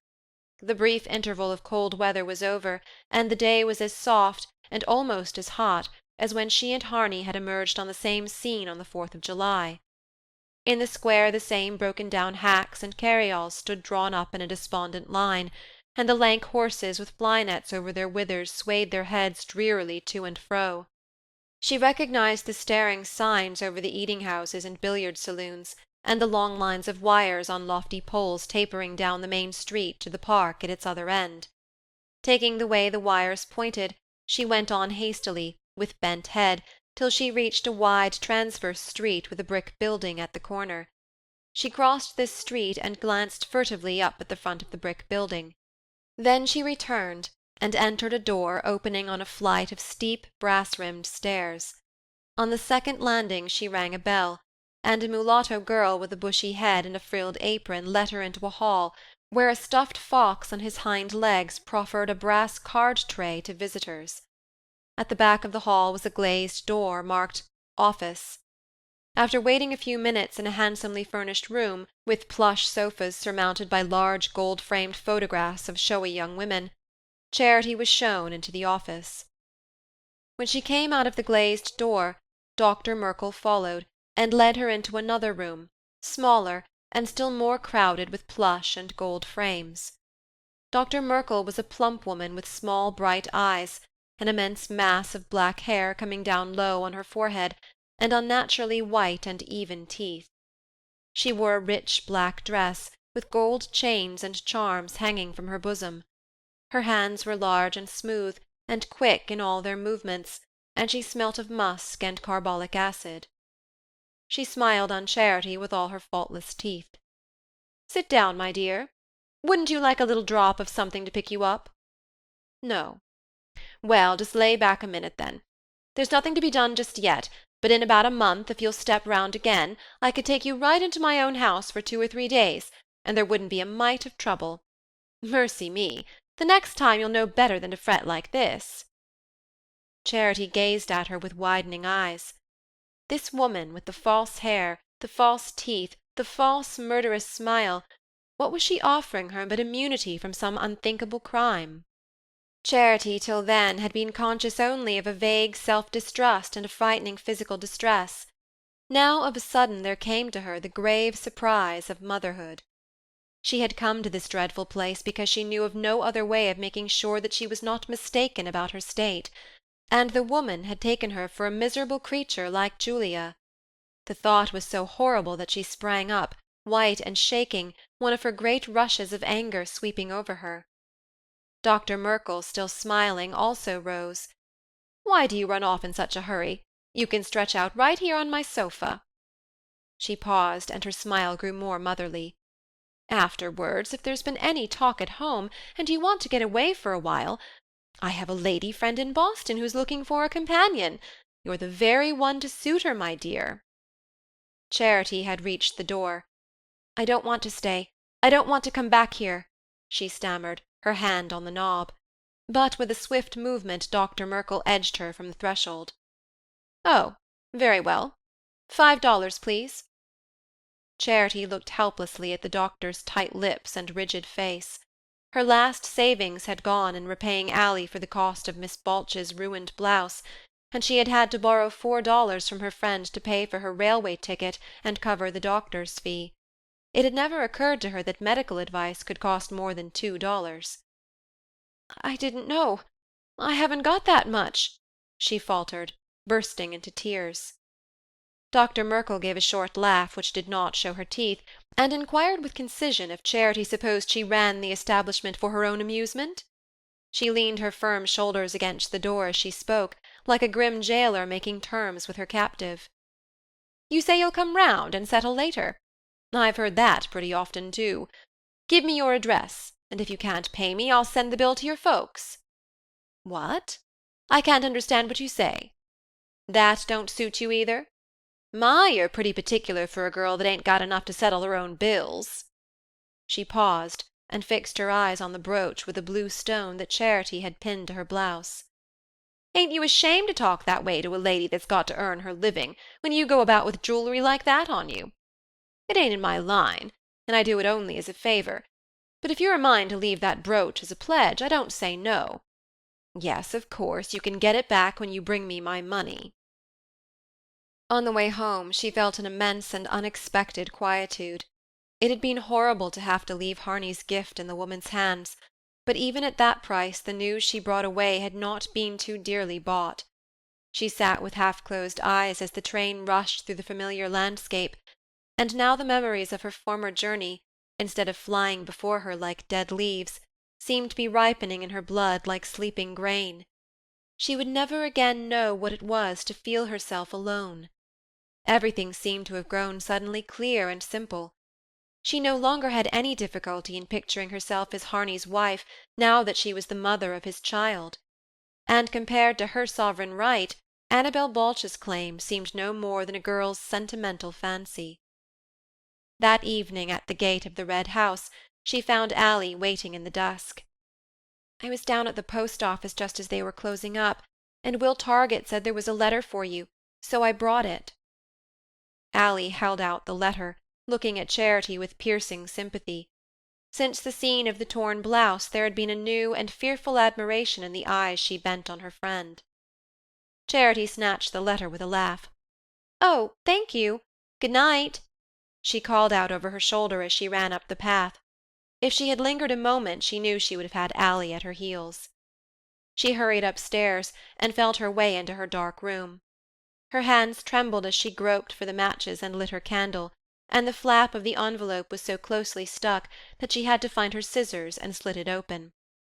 At length she read, "Dear Charity, I have your letter, and it touches me more than I can say. Won't you trust me in return to do my best? There are things it is hard to explain, much less to justify, but your generosity makes everything easier. All I can do now is to thank you from my soul for understanding. Your telling me that you wanted me to do right has helped me beyond expression.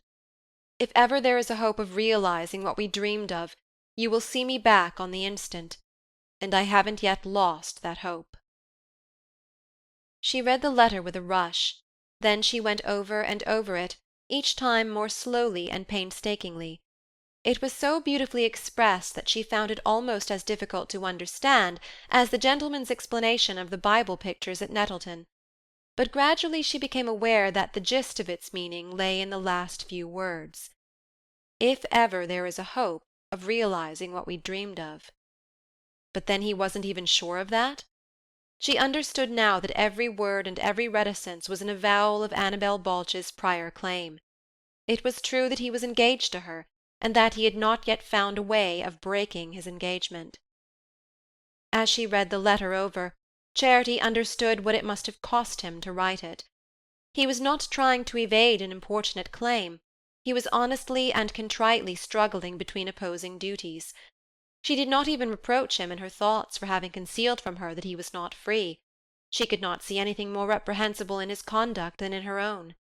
From the first she had needed him more than he had ever wanted her, and the power that had swept them together had been as far beyond resistance as a great gale loosening the leaves of the forest. Only there stood between them, fixed and upright in the general upheaval, the indestructible figure of Annabel Balch. Face to face with his admission of the fact, she sat staring at the letter. A cold tremor ran over her, and the hard sobs struggled up into her throat and shook her from head to foot. For a while she was caught and tossed on great waves of anguish that left her hardly conscious of anything but the blind struggle against their assaults. Then, little by little, she began to relive, with a dreadful poignancy, each separate stage of her poor romance. Foolish things she had said came back to her, gay answers Harney had made, his first kiss in the darkness between the fireworks, their choosing the blue brooch together, the way he had teased her about the letters she had dropped in her flight from the evangelist. All these memories, and 1,000 others, hummed through her brain till his nearness grew so vivid that she felt his fingers in her hair and his warm breath on her cheek as he bent her head back like a flower. These things were hers. They had passed into her blood and become a part of her. They were building the child in her womb. It was impossible to tear asunder strands of life so interwoven. The conviction gradually strengthened her, and she began to form in her mind the first words of the letter she meant to write to Harney. She wanted to write it at once, and with feverish hands she began to rummage in her drawer for a sheet of letter-paper. But there was none left. She must go downstairs to get it. She had a superstitious feeling that the letter must be written on the instant, that setting down her secret in words would bring her reassurance and safety, and taking up her candle she went down to Mr. Royall's office. At that hour she was not likely to find him there. He had probably had his supper and walked over to Carrickfries. She pushed open the door of the unlit room, and the light of her lifted candle fell on his figure, seated in the darkness in his high-backed chair. His arms lay along the arms of the chair, and his head was bent a little, but he lifted it quickly as Charity entered. She started back as their eyes met, remembering that her own were red with weeping, and that her face was livid with the fatigue and emotion of her journey. But it was too late to escape, and she stood and looked at him in silence. He had risen from his chair and came toward her with outstretched hands. The gesture was so unexpected that she let him take her hands in his, and they stood thus without speaking, till Mr. Royall said gravely, "Charity, was you looking for me?" She freed herself abruptly and fell back. "Me? No."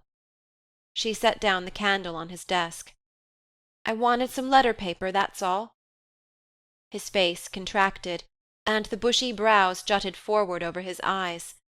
Without answering, he opened the drawer of the desk, took out a sheet of paper and an envelope and pushed them toward her.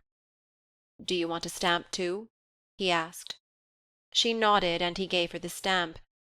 As he did so, she felt that he was looking at her intently, and she knew that the candlelight flickering up on her white face must be distorting her swollen features and exaggerating the dark rings about her eyes.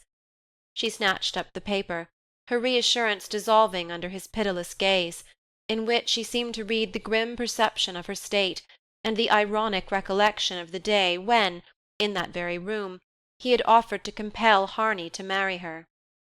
His look seemed to say that he knew she had taken the paper to write to her lover, who had left her as he had warned her she would be left. She remembered the scorn with which she had turned from him that day, and knew if he guessed the truth, what a list of old scores it must settle. She turned and fled upstairs, but when she got back to her room all the words that had been waiting had vanished. If she could have gone to Harney it would have been different. She would only have had to show herself to let his memories speak for her. But she had no money left, and there was no one from whom she could have borrowed enough for such a journey. There was nothing to do but write, and await his reply. For a long time she sat bent above the blank page, but she found nothing to say that really expressed what she was feeling. Harney had written that she had made it easier for him, and she was glad that it was so. She did not want to make things hard. She knew she had it in her power to do that. She held his fate in her hands. All she had to do was to tell him the truth. But that was the very fact that held her back. Her 5 minutes face to face with Mr. Royall had stripped her of her last illusion, and brought her back to North Dormer's point of view. Distinctly and pitilessly there rose before her the fate of the girl who was married to make things right. She had seen too many village love stories end in that way. Poor Rose Cole's miserable marriage was of the number, and what good had come of it for her or for Halston Skeff? They'd hated each other from the day the minister married them, and whenever old Mrs. Skeff had a fancy to humiliate her daughter-in-law, she had only to say, "Who'd ever think the baby's only 2? And for a 7 months' child, ain't it a wonder what a size he is?" North Dormer had treasures of indulgence for brands in the burning, but only derision for those who succeeded in getting snatched from it, and Charity had always understood Julia Hawes's refusal to be snatched. Only, was there no alternative but Julia's? Her soul recoiled from the vision of the white-faced woman among the plush sofas and gilt frames. In the established order of things as she knew them, she saw no place for her individual adventure. She sat in her chair without undressing till faint grey streaks began to divide the black slats of the shutters. Then she stood up and pushed them open, letting in the light. The coming of a new day brought a sharper consciousness of ineluctable reality, and with it a sense of the need of action. She looked at herself in the glass, and saw her face, white in the autumn dawn, with pinched cheeks and dark-ringed eyes, and all the marks of her state that she herself would never have noticed, but that Dr. Merkel's diagnosis had made plain to her. She could not hope that those signs would escape the watchful village. Even before her figure lost its shape, she knew her face would betray her. Leaning from her window, she looked out on the dark and empty scene, the ashen houses with shuttered windows, the grey road climbing the slope to the hemlock belt above the cemetery, and the heavy mass of the mountain black against a rainy sky. To the east a space of light was broadening above the forest, but over that also the clouds hung. Slowly her gaze travelled across the fields to the rugged curve of the hills. She had looked out so often on that lifeless circle, and wondered if anything could ever happen to anyone who was enclosed in it. Almost without conscious thought her decision had been reached. As her eyes had followed the circle of the hills, her mind had also travelled the old round. She supposed it was something in her blood that made the mountain the only answer to her questioning, the inevitable escape from all that hemmed her in and beset her. At any rate, it began to loom against the rainy dawn, and the longer she looked at it, the more clearly she understood that now at last she was really going there. End of Chapter 15. Chapter 16. The rain held off, and an hour later, when she started, wild gleams of sunlight were blowing across the fields. After Harney's departure she had returned her bicycle to its owner at Creston, and she was not sure of being able to walk all the way to the mountain. The deserted house was on the road, but the idea of spending the night there was unendurable, and she meant to try to push on to Hamblin, where she could sleep under a woodshed if her strength should fail her. Her preparations had been made with quiet forethought. Before starting she had forced herself to swallow a glass of milk and eat a piece of bread, and she had put in her canvas satchel a little packet of the chocolate that Harney always carried in his bicycle bag. She wanted above all to keep up her strength and reach her destination without attracting notice. Mile by mile she retraced the road over which she had so often flown to her lover, When she reached the turn where the wood road branched off from the Creston highway, she remembered the gospel tent, long since folded up and transplanted, and her start of involuntary terror when the fat evangelist had said, "Your Saviour knows everything. Come and confess your guilt." There was no sense of guilt in her now, but only a desperate desire to defend her secret from irreverent eyes, and begin life again among people to whom the harsh code of the village was unknown. The impulse did not shape itself in thought. She only knew she must save her baby, and hide herself with it somewhere where no one would ever come to trouble them. She walked on, growing more heavy-footed as the day advanced. It seemed a cruel chance that compelled her to retrace every step of the way to the deserted house, and when she came in sight of the orchard, and the silver-grey roof slanting crookedly through the laden branches, her strength failed her, and she sat down by the roadside. She sat there a long time, trying to gather the courage to start again and walk past the broken gate and the untrimmed rose-bushes strung with scarlet hips. A few drops of rain were falling, and she thought of the warm evenings when she and Harney had sat embraced in the shadowy room, and the noise of summer showers on the roof had rustled through their kisses. At length she understood that if she stayed any longer the rain might compel her to take shelter in the house overnight, and she got up and walked on, averting her eyes as she came abreast of the white gate and the tangled garden. The hours wore on, and she walked more and more slowly, pausing now and then to rest, and to eat a little bread and an apple picked up from the roadside. Her body seemed to grow heavier with every yard of the way, and she wondered how she would be able to carry her child later, if already he laid such a burden on her. A fresh wind had sprung up, scattering the rain and blowing down keenly from the mountain. Presently the clouds lowered again, and a few white darts struck her in the face. It was the first snow falling over Hamblin. The roofs of the lonely village were only half a mile ahead, and she was resolved to push beyond it, and try to reach the mountain that night. She had no clear plan of action, except that, once in the settlement, she meant to look for Liff Hyatt, and get him to take her to her mother. She herself had been born as her own baby was going to be born, and whatever her mother's subsequent life had been, she could hardly help remembering the past and receiving a daughter who was facing the trouble she had known. Suddenly the deadly faintness came over her once more, and she sat down on the bank and leaned her head against a tree-trunk. The long road and the cloudy landscape vanished from her eyes, and for a time she seemed to be circling about in some terrible wheeling darkness. Then that too faded. She opened her eyes and saw a buggy drawn up beside her, and a man who had jumped down from it and was gazing at her with a puzzled face. Slowly consciousness came back, and she saw that the man was Liff Hyatt. She was dimly aware that he was asking her something, and she looked at him in silence, trying to find strength to speak. At length her voice stirred in her throat, and she said in a whisper, "I'm going up the mountain." "Up the mountain?" he repeated, drawing aside a little, and as he moved she saw behind him in the buggy a heavily coated figure with a familiar pink face and gold spectacles on the bridge of a Grecian nose. "Charity? What on earth are you doing here?" Mr. Miles exclaimed, throwing the reins on the horse's back and scrambling down from the buggy. She lifted her heavy eyes to his. "I'm going to see my mother." The two men glanced at each other, and for a moment neither of them spoke. Then Mr. Miles said, "You look ill, my dear, and it's a long way. Do you think it's wise?" Charity stood up. "I've got to go to her."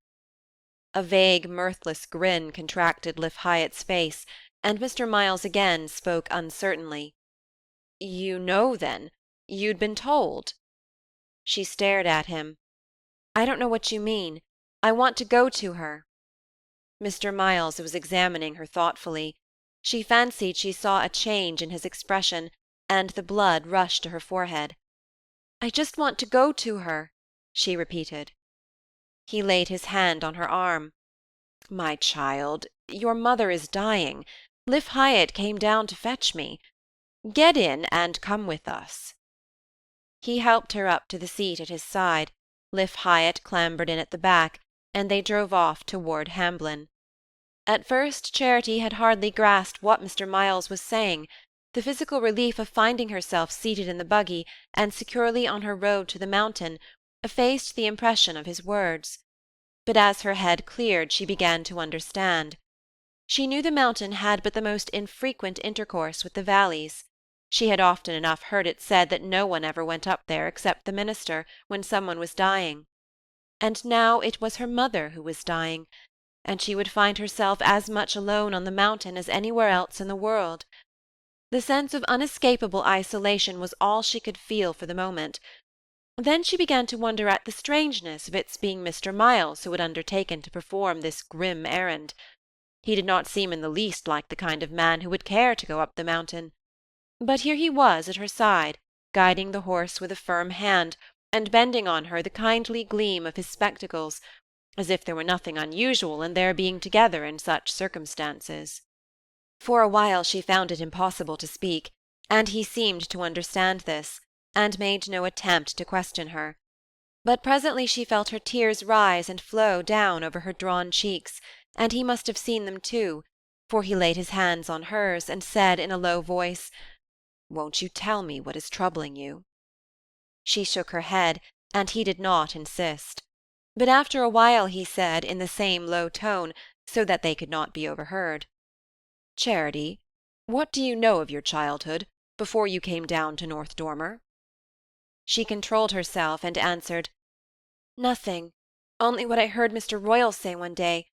He said he brought me down because my father went to prison." "And you've never been up there since?" "Never." Mr. Miles was silent again. Then he said, "I'm glad you're coming with me now. Perhaps we may find your mother alive, and she may know that you have come."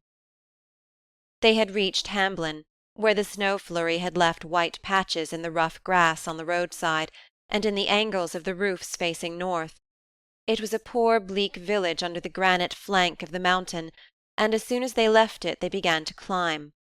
The road was steep and full of ruts, and the horse settled down to a walk while they mounted and mounted, the world dropping away below them in great mottled stretches of forest and field and stormy dark blue distances. Charity had often had visions of this ascent of the mountain, but she had not known it would reveal so wide a country, and the sight of those strange lands reaching away on every side gave her a new sense of Harney's remoteness. She knew he must be miles and miles beyond the last range of hills that seemed to be the outmost verge of things, and she wondered how she had ever dreamed of going to New York to find him. As the road mounted, the country grew bleaker, and they drove across fields of faded mountain grass bleached by long months beneath the snow. In the hollows a few white birches trembled, or a mountain ash lit its scarlet clusters, but only a scant growth of pines darkened the granite ledges. The wind was blowing fiercely across the open slopes, the horse faced it with bent head and straining flanks, and now and then the buggy swayed so that Charity had to clutch its side. Mr. Miles had not spoken again. He seemed to understand that she wanted to be left alone. After a while the track they were following forked, and he pulled up the horse, as if uncertain of the way. Liff Hyatt craned his head around from the back, and shouted against the wind, "Left!" and they turned into a stunted pine-wood, and began to drive down the other side of the mountain. A mile or two farther on they came out in a clearing where 2 or 3 low houses lay in stony fields, crouching among the rocks as if to brace themselves against the wind. They were hardly more than sheds, built of logs and rough boards, with tin stovepipes sticking out of their roofs. The sun was setting, and dusk had already fallen on the lower world, but a yellow glare still lay on the lonely hillside and the crouching houses. The next moment it faded, and left the landscape in dark autumn twilight. "Over there," Liff called out, stretching his long arm over Mr. Miles's shoulder. The clergyman turned to the left, across a bit of bare ground overgrown with docks and nettles, and stopped before the most ruinous of the sheds. A stovepipe reached its crooked arm out of one window, and the broken panes of the other were stuffed with rags and paper. In contrast to such a dwelling, the brown house in the swamp might have stood for the home of plenty. As the buggy drew up, 2 or 3 mongrel dogs jumped out of the twilight with a great barking, and a young man slouched to the door and stood there staring. In the twilight Charity saw that his face had the same sodden look as Bash Hyatt's, the day she had seen him sleeping by the stove. He made no effort to silence the dogs, but leaned in the door, as if roused from a drunken lethargy, while Mr. Miles got out of the buggy. "Is it here?" the clergyman asked Liff in a low voice, and Liff nodded. Mr. Miles turned to Charity. "Just hold the horse a minute, my dear, I'll go in first," he said, putting the reins in her hands. She took them passively, and sat staring straight ahead of her at the darkening scene, while Mr. Miles and Liff Hyatt went up to the house. They stood a few minutes talking with the man in the door, and then Mr. Miles came back. As he came close, Charity saw that his smooth pink face wore a frightened, solemn look. "Your mother is dead, Charity. You'd better come with me," he said. She got down and followed him, while Liff led the horse away. As she approached the door, she said to herself, "This is where I was born. This is where I belong." She had said it to herself often enough as she looked across the sunlit valleys at the mountain, but it had meant nothing then, and now it had become a reality. Mr. Miles took her gently by the arm, and they entered what appeared to be the only room in the house. It was so dark that she could just discern a group of dozen people sitting or sprawling about a table made of boards laid across 2 barrels. They looked up listlessly as Mr. Miles and Charity came in, and a woman's thick voice said, "Here's the preacher," but no one moved. Mr. Miles paused and looked about him. Then he turned to the young man who had met them at the door. "Is the body here?" he asked. The young man, instead of answering, turned his head toward the group. "Where's the candle? I told yer to bring a candle," he said with sudden harshness to a girl who was lolling against the table. She did not answer, but another man got up and took from some corner a candle stuck into a bottle. "How'll I light it? The stove's out," the girl grumbled. Mr. Miles fumbled under his heavy wrappings and drew out a matchbox. He held a match to the candle, and in a moment or 2 a faint circle of light fell on the pale, aguish heads that started out of the shadow like the heads of nocturnal animals. "Mary's over there," someone said, and Mr. Miles, taking the bottle in his hand, passed behind the table. Charity followed him, and they stood before a mattress on the floor in a corner of the room. A woman lay on it, but she did not look like a dead woman. She seemed to have fallen across her squalid bed in a drunken sleep, and to have been left lying where she fell, in her ragged, disordered clothes. One arm was flung above her head, one leg drawn up under a torn skirt that left the other bare to the knee, a swollen, glistening leg with a ragged stocking rolled down about the ankle. The woman lay on her back, her eyes staring up unblinkingly at the candle that trembled in Mr. Miles's hand. "She just drop off," a woman said, over the shoulder of the others, and the young man added, "I just come in and found her." An elderly man with lank hair and a feeble grin pushed between them. "It was like this. I says to her only the other night before, 'If you don't take and quit,' I says to her." Someone pulled him back and sent him reeling against a bench along the wall, where he dropped down muttering his unheeded narrative. There was a silence. Then the young woman who had been lolling against the table suddenly parted the group, and stood in front of Charity. She was healthier and robuster looking than the others, and her weather-beaten face had a certain sullen beauty. "Who's the girl? Who brought her here?" she said, fixing her eyes mistrustfully on the young man who had rebuked her for not having a candle ready. Mr. Miles spoke. "I brought her. She is Mary Hyatt's daughter." "What, her too?" the girl sneered, and the young man turned on her with an oath. "Shut your mouth, damn you, or get out of here," he said. Then he relapsed into his former apathy, and dropped down on the bench, leaning his head against the wall. Mr. Miles had set the candle on the floor and taken off his heavy coat. He turned to Charity. "Come and help me," he said. He knelt down by the mattress, and pressed the lids over the dead woman's eyes. Charity, trembling and sick, knelt beside him, and tried to compose her mother's body. She drew the stocking over the dreadful glistening leg, and pulled the skirt down to the battered, upturned boots. As she did so, she looked at her mother's face, thin yet swollen, with lips parted in a frozen gasp above the broken teeth. There was no sign in it of anything human. She lay there like a dead dog in a ditch. Charity's hands grew cold as they touched her. Mr. Miles drew the woman's arms across her breast and laid his coat over her. Then he covered her face with his handkerchief and placed the bottle with the candle in it at her head. Having done this, he stood up. "Is there no coffin?" he asked, turning to the group behind him. There was a moment of bewildered silence, then the fierce girl spoke up. "You'd oughter brought it with you. Where'd we get one here, I'd like to know?" Mr. Miles, looking at the others, repeated, "Is it possible you have no coffin ready?" "That's what I say, them that has it sleeps better," an old woman murmured. "But then she never had no bed." "And the stove weren't hers," said the lank-haired man, on the defensive. Mr. Miles turned away from them and moved a few steps apart. He had drawn a book from his pocket, and after a pause he opened it and began to read, holding the book at arm's length and low down, so that the pages caught the feeble light. Charity had remained on her knees by the mattress. Now that her mother's face was covered, it was easier to stay near her, and avoid the sight of the living faces which too horribly showed by what stages hers had lapsed into death. "I am the resurrection and the life," Mr. Miles began. "He that believeth in me, though he were dead, yet shall he live. Though after my skin worms destroy my body, yet in my flesh shall I see God." In my flesh shall I see God.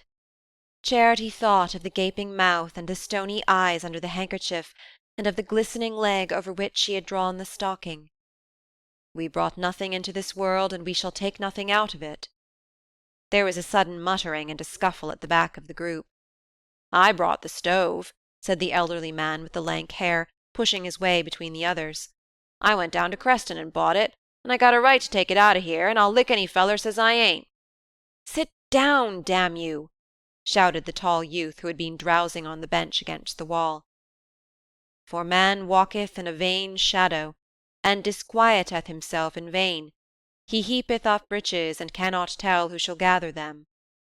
"Well, it are his," a woman in the background interjected in a frightened whine. The tall youth staggered to his feet. "If you don't hold your mouths, I'll turn you all out of here, the whole lot of you," he cried with many oaths. "G'wan, minister. Don't let him faze you." "Now is Christ risen from the dead, and become the first fruits of them that slept. Behold, I show you a mystery. We shall not all sleep, but we shall all be changed, in a moment, in the twinkling of an eye, at the last trump. For this corruptible must put on incorruption, and this mortal must put on immortality. So when this corruption shall have put on incorruption, and when this mortal shall have put on immortality, then shall be brought to pass the saying that is written, Death is swallowed up in victory." One by one the mighty words fell on Charity's bowed head, soothing the horror, subduing the tumult, mastering her as they mastered the drink-dazed creatures at her back. Mr. Miles read to the last word, and then closed the book. "Is the grave ready?" he asked. Liff Hyatt, who had come in while he was reading, nodded a "yes," and pushed forward to the side of the mattress. The young man on the bench, who seemed to assert some sort of right of kinship with the dead woman, got to his feet again, and the proprietor of the stove joined him.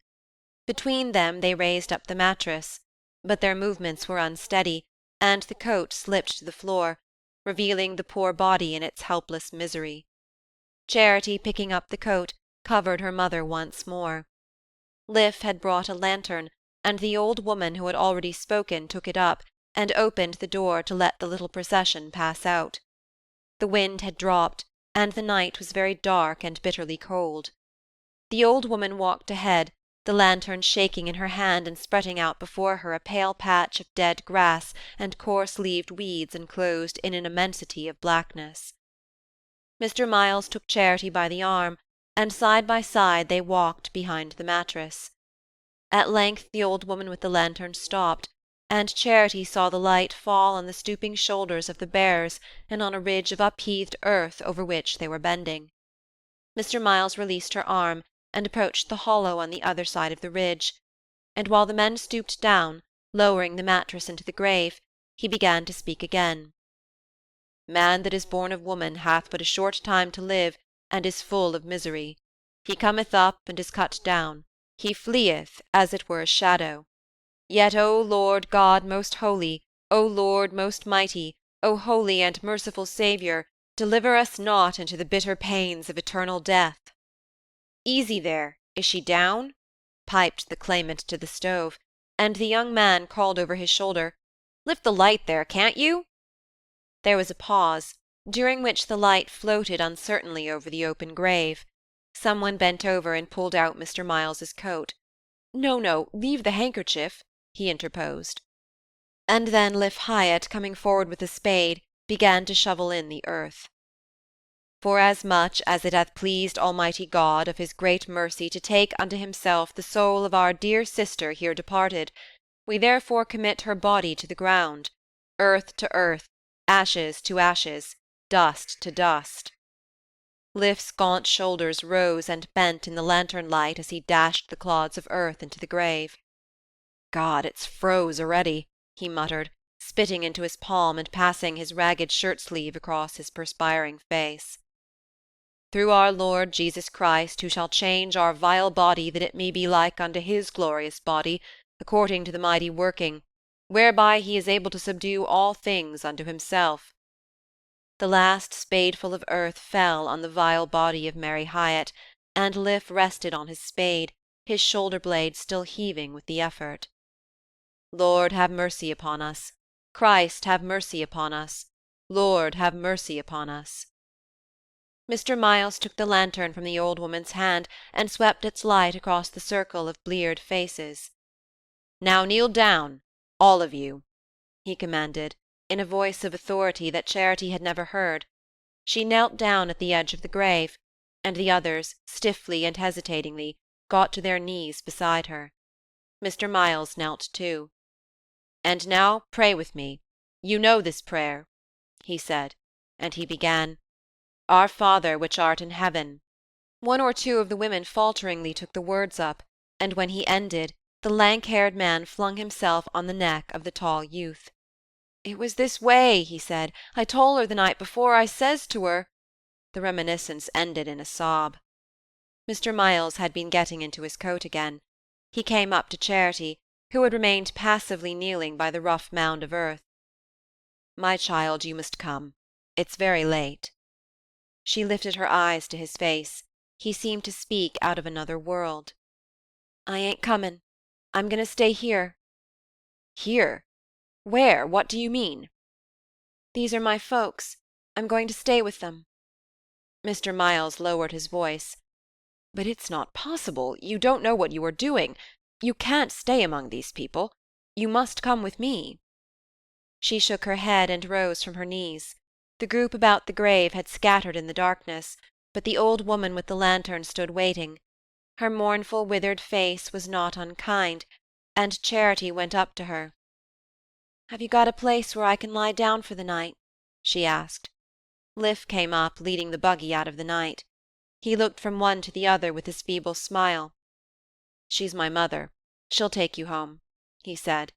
And he added, raising his voice to speak to the old woman, It's the girl from Lawyer Royall's, Mary's girl. You remember. The woman nodded and raised her sad old eyes to Charity's. When Mr. Miles and Liff clambered into the buggy, she went ahead with the lantern to show them the track they were to follow.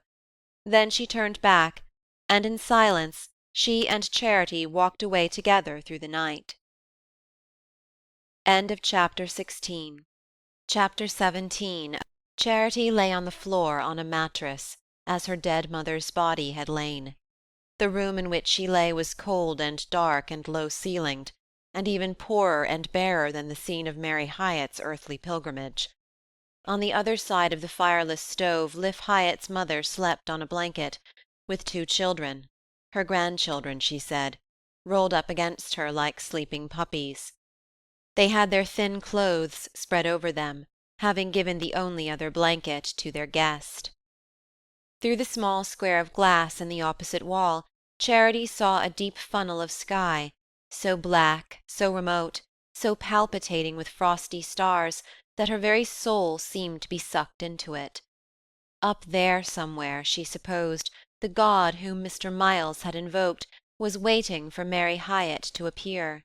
What a long flight it was, and what would she have to say when she reached him?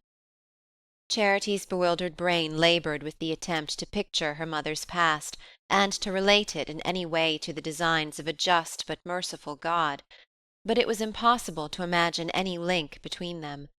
She felt herself as remote from the poor creature she had seen lowered into her hastily dug grave as if the height of the heavens divided them. She had seen poverty and misfortune in her life, but in a community where poor thrifty Mrs. Hawes and the industrious alley represented the nearest approach to destitution, there was nothing to suggest the savage misery of the mountain farmers. As she lay there, half stunned by her tragic initiation, Charity vainly tried to think herself into the life about her, but she could not even make out what relationship these people bore to each other, or to her dead mother. They seemed to be herded together in a sort of passive promiscuity in which their common misery was the strongest link. She tried to picture to herself what her life would have been if she had grown up on the mountain, running wild in rags, sleeping on the floor curled up against her mother, like the pale-faced children huddled against old Mrs. Hyatt, and turning into a fierce, bewildered creature, like the girl who had apostrophized her in such strange words. She was frightened by the secret affinity she had felt with this girl, and by the light it threw on her own beginnings. Then she remembered what Mr. Royall had said in telling her story to Lucius Harney. Yes, there was a mother, but she was glad to have the child go. She'd have given her to anybody. Well, after all, was her mother so much to blame? Charity since that day had always thought of her as destitute of all human feeling. Now she seemed merely pitiful. What mother would not want to save her child from such a life? Charity thought of the future of her own child, and tears welled into her aching eyes, and ran down over her face. If she had been less exhausted, less burdened with his weight, she would have sprung up then and there and fled away. The grim hours of the night dragged themselves slowly by, and at last the sky paled, and dawn threw a cold blue beam into the room. She lay in her corner staring at the dirty floor, the clothes-line hung with decaying rags, the old woman huddled against the cold stove, and the light gradually spreading across the wintry world, and bringing with it a new day in which she would have to live, to choose, to act, to make herself a place among these people, or to go back to the life she had left. A mortal lassitude weighed on her. There were moments when she felt that all she asked was to go on lying there unnoticed.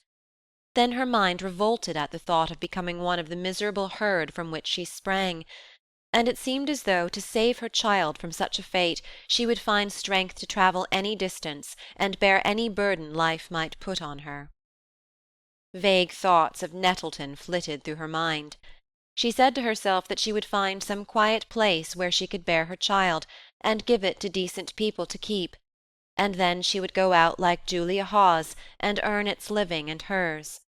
She knew that girls of that kind sometimes made enough to have their children nicely cared for, and every other consideration disappeared in the vision of her baby, cleaned and combed and rosy, and hidden away somewhere where she could run in and kiss it, and bring it pretty things to wear.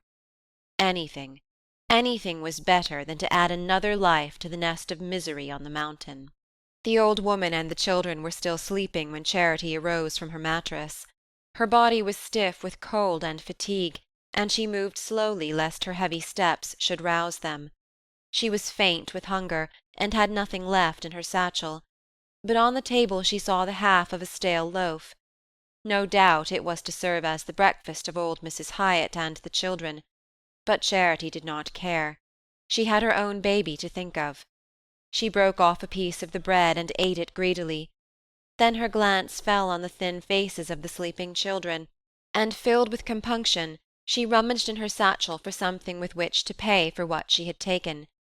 She found one of the pretty chemises that Ally had made for her, with a blue ribbon run through its edging. It was one of the dainty things on which she had squandered her savings, and as she looked at it, the blood rushed to her forehead. She laid the chemise on the table, and, stealing across the floor, lifted the latch and went out. The morning was icy cold, and a pale sun was just rising above the eastern shoulder of the mountain. The houses scattered on the hillside lay cold and smokeless under the sun-flecked clouds, and not a human being was in sight. Charity paused on the threshold, and tried to discover the road by which she had come the night before. Across the field surrounding Mrs. Hyatt's shanty she saw the tumble-down house in which she supposed the funeral service had taken place. The trail ran across the ground between the two houses and disappeared in the pine-wood on the flank of the mountain, and a little way to the right, under a wind-beaten thorn, a mound of fresh earth made a dark spot on the fawn-coloured stubble. Charity walked across the field to the ground. As she approached it, she heard a bird's note in the still air, and looking up she saw a brown song-sparrow perched in an upper branch of the thorn above the grave. She stood a minute listening to his small solitary song. Then she rejoined the trail, and began to mount the hill to the pine-wood. Thus far she had been impelled by the blind instinct of flight, but each step seemed to bring her nearer to the realities of which her feverish vigil had given only a shadowy image. Now that she walked again in a daylight world, on the way back to familiar things, her imagination moved more soberly. On one point she was still decided: she could not remain at North Dormer, and the sooner she got away from it, the better. But everything beyond was darkness. As she continued to climb, the air grew keener, and when she passed from the shelter of the pines to the open grassy roof of the mountain, the cold wind of the night before sprang out on her. She bent her shoulders and struggled on against it for a while, but presently her breath failed, and she sat down under a ledge of rock overhung by shivering birches.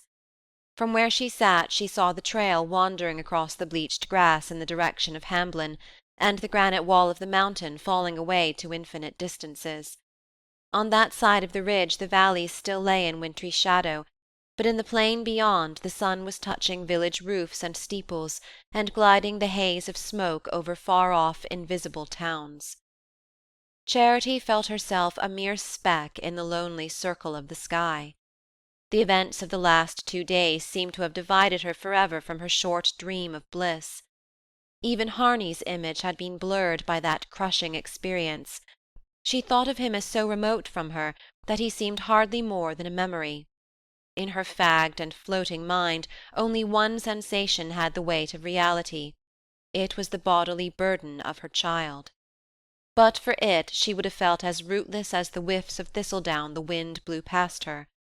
Her child was like a load that held her down, and yet like a hand that pulled her to her feet. She said to herself that she must get up and struggle on. Her eyes turned back to the trail across the top of the mountain, and in the distance she saw a buggy against the sky. She knew its antique outline, and the gaunt build of the old horse pressing forward with lowered head, and after a moment she recognized the heavy bulk of the man who held the reins. The buggy was following the trail and making straight for the pine-wood through which she had climbed, and she knew at once that the driver was in search of her.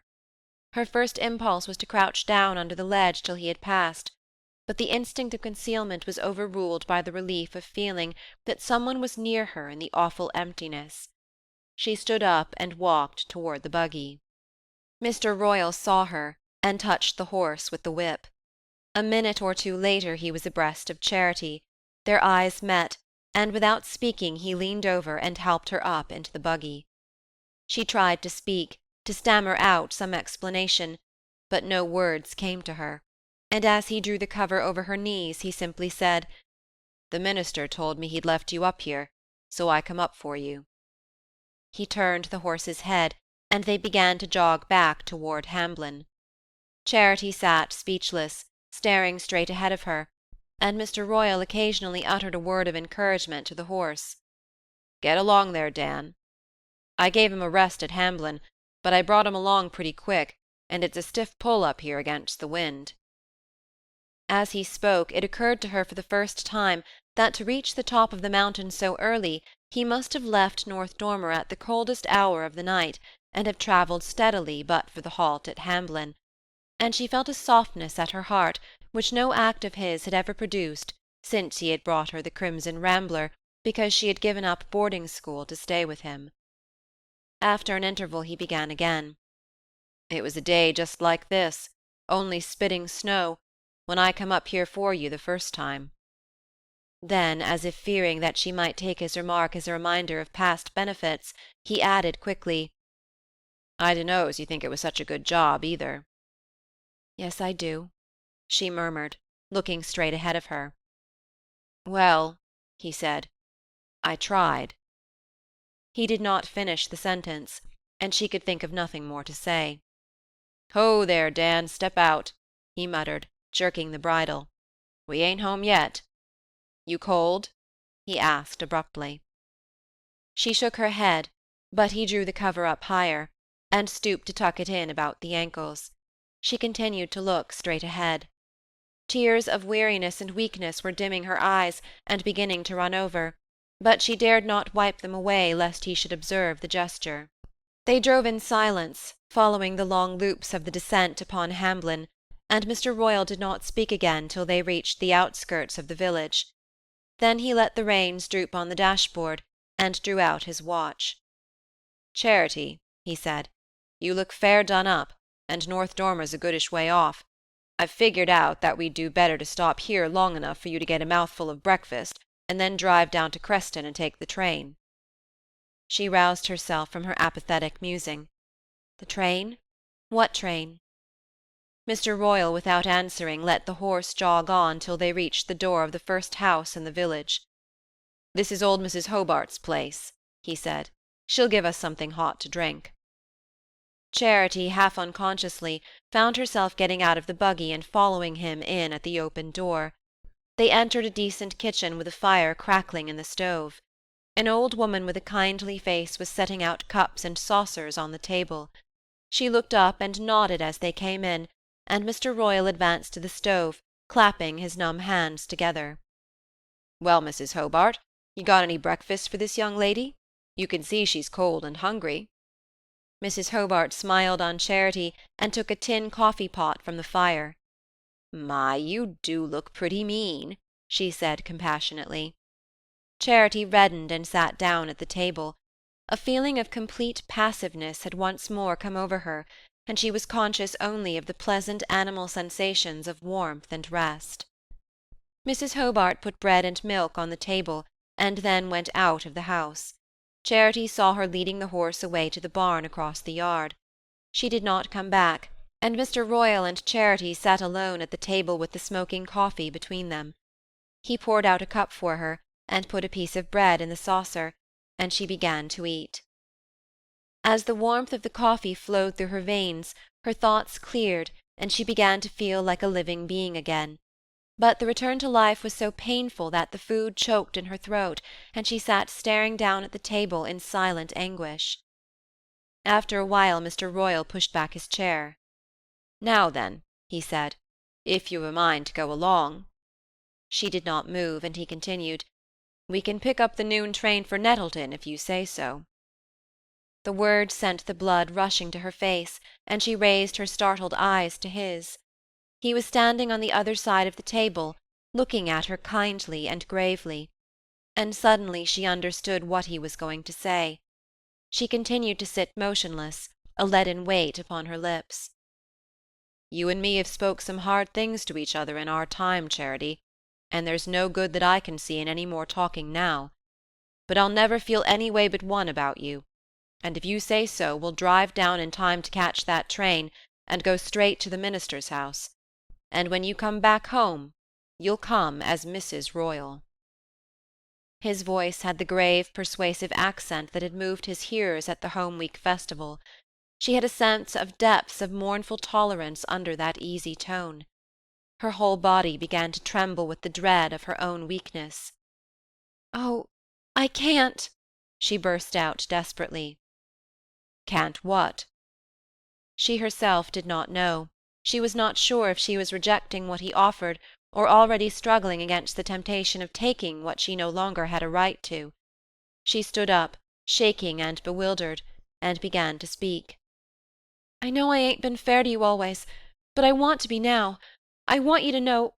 I want—" Her voice failed her, and she stopped. Mr. Royall leaned against the wall. He was paler than usual, but his face was composed and kindly, and her agitation did not appear to perturb him. "What's all this about wanting?" he said as she paused. "Do you know what you really want? I'll tell you. You want to be took home and took care of, and I guess that's all there is to say." "No, it's not all." "Ain't it?" He looked at his watch. "Well, I'll tell you another thing. All I want is to know if you'll marry me. If there was anything else, I'd tell you so, but there ain't. Come to my age, a man knows the things that matter and the things that don't. That's about the only good turn life does us." His tone was so strong and resolute that it was like a supporting arm about her. She felt her resistance melting, her strength slipping away from her as he spoke. "Don't cry, Charity," he exclaimed in a shaken voice.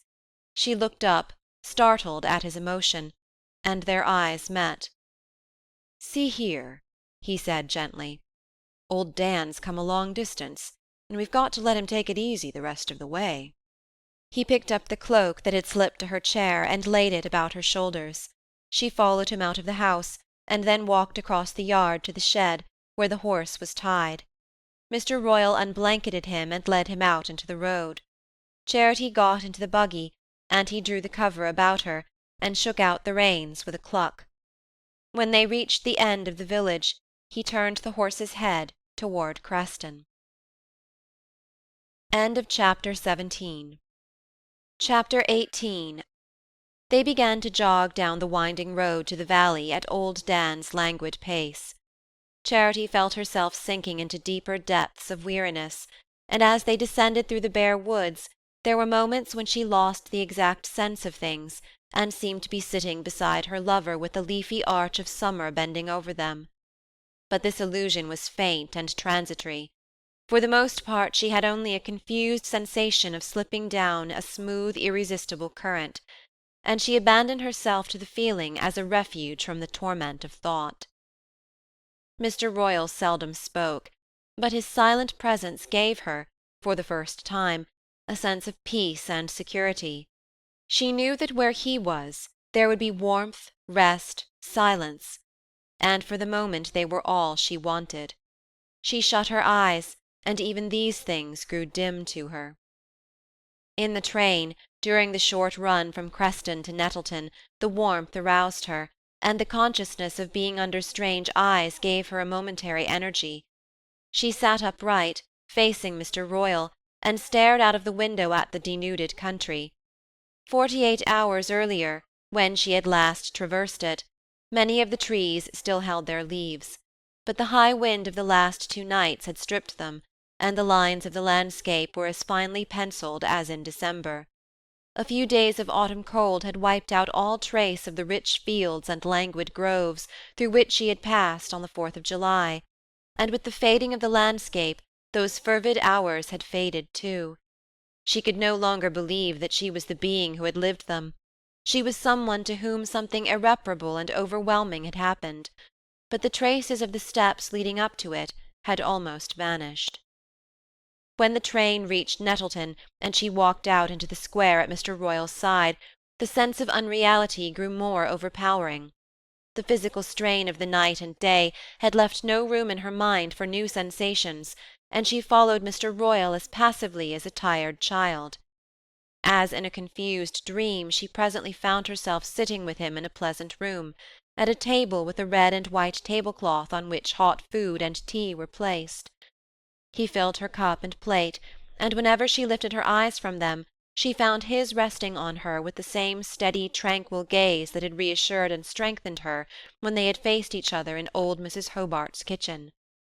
As everything else in her consciousness grew more and more confused and immaterial, became more and more like the universal shimmer that dissolves the world to failing eyes, Mr. Royall's presence began to detach itself with rocky firmness from this elusive background. She had always thought of him, when she thought of him at all, as of someone hateful and obstructive, but whom she could outwit and dominate when she chose to make the effort. Only once, on the day of the Old Home Week celebration, while the stray fragments of his address drifted across her troubled mind, had she caught a glimpse of another being, a being so different from the dull-witted enemy with whom she had supposed herself to be living that even through the burning mist of her own dreams he had stood out with startling distinctness. For a moment, then, what he said, and something in his way of saying it, had made her see why he had always struck her as such a lonely man. But the mist of her dreams had hidden him again, and she had forgotten that fugitive impression. It came back to her now as they sat at the table, and gave her, through her own immeasurable desolation, a sudden sense of their nearness to each other. But all these feelings were only brief streaks of light in the grey blur of her physical weakness. Through it she was aware that Mr. Royall presently left her sitting by the table in the warm room, and came back after an interval with a carriage from the station, a closed hack with sunburnt blue silk blinds, in which they drove together to a house covered with creepers and standing next to a church with a carpet of turf before it. They got out at this house, and the carriage waited while they walked up the path and entered a wainscoted hall, and then a room full of books. In this room a clergyman whom Charity had never seen received them pleasantly, and asked them to be seated for a few minutes while witnesses were being summoned. Charity sat down obediently, and Mr. Royall, his hands behind his back, paced slowly up and down the room. As he turned and faced Charity, she noticed that his lips were twitching a little, but the look in his eyes was grave and calm. Once he paused before her and said timidly, "Your hair's got kinder loose with the wind," and she lifted her hands and tried to smooth back the locks that had escaped from her braid. There was a looking-glass in a carved frame on the wall, but she was ashamed to look at herself in it, and sat with her hands folded on her knee till the clergyman returned. Then they went out again, along a sort of arcaded passage, and into a low vaulted room with a cross on an altar and rows of benches. The clergyman, who had left them at the door, presently reappeared before the altar in a surplice, and a lady who was probably his wife, and a man in a blue shirt who had been raking dead leaves on the lawn, came in and sat on one of the benches. The clergyman opened a book and signed to Charity and Mr. Royall to approach. Mr. Royall advanced a few steps, and Charity followed him, as she had followed him to the buggy when they went out of Mrs. Hobart's kitchen. She had the feeling that if she ceased to keep close to him and do what he told her to do, the world would slip away from beneath her feet. The clergyman began to read, and on her dazed mind there rose the memory of Mr. Miles, standing the night before in the desolate house of the mountain, and reading out of the same book words that had the same dread sound of finality. "I require and charge you both, as you will answer at the dreadful day of judgment, when the secrets of all hearts shall be disclosed, that if either of you know any impediment whereby ye may not be lawfully joined together." Charity raised her eyes and met Mr. Royall's. They were still looking at her kindly and steadily. "I will," she heard him say a moment later, after another interval of words that she had failed to catch. She was so busy trying to understand the gestures that the clergyman was signalling to her to make that she no longer heard what was being said. After another interval the lady on the bench stood up, and taking her hand, put it in Mr. Royall's. It lay enclosed in his strong palm, and she felt a ring that was too big for her being slipped on her thin finger. She understood then that she was married. Late that afternoon Charity sat alone in a bedroom of the fashionable hotel where she and Harney had vainly sought a table on the 4th of July. She had never before been in so handsomely furnished a room. The mirror above the dressing-table reflected the high headboard and fluted pillow-slips of the double bed, and a bedspread so spotlessly white that she had hesitated to lay her hat and jacket on it. The humming radiator diffused an atmosphere of drowsy warmth, and through a half-open door she saw the glitter of the nickel taps above twin marble basins. For a while the long turmoil of the night and day had slipped away from her, and she sat with closed eyes, surrendering herself to the spell of warmth and silence. But presently this merciful apathy was succeeded by the sudden acuteness of vision with which sick people sometimes wake out of a heavy sleep. As she opened her eyes, they rested on the picture that hung above the bed. It was a large engraving with a dazzling white margin enclosed in a wide frame of bird's-eye maple with an inner scroll of gold. The engraving represented a young man in a boat on a lake overhung with trees. He was leaning over to gather water-lilies for the girl in a light dress who lay among the cushions in the stern. The scene was full of a drowsy midsummer radiance, and Charity averted her eyes from it, and, rising from her chair, began to wander restlessly about the room. It was on the 5th floor, and its broad window of plate glass looked over the roofs of the town. Beyond them stretched a wooded landscape, in which the last fires of sunset were picking out a steely gleam. Charity gazed at the gleam with startled eyes.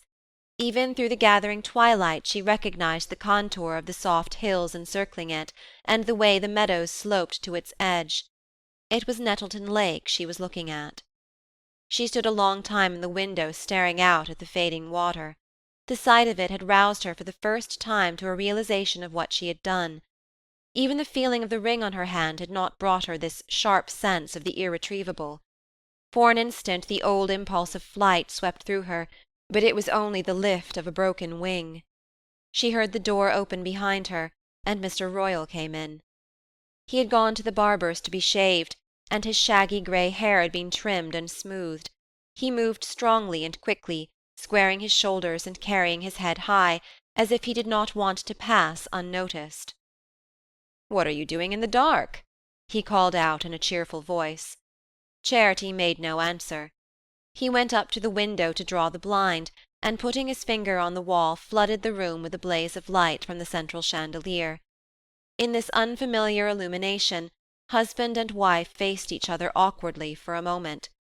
Then Mr. Royall said, "We'll step down and have some supper, if you say so." The thought of food filled her with repugnance, but not daring to confess it, she smoothed her hair and followed him to the lift. An hour later, coming out of the glare of the dining-room, she waited in the marble-panelled hall, while Mr. Royall, before the brass lattice of one of the corner counters, selected a cigar and bought an evening paper.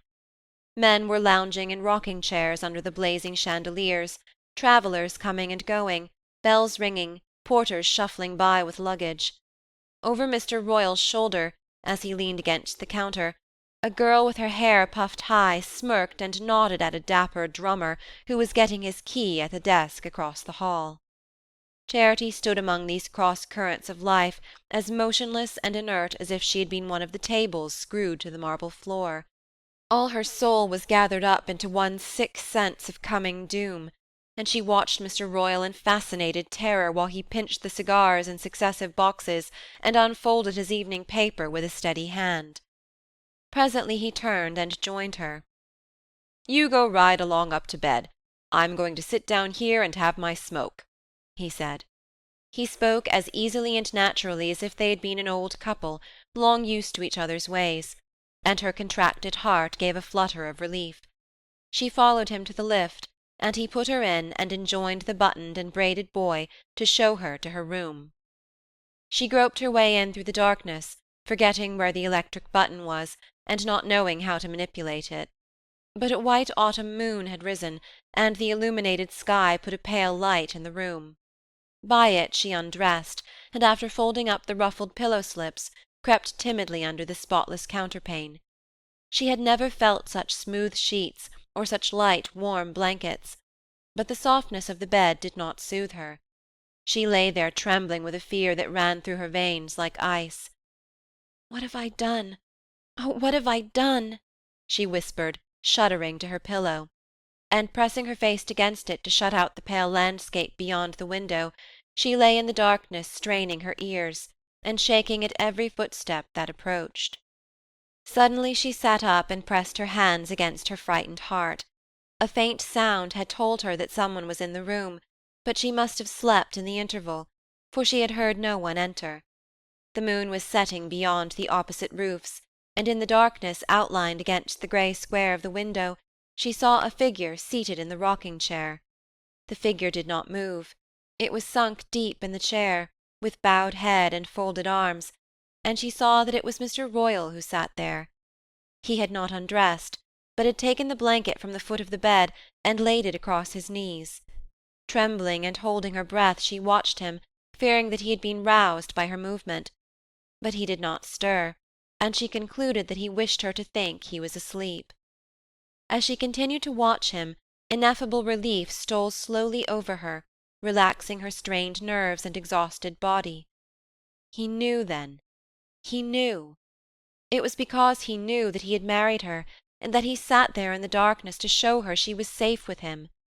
A stir of something deeper than she had ever felt in thinking of him flitted through her tired brain, and cautiously, noiselessly, she let her head sink on the pillow. When she woke, the room was full of morning light, and her first glance showed her that she was alone in it. She got up and dressed, and as she was fastening her dress the door opened, and Mr. Royall came in.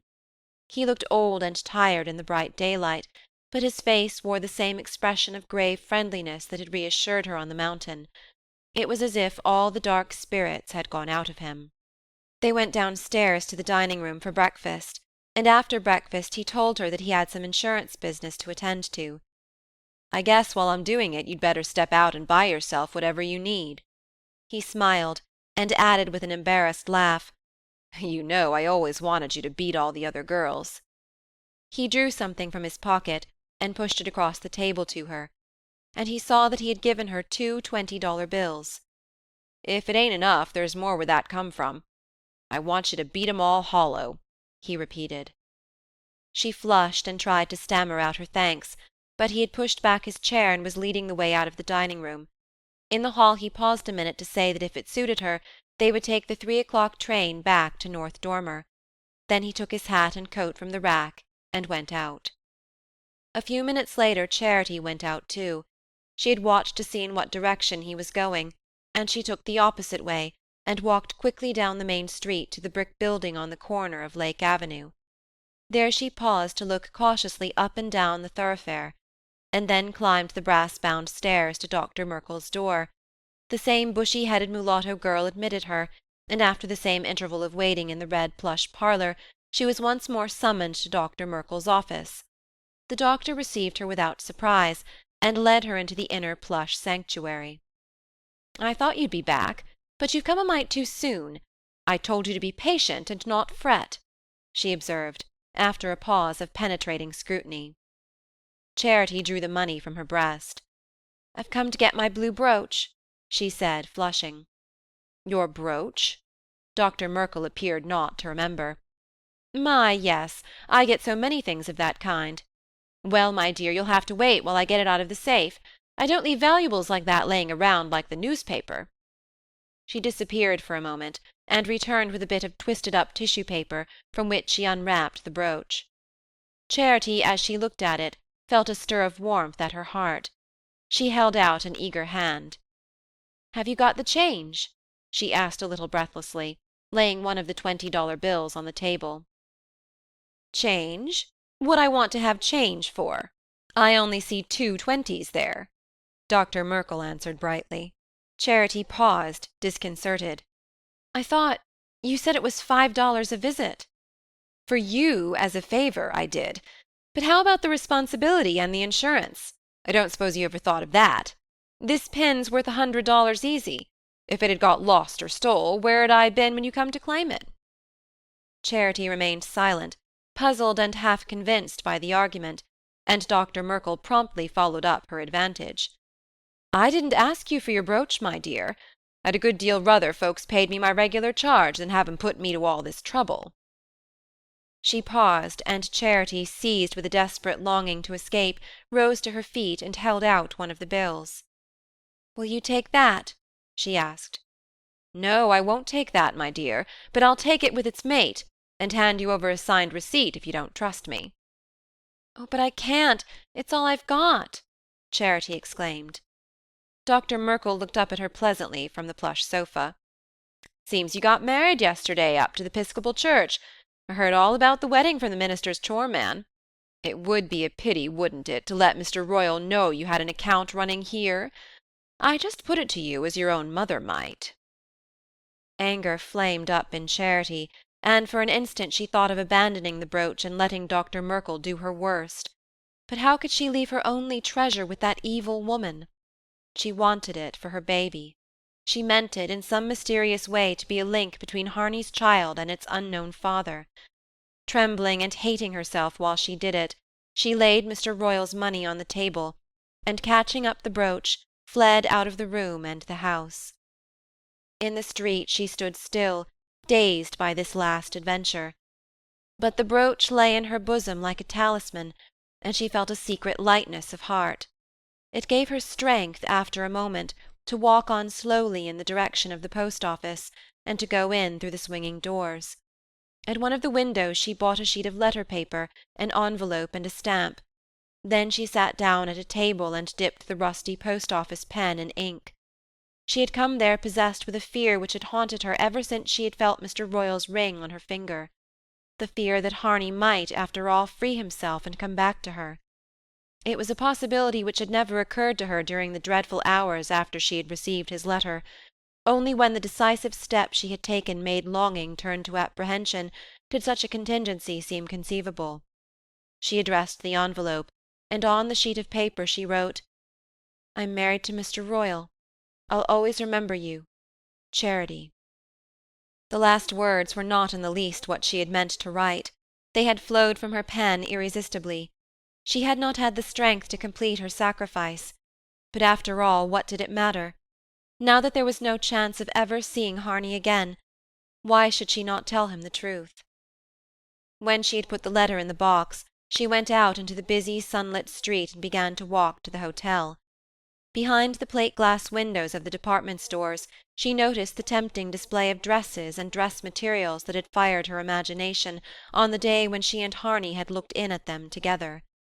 They reminded her of Mr. Royall's injunction to go out and buy all she needed.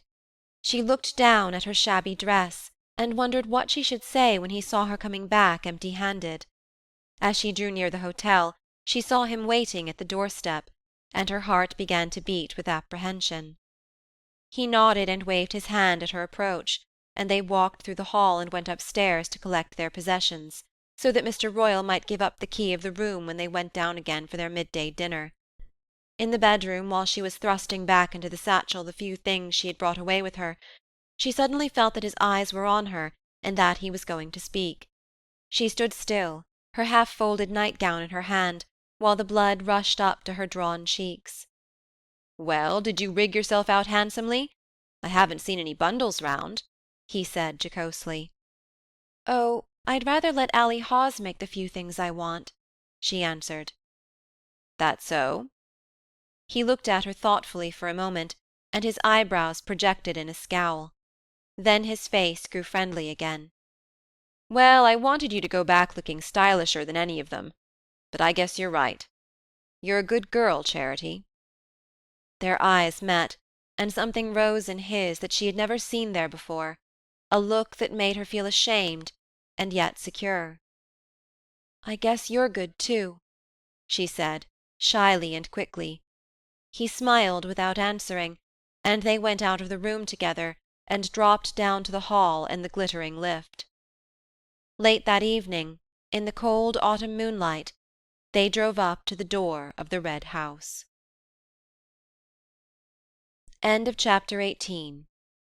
End of summer